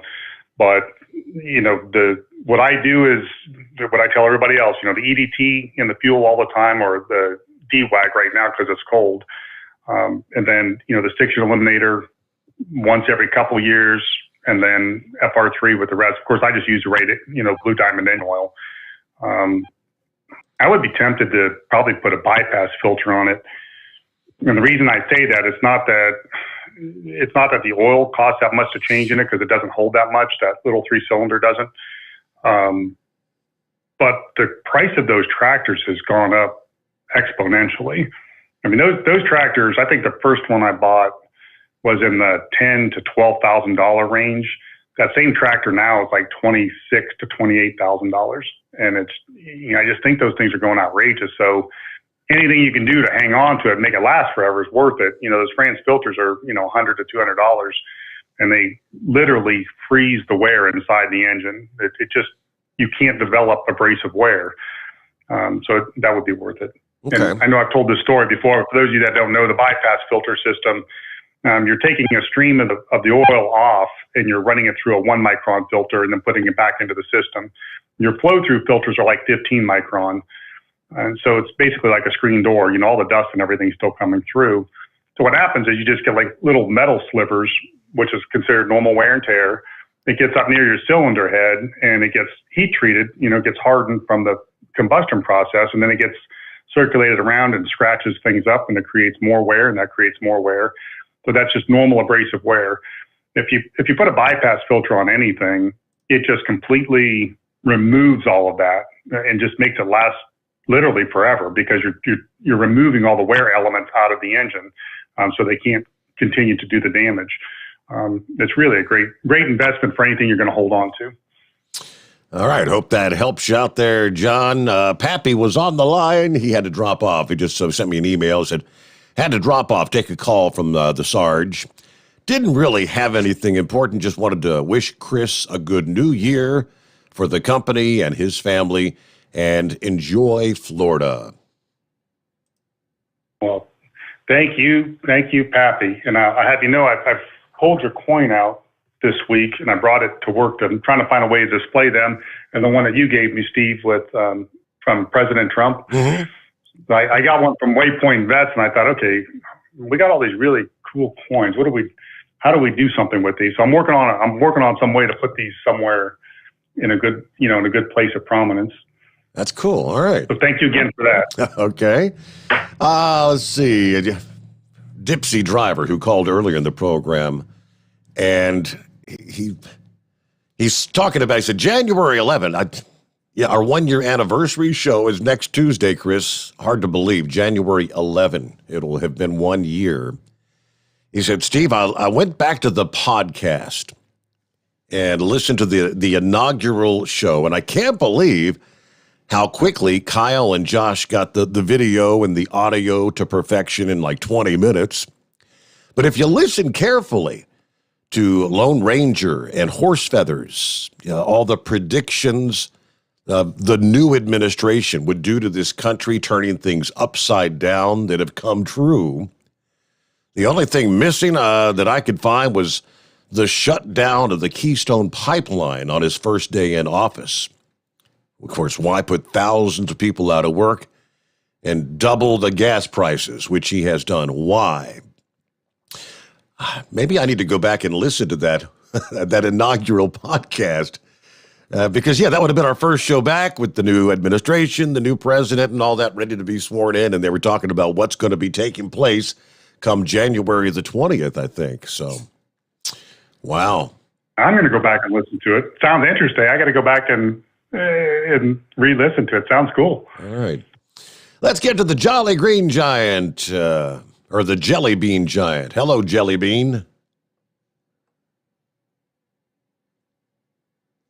Oh, Jolly Green Giant, he dropped off. Must have lost his cell. But looks like he's dialing us right back up there. I see. All right. Meanwhile, if you want to jump in, hey, we got a full hour yet to go. It's 844-844-3388. So let's do a take two here. See if we can get to the Jolly Green Giant. Never tried to pick one up when it's still screening. Uh-oh. Says I hung up on him. We need better equipment, don't we, Steve? We'll have to get on Josh. All right, Mel, well, give us a ring back, Jolly Green. Anyway, so we'll get our top of the hour news update here. And again, headed to our final hour. Plenty of room for you at 844-844-3388. It is the Steve Sommers Overnight Drive, live from the Hot Shot Secret Studios. USA Radio News with Wendy King. Chicago Public Schools canceled classes once again after the district and teachers union failed to agree on whether to allow remote learning during a spike in COVID-19 cases. The Chicago Teachers Union voted to refuse to return to in-person classes after the winter break, taking issue with the COVID-19 guidelines. Chicago Mayor Lori Lightfoot called the CTU vote against in-person learning an unlawful unilateral strike. She said, "We are standing firm and we are going to fight to get our kids back to in-person learning." Investigators think they know what caused yesterday's fire at a Philadelphia row house that killed 4 adults and 8 children. The DA's office has confirmed that a child playing with a lighter near a Christmas tree may have been what started the fire. This is USA Radio News. Trust. Maybe a small word, but with huge ramifications. At Fellowship Home Loans, we want to be the mortgage lender that you trust.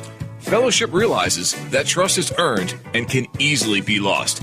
That is why we listen not only to the wants, but also strive to understand the need.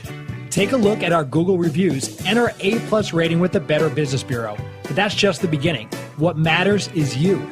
Give us a chance to earn your trust, not just your business. Fellowship Home Loans, 800-804-SAVE. That's 800-804-7283 or online at fellowshiphomeloans.com. We will listen and put together a plan to help make your dreams come true. Fellowship Home Loans, 800-804-SAVE. That's 800-804-7283 or fellowshiphomeloans.com. Fellowship Home Loans. Welcome home.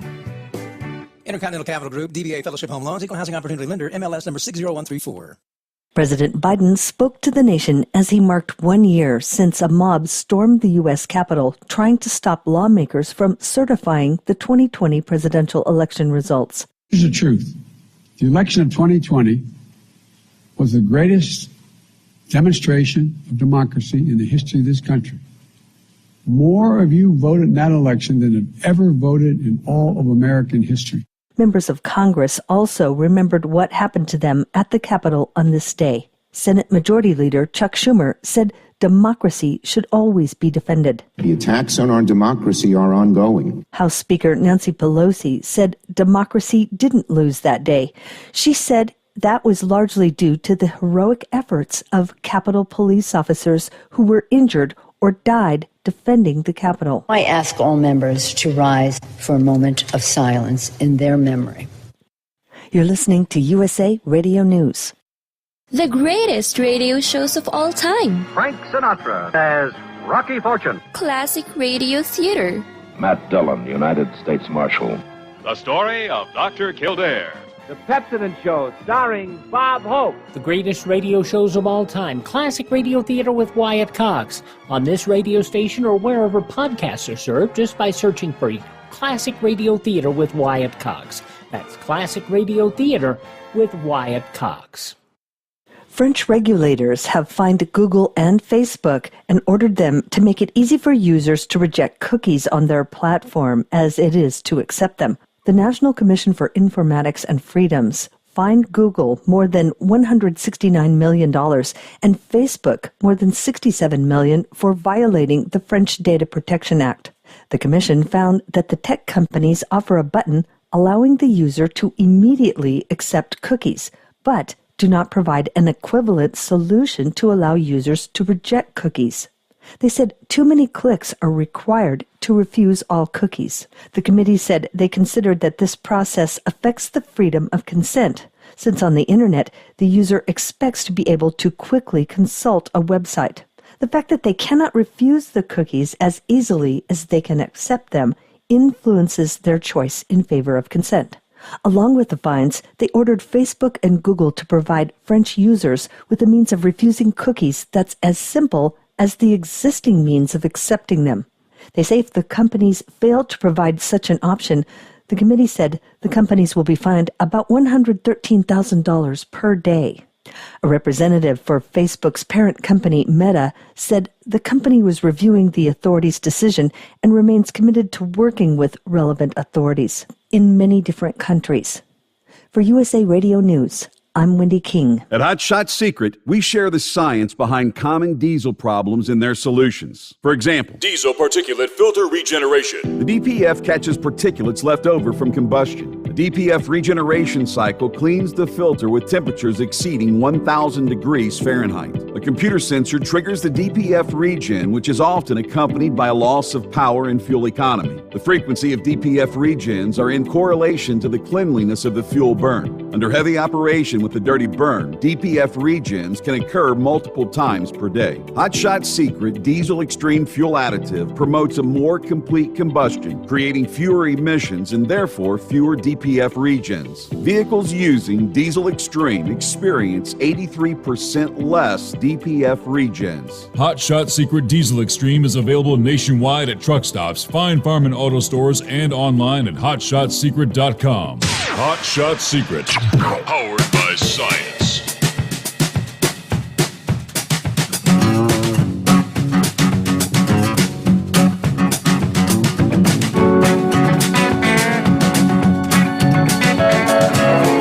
Okay, here we go. Final hour, off and rolling. Yeah, we were talking earlier about the supply chain issues.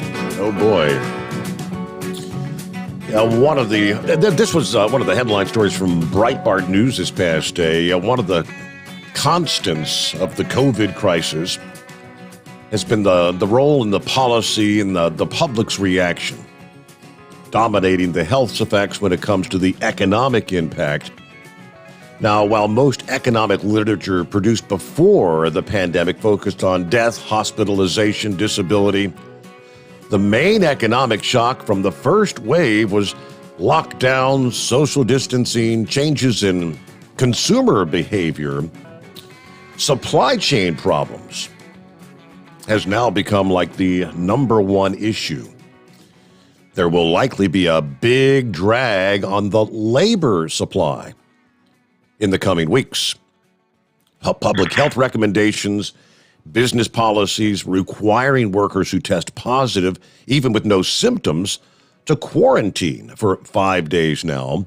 Also recommending anyone exposed to someone who has a positive test to also quarantine for 5 days.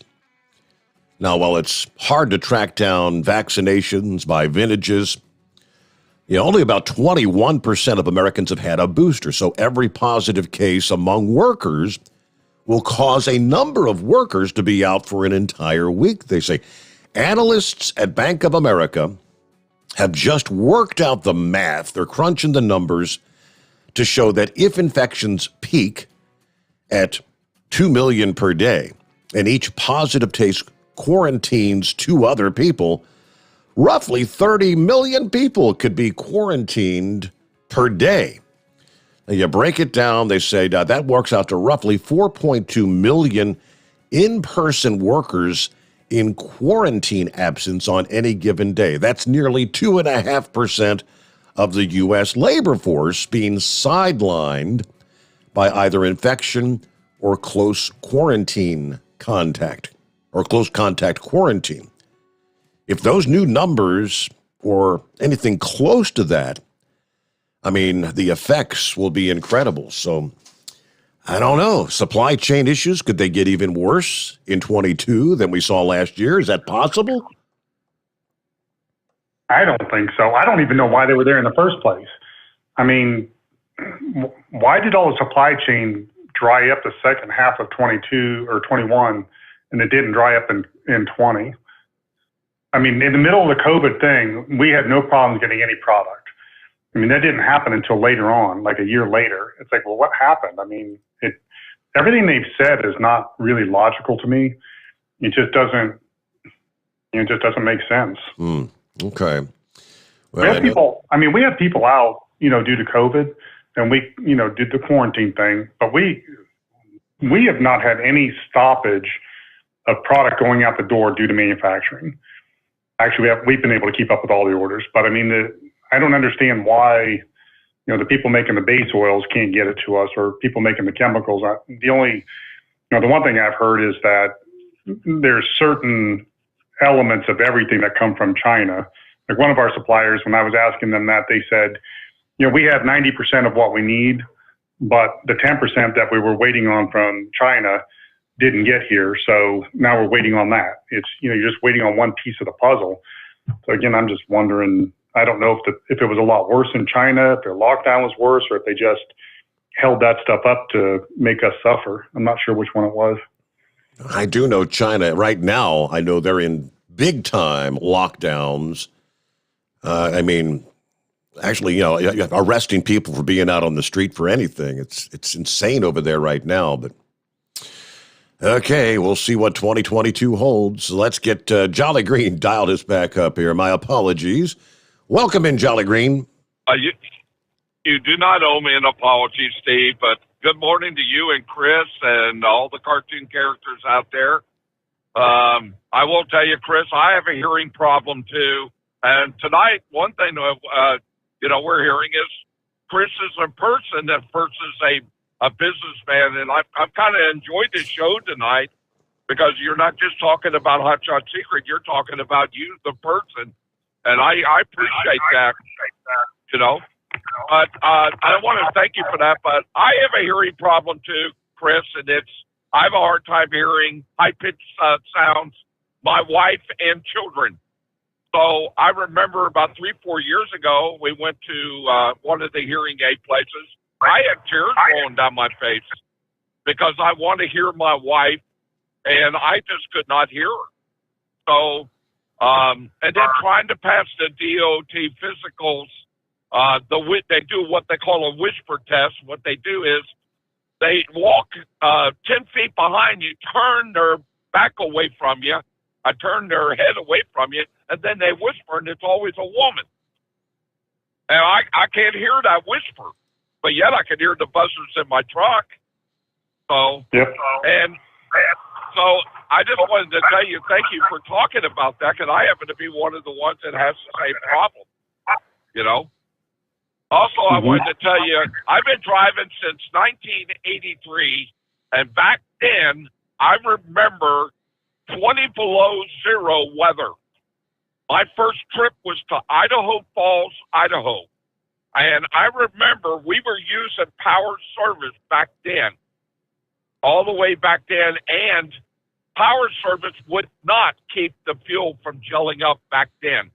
I remember at the truck stop for a week, and all the trucks were gelled up, and we're all staying in the truck stop, staying to keep warm because it was so cold. Then about 2 years later, I went with another company, and they were using Aeronol, which it looks like a red cream soda. And I remember I used to keep a case of that into my side box, and that Aeronol is very similar to that emergency product you were just talking about that you said, I hope you never have to use it. I have a feeling I know what that product does, but that is in case you do gel up. Am I right or wrong? That's correct. It's like the diesel 911. It's made to thaw the fuel out, and it's not something you want to run all the time because it's kind of a dry product and it doesn't hold up forever. It'll get in there and break up that wax and dissolve it. And if you don't do anything 2 hours or 3 hours later, it'll be right back the way it was. So the idea is it's an emergency use product. Okay, and I will tell you that I remember I was running west, and it was in the middle of the winter, and a driver was on the CB radio, and he was asking for help. He was gelling up. I went off the next section, turned around and come back to him, put a bottle of Aeronol in each one of his tanks, and watched his rail pressure go up. It literally was melting that gel or whatever it was. It was actually increasing his rail pressure, and he was ready to go back down the road about a half an hour later. Now, I have not seen Aeronol in years, but when I first met Sex Maniac, and he was at Builders Transport at the time, we were using FPPF back then, which is a product they still use today. Now, my company today treats their fuel with power service after all these years. And getting Sex Maniac and I, neither one of us likes power service at all. The thing about the trucks today, versus back then in 1983, that we have fuel heaters. So our trucks normally, Chris, do not gel up. Mm-hmm. And yes, our company is treating their fuel, but I don't know what I know that they're putting power service in the fuel, but I don't know what else, if they're using blended fuel or what they're doing. I have no idea. Power service is certainly the name to beat. They're the largest company out there. That's not, I don't want to say this, they're not just retail oriented. So Howes is a retail product. You won't find any serious fleet using Howes. It's made to be sold at truck stops. Power Service has two versions. They have a retail version, and then they have a fleet version that they sell through distributors direct. So they kind of play both sides of the field. We didn't do that. I mean, we just sell. We have one product. It's the best we can make. We've tested it across the board, and if it could be made any better, we would. We're always checking it and changing it and trying to make it better. But one of the things that's kind of interesting about the anti-gel thing is there's another product that's come up, or another problem that's come up in the last 10 years, and it's the wax settles down. So like a lot of the technology, I think it's vinyl acetate is what we're using to keep the wax in the fuel from coagulating. So the way to explain that is once it starts getting cold, the wax that's already in the diesel fuel starts to come together and crystallize. So it's going to be there anyway, but what happens is it creates a piece that's large enough to block a filter. Now, a lot of the pour point suppressants will break that up and keep it from being able to stick to each other. So what we do in essence is we break it down into little tiny microscopic pieces of wax, and then we coat it with lubricity additive so that they can't come together. They just bounce off each other like two helium balloons bouncing off each other. They can't stick. Now, one of the problems that we've seen in the last couple of years since ultra-low sulfur diesel is some of those particles will drop down to the bottom of the tank. So I remember when we were selling like bulk additive back in the 90s, in the early 2000s when this first started happening. Everybody knows that, like whenever a truck would gel up, you'd look inside the tank and it's floating on top. It looks like white Crisco grease and it's just floating on top, it's gelled up. Well, this was different. This was on the bottom of the tank, and they're saying, I gelled up. I was like, well, where's the wax? It's on the bottom of the tank. I said, well, that doesn't make sense. Wax floats. It doesn't sink. So it was a new problem that had come up, and we weren't quite sure, but they came up with a solution with it. It's called WASA. It's wax anti-settling agent, and it's almost as much as a pour point suppressant. So it almost doubles the cost of your additive, which is why almost nobody uses it. But it's an important ingredient because if you have a fuel that has this problem where you have the wax settling to the bottom, you have to use the WASA or nothing else will help it. So it's one of those things that we put in. We found out that it was what the U.S. military uses in their jets, and we're buying it from the same supplier that they're getting it from. And it's, we did the test with and without it, and we went through the whole process. And it's like, okay, if we want to have the best, this is what we got to do. And then we just attacked, we approach every little piece of this. Okay, so where's the wax? Where's the wax anti-settling? How much lubricity does this have? How much cetane? I mean, at a certain point, we got to make decisions. Do you want more lubricity or more cetane? Because there's not enough room in there for both of them. So some of those things are judgment calls. But in the end, we're trying to put out the best product that will absolutely fix all of that. I don't know if that helps any, but if you look for anything that says WASA on it on the shelf, that's really the better product. Yeah, I appreciate it, Chris. Our company makes all those decisions, and I remember back in the 80s, they were using diesel #1 during the winter. I don't know what companies do today, to be honest with you. They call it blended fuel, but I don't know what's in that fuel, to be honest with you, Chris. Yep, that was common practice. That was 30% #1 and 70% #2. And when we first came out with additives and started selling them, we were basically trying to convince the fuel jobbers that this was a better way than a 70-30 split. And I mean, nobody was using additives at that time. And of course, if you're older, you remember back then we used to have red fuel. Red fuel meant it was premium. And if it was clear, it was just regular fuel. That was before ultra low sulfur. Then they changed and they took the sulfur out, and red fuel became off-road, and on-road had to be clear. So it was really difficult to signify if there was an additive in there. So back then when I was selling drums and totes of additives, it was dyed. Red, green, blue, depending on who I was selling to. And that was their trademark. If it was a BP Supreme, it would have been green. If it was Landmark, the co-ops, it was green. If it was a regular marathon jobber, it was red. So that additive had to have a dye in it. So if you were filling your tank up, you knew that it had been treated. Well, now we can't do that. So they said you're not allowed to put dye in the fuel anymore. So that just kind of threw that whole thing under the bus. Yeah, I appreciate that, Chris. I just wanted to thank you. I do listen, when you're on the show sometimes. So I didn't even know what Hot Shot Secret was until Steve Show come back on the air. I just thought you guys were the gooseneck flatbed trailer going down the road, That's where the name came from. I'm glad you're finding that funny, but I actually said that to you last year, and I can't believe it's been a year. It has been a good time getting to know some of the various people that called in to Steve, and we've had been through a few things together, but it's been a great year. And been a bad year too. But either way, you guys have a good night. I will be listening, okay? Have a good night. Thank you much, John the Green Giant. And I already told him Happy New Year half dozen times. All right, about 19 past the hour. Heat Wave got you coming up here, and room for you at 844-844-3388. Back into the Steve Sommers Overnight Drive live from the Hot Shot Secret Studios. You're listening to the Overnight Drive with Steve Sommers. It's coming. Crisp fall mornings turn bitter cold. As you fire up your diesel, you can see your breath on the inside of the cab.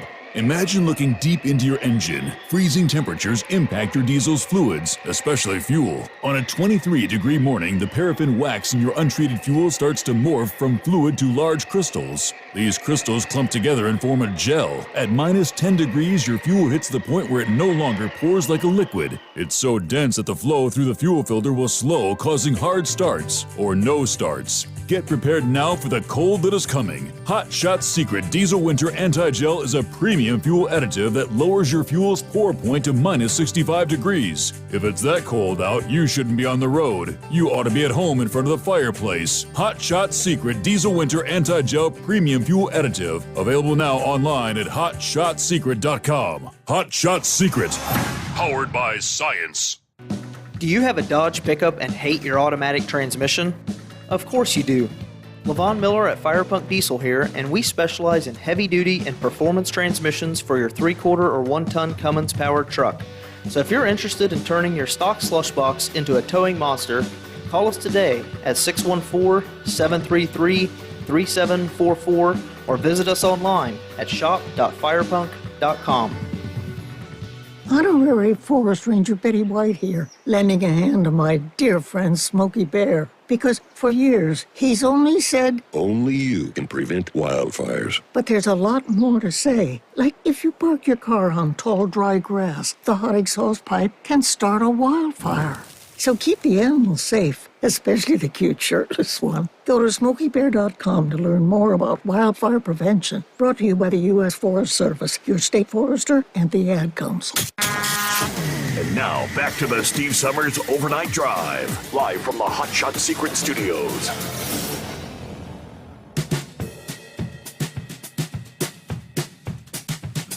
Yeah, how about the loss of Betty White there on New Year's Eve, Chris? That was sad, huh? I know, just 2 weeks before her 100th birthday. I mean, 2 weeks before the 100th birthday, she would have been 100 years old. And, that would have been cool. And just thinking back of what she endured in her lifetime, what all that she had been through. What World War I, World War II, Korean War, Vietnam War. I mean, all those, the Great Depression. What a different world she left than what she came into nearly 100 years ago.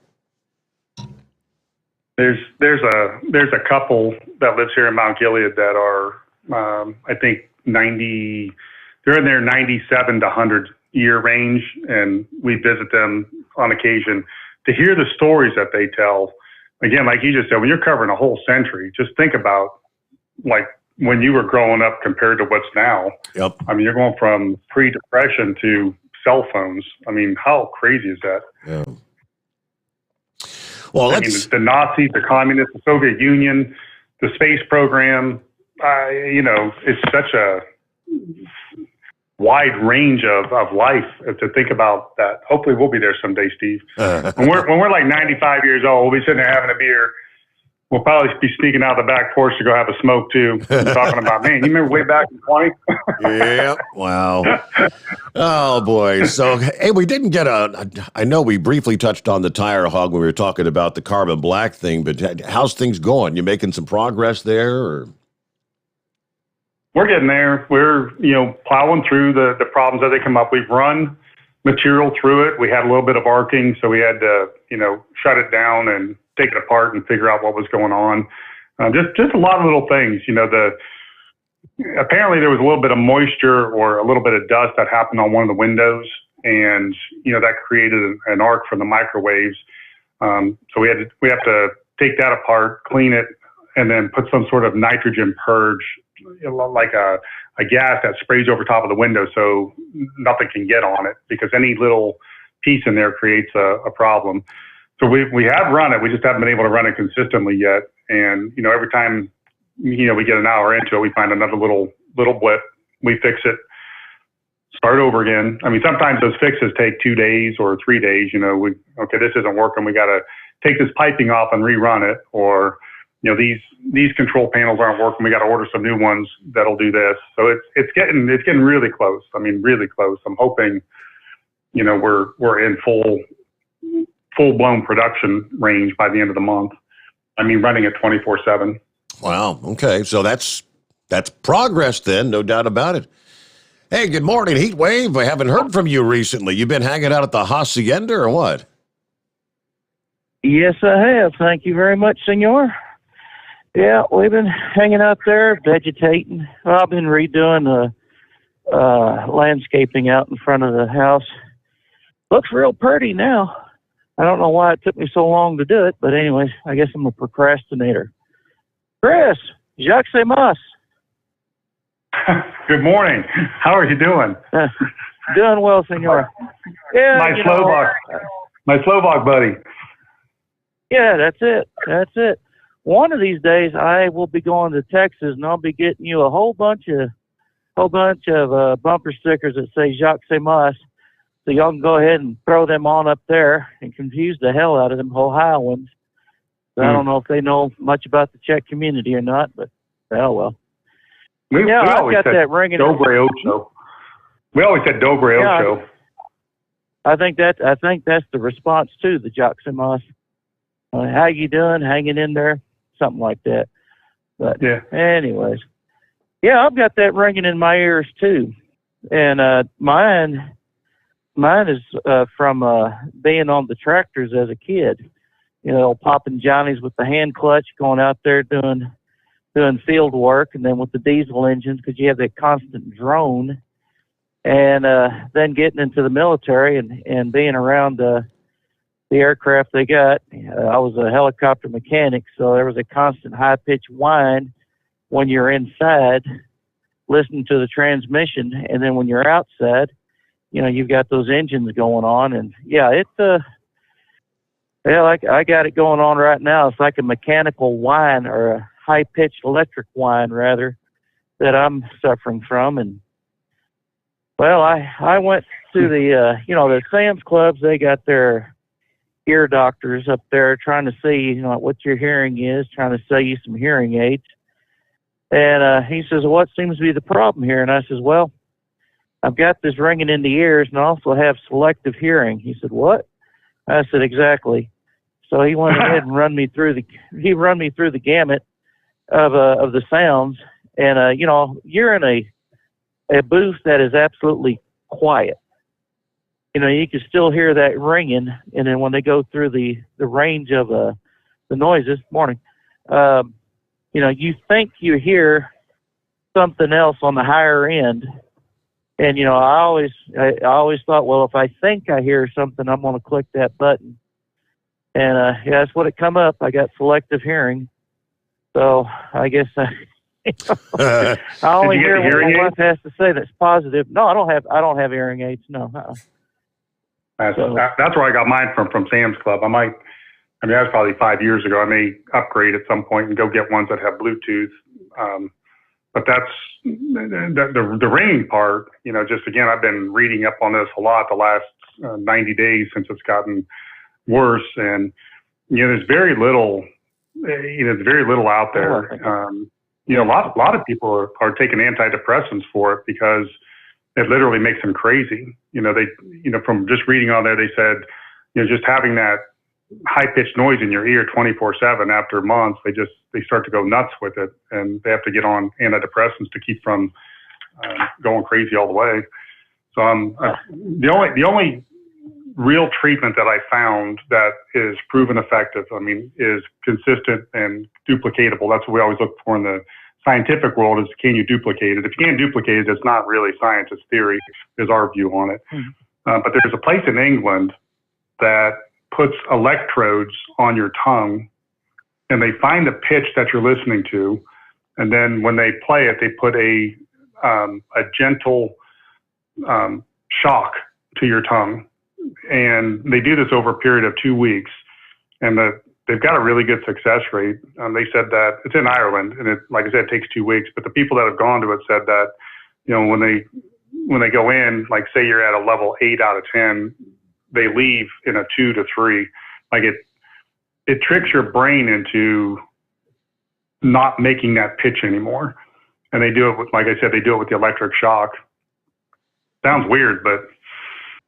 Well, really, we could do that here on our own using 9-volt batteries, sticking that to our Believe me, I thought about it. I'm sitting there reading that. And I was thinking, okay, can I do this? How can I make a machine to do this? But yes, it has occurred to me that I could do that.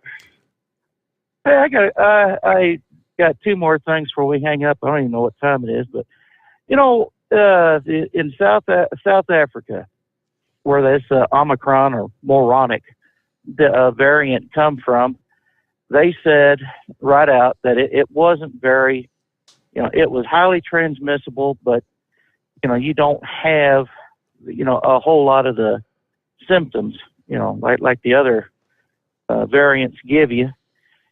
And, they were questioned time and time again. Morning.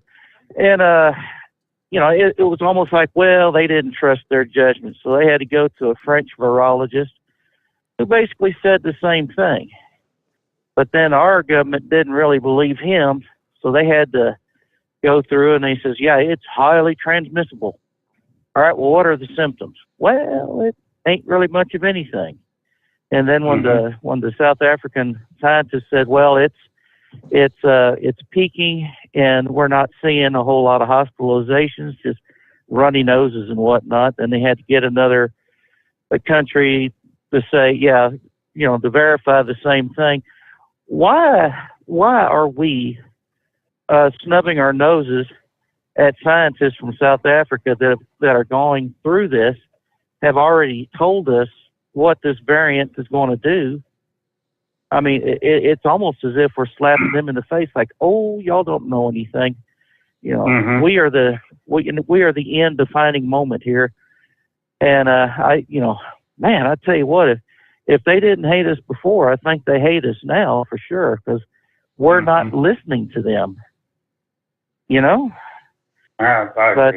agree. And, and the thing to keep in mind is if you get Omicron, you can't get the original COVID-19. That gives you immunity against it. So that's, talking, Steve, what we were talking about earlier about where we're going to be at in March.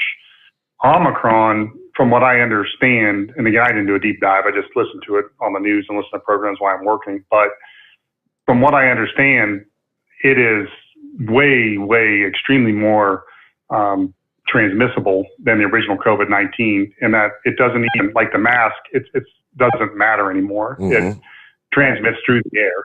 It's just airborne. It's not water droplets. It's just in the air. Right. Well, I mean, this could be the cowpox to the smallpox.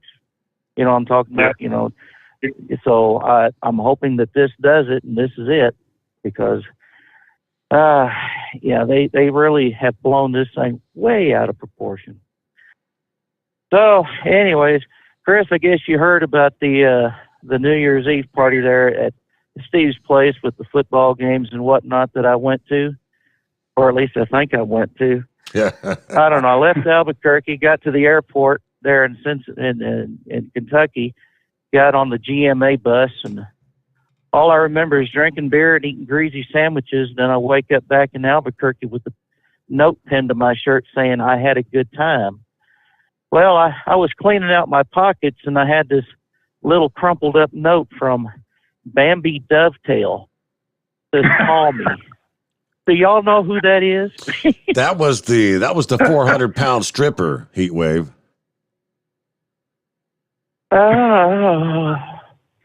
Lord have mercy. Bambi Dovetail? Bambi Dovetail, yes. Yeah, you thought she was smoking a hot, Heatwave. Come on now, you don't remember? No, I don't. Steve, I got to come to these parties, man. I feel like I'm missing out on something. Yeah, you got to remember. Go back and listen to Willie Nelson's 10 with a 2, Heatwave. That's what you did. Yeah. Oh, yeah. I most certainly did, I guess. Well, I'm gonna skip the party for the 1-year anniversary, but I'll be there for the Super Bowl. That ought to be a real fun party to go to. Well, folks, my load is ready, so I'm going to have to let y'all go. It's always a pleasure talking to you. Thank you much, Heatwave. Y'all have a good night. Yeah, last night I came home with the 10, but this morning I woke up with the 2. That was the old Willie Nelson song. All right, we're a little behind. Get our news break in here, and it's 844-844-3388 Friday morning here, the Steve Sommers Overnight Drive live from the Hot Shot Secret Studios. USA Radio News with Wendy King. Members of Congress remembered the first anniversary of the insurrection with a candlelight vigil on the steps of the Capitol. A pro forma session was held in the House. One of the few Republicans that attended was Wyoming Congresswoman Liz Cheney and her father, former Vice President Dick Cheney. The future of the country is at stake. Right. And there are moments when we all have to come together in order to defend the Constitution. President Biden had strong words about the Capitol riot. Speaking from Statuary Hall at the Capitol, he said the country is now at an inflection point. We're engaged anew in a struggle between democracy and autocracy, between the aspirations of the many and the greed of the few. In a statement, former President Trump said President Biden is trying to divide America to distract from failed policies. This is USA Radio News. Hi, this is Dr. Joel Wallach, and I want to tell you that arthritis is not a genetic thing. It's not a disease of aging. Neither is osteoporosis. Get a hold of my book. It's all in your head. It goes into the 25 different diseases you get when you have osteoporosis of the skull. These are all reversible. You take the Healthy Bone and Joint Pack, the MSM, vitamin D3, stay away from all the bad foods, including gluten, and guess what? You'll regrow all your bones, including your skull and your legs and your hips and everything else. Contact us at usaradiohealth.com. That's usaradiohealth.com. Mike Lindell, the inventor and CEO of MyPillow, wants to give back to listeners. You can get great discounts on all MyPillow products if you go to MyPillow.com. Click on the radio listener special. Deep discounts on all MyPillow products, like the buy one, get one free special on Giza Dream Sheets. All MyPillow products come with a 60-day money-back guarantee, 10-year warranty. Call 1-800-951-8175 or go to MyPillow.com. Click on the radio listener special. Use my promo code USA. You're listening to the Overnight Drive with Steve Sommers. Drivers, you demand that your equipment's reliable and dependable, and that also applies to your headset for communication. Well, our friends at Stellar Electronic have you covered. The Pluto Duo headset bundle is the best communication headset you can find in the industry. No matter the challenging environment you're driving in, the Pluto headset will make you sound crystal clear all the time thanks to their 99% noise cancellation. And the Duo's not only a stereo converter for the headset, but also a power bank so you can charge as you go. Learn more at StellarElectronic.com or visit them on Facebook. Do you have a Dodge pickup and hate your automatic transmission? Of course you do. Levon Miller at Firepunk Diesel here, and we specialize in heavy-duty and performance transmissions for your 3-quarter or 1-ton Cummins-powered truck. So if you're interested in turning your stock slush box into a towing monster, call us today at 614-733-3744 or visit us online at shop.firepunk.com. It's coming. Crisp fall mornings turn bitter cold. As you fire up your diesel, you can see your breath on the inside of a cab.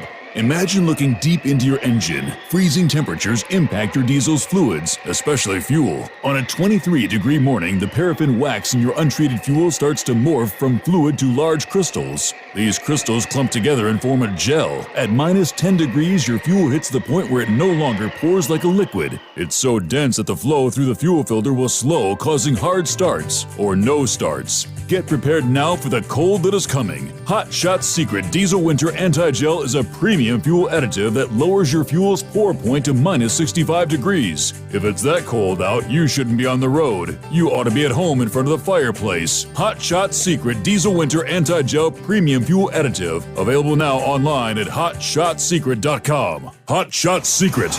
Powered by science. Attention all truckers, Dean Michael, the tax doctor here. I want to talk to you about those dreaded tax problems. I know you want to keep on trucking and not even think about them. Well, let's face it, they're not going away all on their own. You need professional help. I've been helping truckers put their tax problems in the rearview mirror for years. I can help you too. Call me for a free consultation at 888-632-4506 or go to mytaxhelpmd.com. It's like I always say, keep your eyes on the road, I'll keep mine on the IRS. 888-632-4506. After a long winter road trip, there's nothing like coming home to a warm, comfortable home. Hi, I'm Steve with USA Insulation. When we put our foam in your walls, it's like putting a coat around your entire home. It keeps the cold air out and the warm air in. We're getting homes ready right now for winter, and we have $1,000 savings for everyone But because we love our truckers, we're going to give you an additional $250 discount for mentioning the show. 1-800-USA-FOAM or USAinsulation.net. Hey, Dad, your prescription will be ready in just a minute. Hey, Dad, your laundry will be ready in just a minute. Dad, your lunch will be ready in just a minute. Hey, honey, why don't you take a minute? When you help care for a loved one, you give them as much time as you can, making sure they're safe and comfortable. But it's just as important that you take some time for yourself. At AARP, we can help with information and useful tips on how you can maintain a healthy life balance, care for your own physical and mental well-being, and manage the challenges of caring for a loved one. Because the better care you take of yourself, the better care you can provide for your loved one. Thanks, Dad. Thank you. You're there for them. We're here for you. Find free care guides to support you and your loved one at aarp.org/caregiving. That's aarp.org/caregiving. A public service announcement brought to you by AARP and the Ad Council. And now, back to the Steve Summers Overnight Drive, live from the Hot Shot Secret Studios.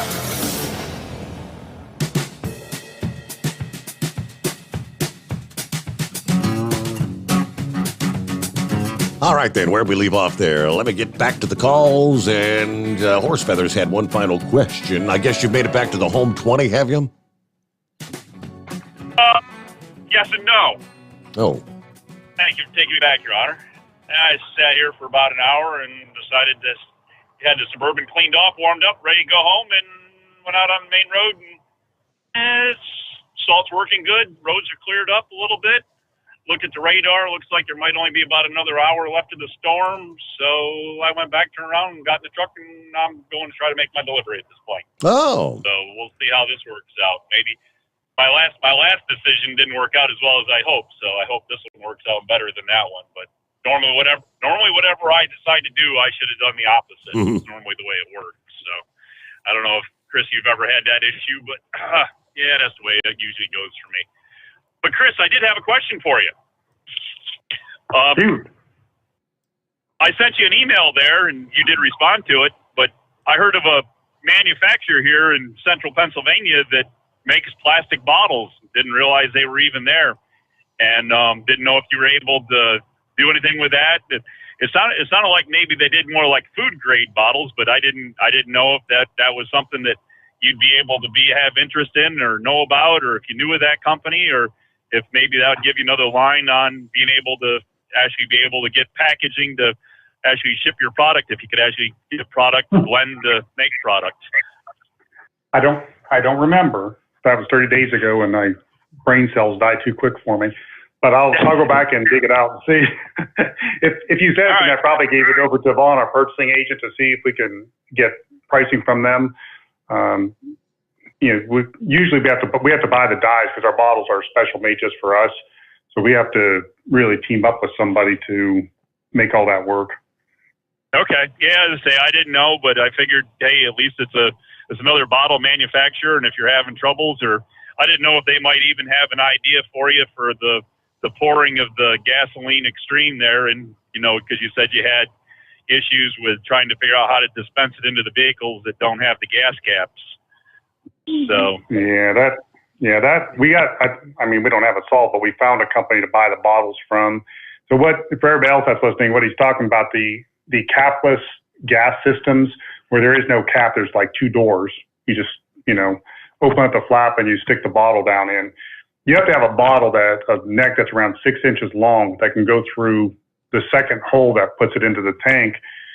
And because that little flap is spring loaded, it catches on the threads of the bottle.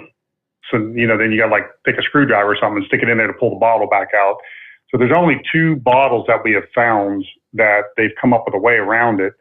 And they're both patented. So, we have to buy it from somebody that is paying the licensing rights. But what they do is put, if you're looking at the neck of a bottle and you took a file and took one little section and filed off the threads of it, the cap still would screw on, but that part wouldn't have it. So you can turn the bottle to where the flat part is and pull it out where the flap is. So that's been our holdup, is coming up with a bottle, but we found one that we can buy and, get that part of it done. So we're working on that, getting labels made for it and samples and getting it all put together. It's all right. Crazy. It's crazy the stuff you come across. I mean, it seems like it should just be easy, you know, put it in the bottle and put it on the shelf. But man, there's a lot more work than that. So anyways, I did want to thank you for the Christmas party there. It was quite the time there, and seeing Kyle and Josh. Yeah, seeing Kyle and Josh dancing on the tables, that was an unexpected. I don't know, was that a treat or not? It was kind of scary there for a little bit, but anyways, there, and the only other thing there was the airline you used. I thought I was going to be getting like a, you know, just one of those, you know, possibly a commercial line, or you know, maybe you know, one of the stepped up, maybe you know, one of the, you know, the smaller jets and that, but I didn't expect to see Maverick and John the Monkey with their tri-motor Ford. That was a little bit of a bumpy flight back and forth there, that old tri-motor Ford there. And I don't know if they got some, you know, stiction remover in that or what they did, but it seemed to run better on the way back than it did on the way out. Maybe we got some stiction remover in John the Monkey, and that helped make things work out better. I don't know, but anyway. But I'm glad we were able to accommodate you. Absolutely there. So it was a good time, and we'll definitely be looking forward to the next one of those. So anyway, thanks a lot for all that, and we'll let you all go. And the snow seems like it's cutting out here, as I say, maybe the next hour or so by the radar. So knock on wood. I hope you made the right call. We'll find out come Monday morning, won't we? Next up, Arthur, I believe, is on the line. Is that correct? Is this Arthur? Yes. Good morning. Morning. Yeah, I'm in here in Illinois. Last I checked, I had like -7. So, but chilly here. My question is, I noticed that they got some lawsuits, I guess, coming up. The GMs, they got these lifters, I guess, in these new trucks. I think it's in the 5.3, the 6-liter, and the 6.2. Whenever they get a part problem like that, there's some kind of a pin in there or something. They're getting some kind of they get stuck in weird positions, and it's all to do with that variable, cylinder deactivation. I was just wondering if, when they get parts like that, is there any kind of lubrication that would even help it? Yes. You know, we've been doing testing on those. If it's the same one, I think they call it LS engine. So what we found is from customers like you, or just people that called in and told us this is a problem, and we told them to use 20 ounces of stiction eliminator. I'm telling you what, it takes the problem away immediately. We had a Chevy Avalanche in the parking lot, and it sounded like an old diesel motor was ticking so loud.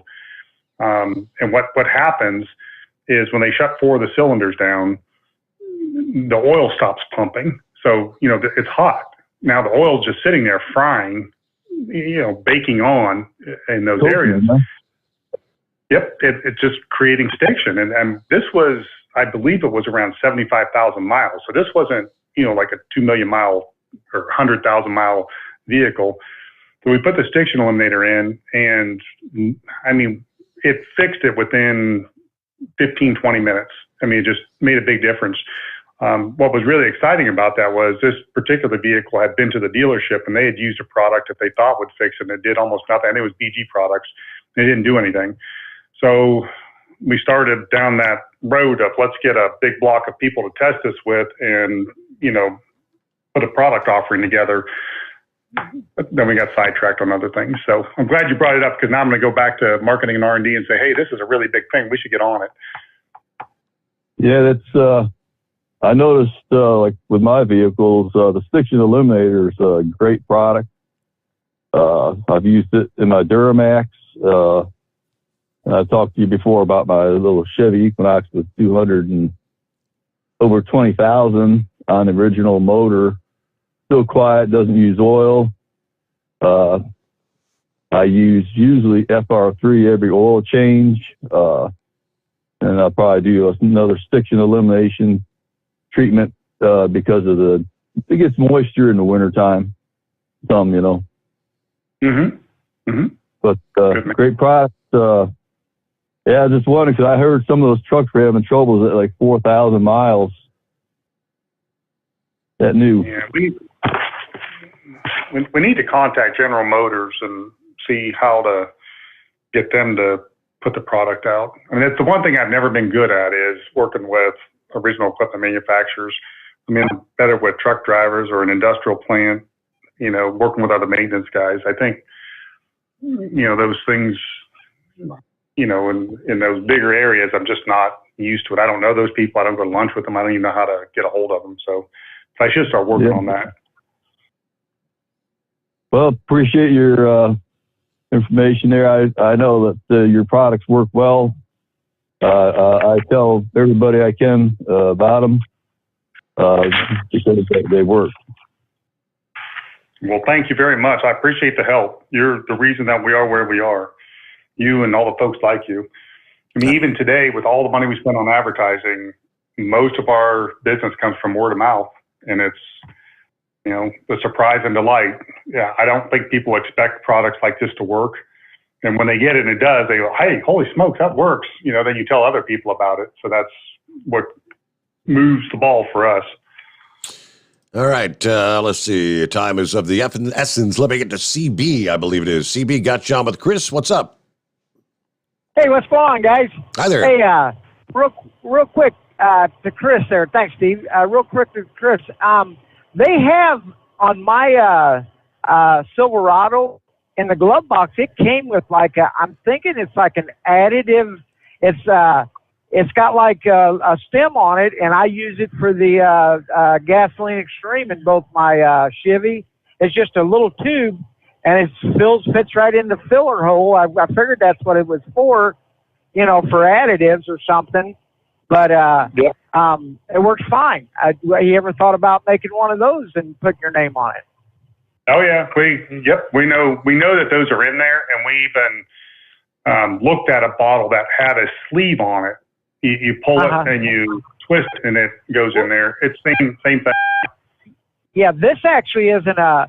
I mean, this is just a little stem that sticks in there, and like I said, it works fine. I mean, you have to pour it a little slower than anything, but it works fine. You know. Yep. And the other question I got for you, real quick, is I've always put, well, of course, in both the Terrain and the Silverado, I've put that FR3 in it, but I hear you keep talking about maybe every other oil change putting Stiction Eliminator in it, or should I just keep staying with the FR3 in them all the time? No, I'll just stay with the FR3. You're doing fine. So normally I go with Stiction Eliminator the first time somebody's used our product if their vehicle has over 100,000 miles, because I want to clear out anything that's in there. So, I mean, if you're using FR3 across the board, it's keeping everything clean. You should be able to go in there with the scope, and it should look like a brand new engine. Yeah. Now in that Pacifica I got, I've always used the Stiction Eliminator. Now, should I change it? I mean, it's only got 50-some thousand on it, but I've always used the Stiction Eliminator in it. Yeah, you could next time switch over to the FR3. It'll do just as good a job, and it'll cost probably half as much money. Okay. Well, the question being then is, should I just, when I buy the products, I mean, I buy both the Stiction Eliminator, so I'm just going to go start buying FR3 then, right? Correct. That would be my advice. Yeah. I bought the transmission stuff there, but I have not yet tried to put it in that Chrysler because when I went to look on a YouTube video, that's a little bit of work to try to get that plug out there to put it in there. Yeah, you got to take the computer box. Well, they're showing me to do it. I'm thinking more like taking a big extension on something and getting down there, but it's just showing taking the electrical box, the fuse box out of it and everything. I'm going, that's a little bit rough. Yeah. Yeah, that doesn't sound good. There's no dipstick on it? No, it don't have a stick on it. It's a 2017 Chrysler Pacifica. So it's probably all sealed up and everything? Yeah, but it shows where the plug's at on the top of the transmission. Now, let me ask a question. It shows that, should I just add some of that to it, or should I try to drain some of that out of there first? It's got 50,000 miles on it. I believe you can just add it. That thing has so much capacity. You should be able to do it. And I think, I'll have to go back and look, but I think we did a video on how to do it, how to put it in, like in a Pacifica. Okay. I'll go look then. Yeah, I just remember seeing the mechanic out. We have a studio here with a lift, and he had it up, and I just was passing through and asked, they were filming it, and I said, what are you guys doing? He goes, we're showing everybody how to put the transmission stiction eliminator, the shift restore, into a transmission that doesn't have a fill tube. Yeah, because what I was trying to do is figure out how to get a filler tube down there to when I get it open, to get it down in there, to get it in there. Because if I got to take that off there, if I don't have to take it off, I might have to have a long hose to put in there. Yeah. Yep. But I appreciate you guys. Thank you, and thanks for taking my call. Hey, you got it. Thank you very much. Hey, we only got time for maybe one more caller here, almost up to the 5 o'clock hour. Bob, I believe, checking in about a Mack transmission. Is that correct? That's right. Good morning, Steve and Chris. Yes, I'm experiencing a major problem when you put it in reverse. When I back up, and I haul 100,000 pounds, and when I'm backing up, the transmission seems to like be surging, and it's like kind of slips and surges. Do you think there's any chance that shift restore might help that? It's an automatic? Yes. Yeah, that's a CH model. I'm not sure exactly what model it is. It's 12-speed automatic. I would bet money on it. And if you want to try it, I don't know how much fluid's in there. As everybody, if you don't know this, we have a money-back guarantee, and it's a no-hassle money-back guarantee. My philosophy since we started doing it is, we're here to fix a problem. If it doesn't fix your problem, you probably have a bigger expense bill in front of you. So, if it was a $50 thing, I don't want your $50. I'd rather you have it and then go get fixed whatever needs fixed. But I would put like a 90 to 98% chance that it would fix it, because the surging, my guess is that, it's the pump and the oil is getting caught up and dragging, like it's coming in pieces or different volumes over different seconds. So once we smooth that out and clean up those passageways and everything, I'll bet you anything. Try it, call back next week and say, holy smokes, this thing is just perfect. It's just like brand new again. That's what should happen. I absolutely would. Thanks a lot, Chris. All right. Thank you. Welcome. Thank you. Let us know how it works. All right. Well, with that, Chris, looking at the clock, we've got a bid adieu for our first visit of the new year. We do. We do. And next week is a 1-year anniversary, right? January 11, which I believe is Tuesday morning, Monday night, Tuesday morning next week. Yes. Okay. I've got to stay up then. I got to call in. All right. Well, we'll look forward to that. Yeah. We don't have anything real big planned or anything. Yeah. I remember for the 100th episode, Kyle had worked out. We did a bunch of giveaways and all that. Had some prize packages and gift cards and fun stuff. But it's a year old now. What's a year? Hey, let me work on getting a gift or a guest speaker. Maybe we can get Trump to call in. That would be spectacular. Yes, sir. All right. Wouldn't that be awesome? That would be so cool. Yes. It'd be huge. Huge.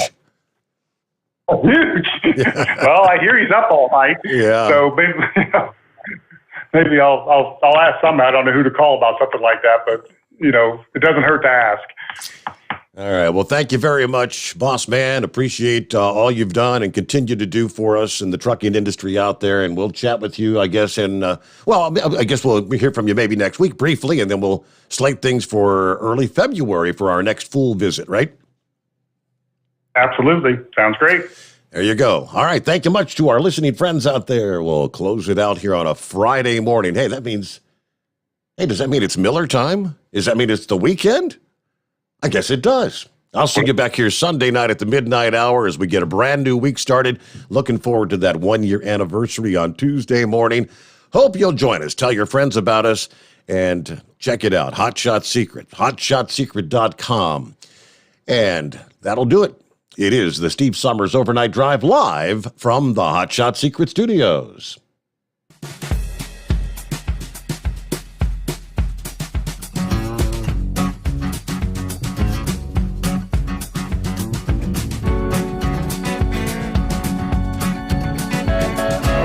You'll never guess the places that I've been. You never guess the places that I've been. 'Cause everything is like a dream, yeah, but only in that dream that I live in.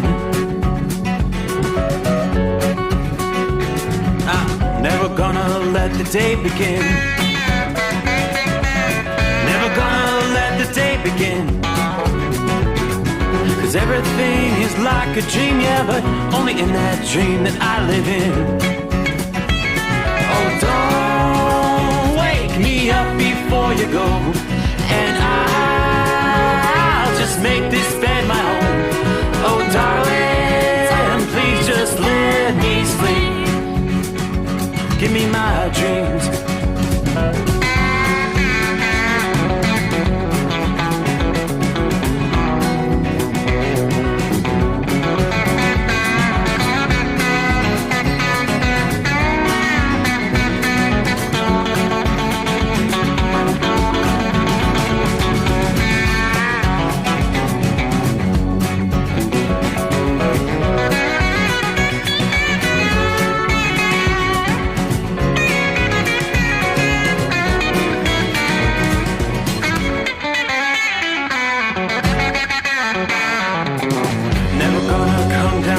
Above,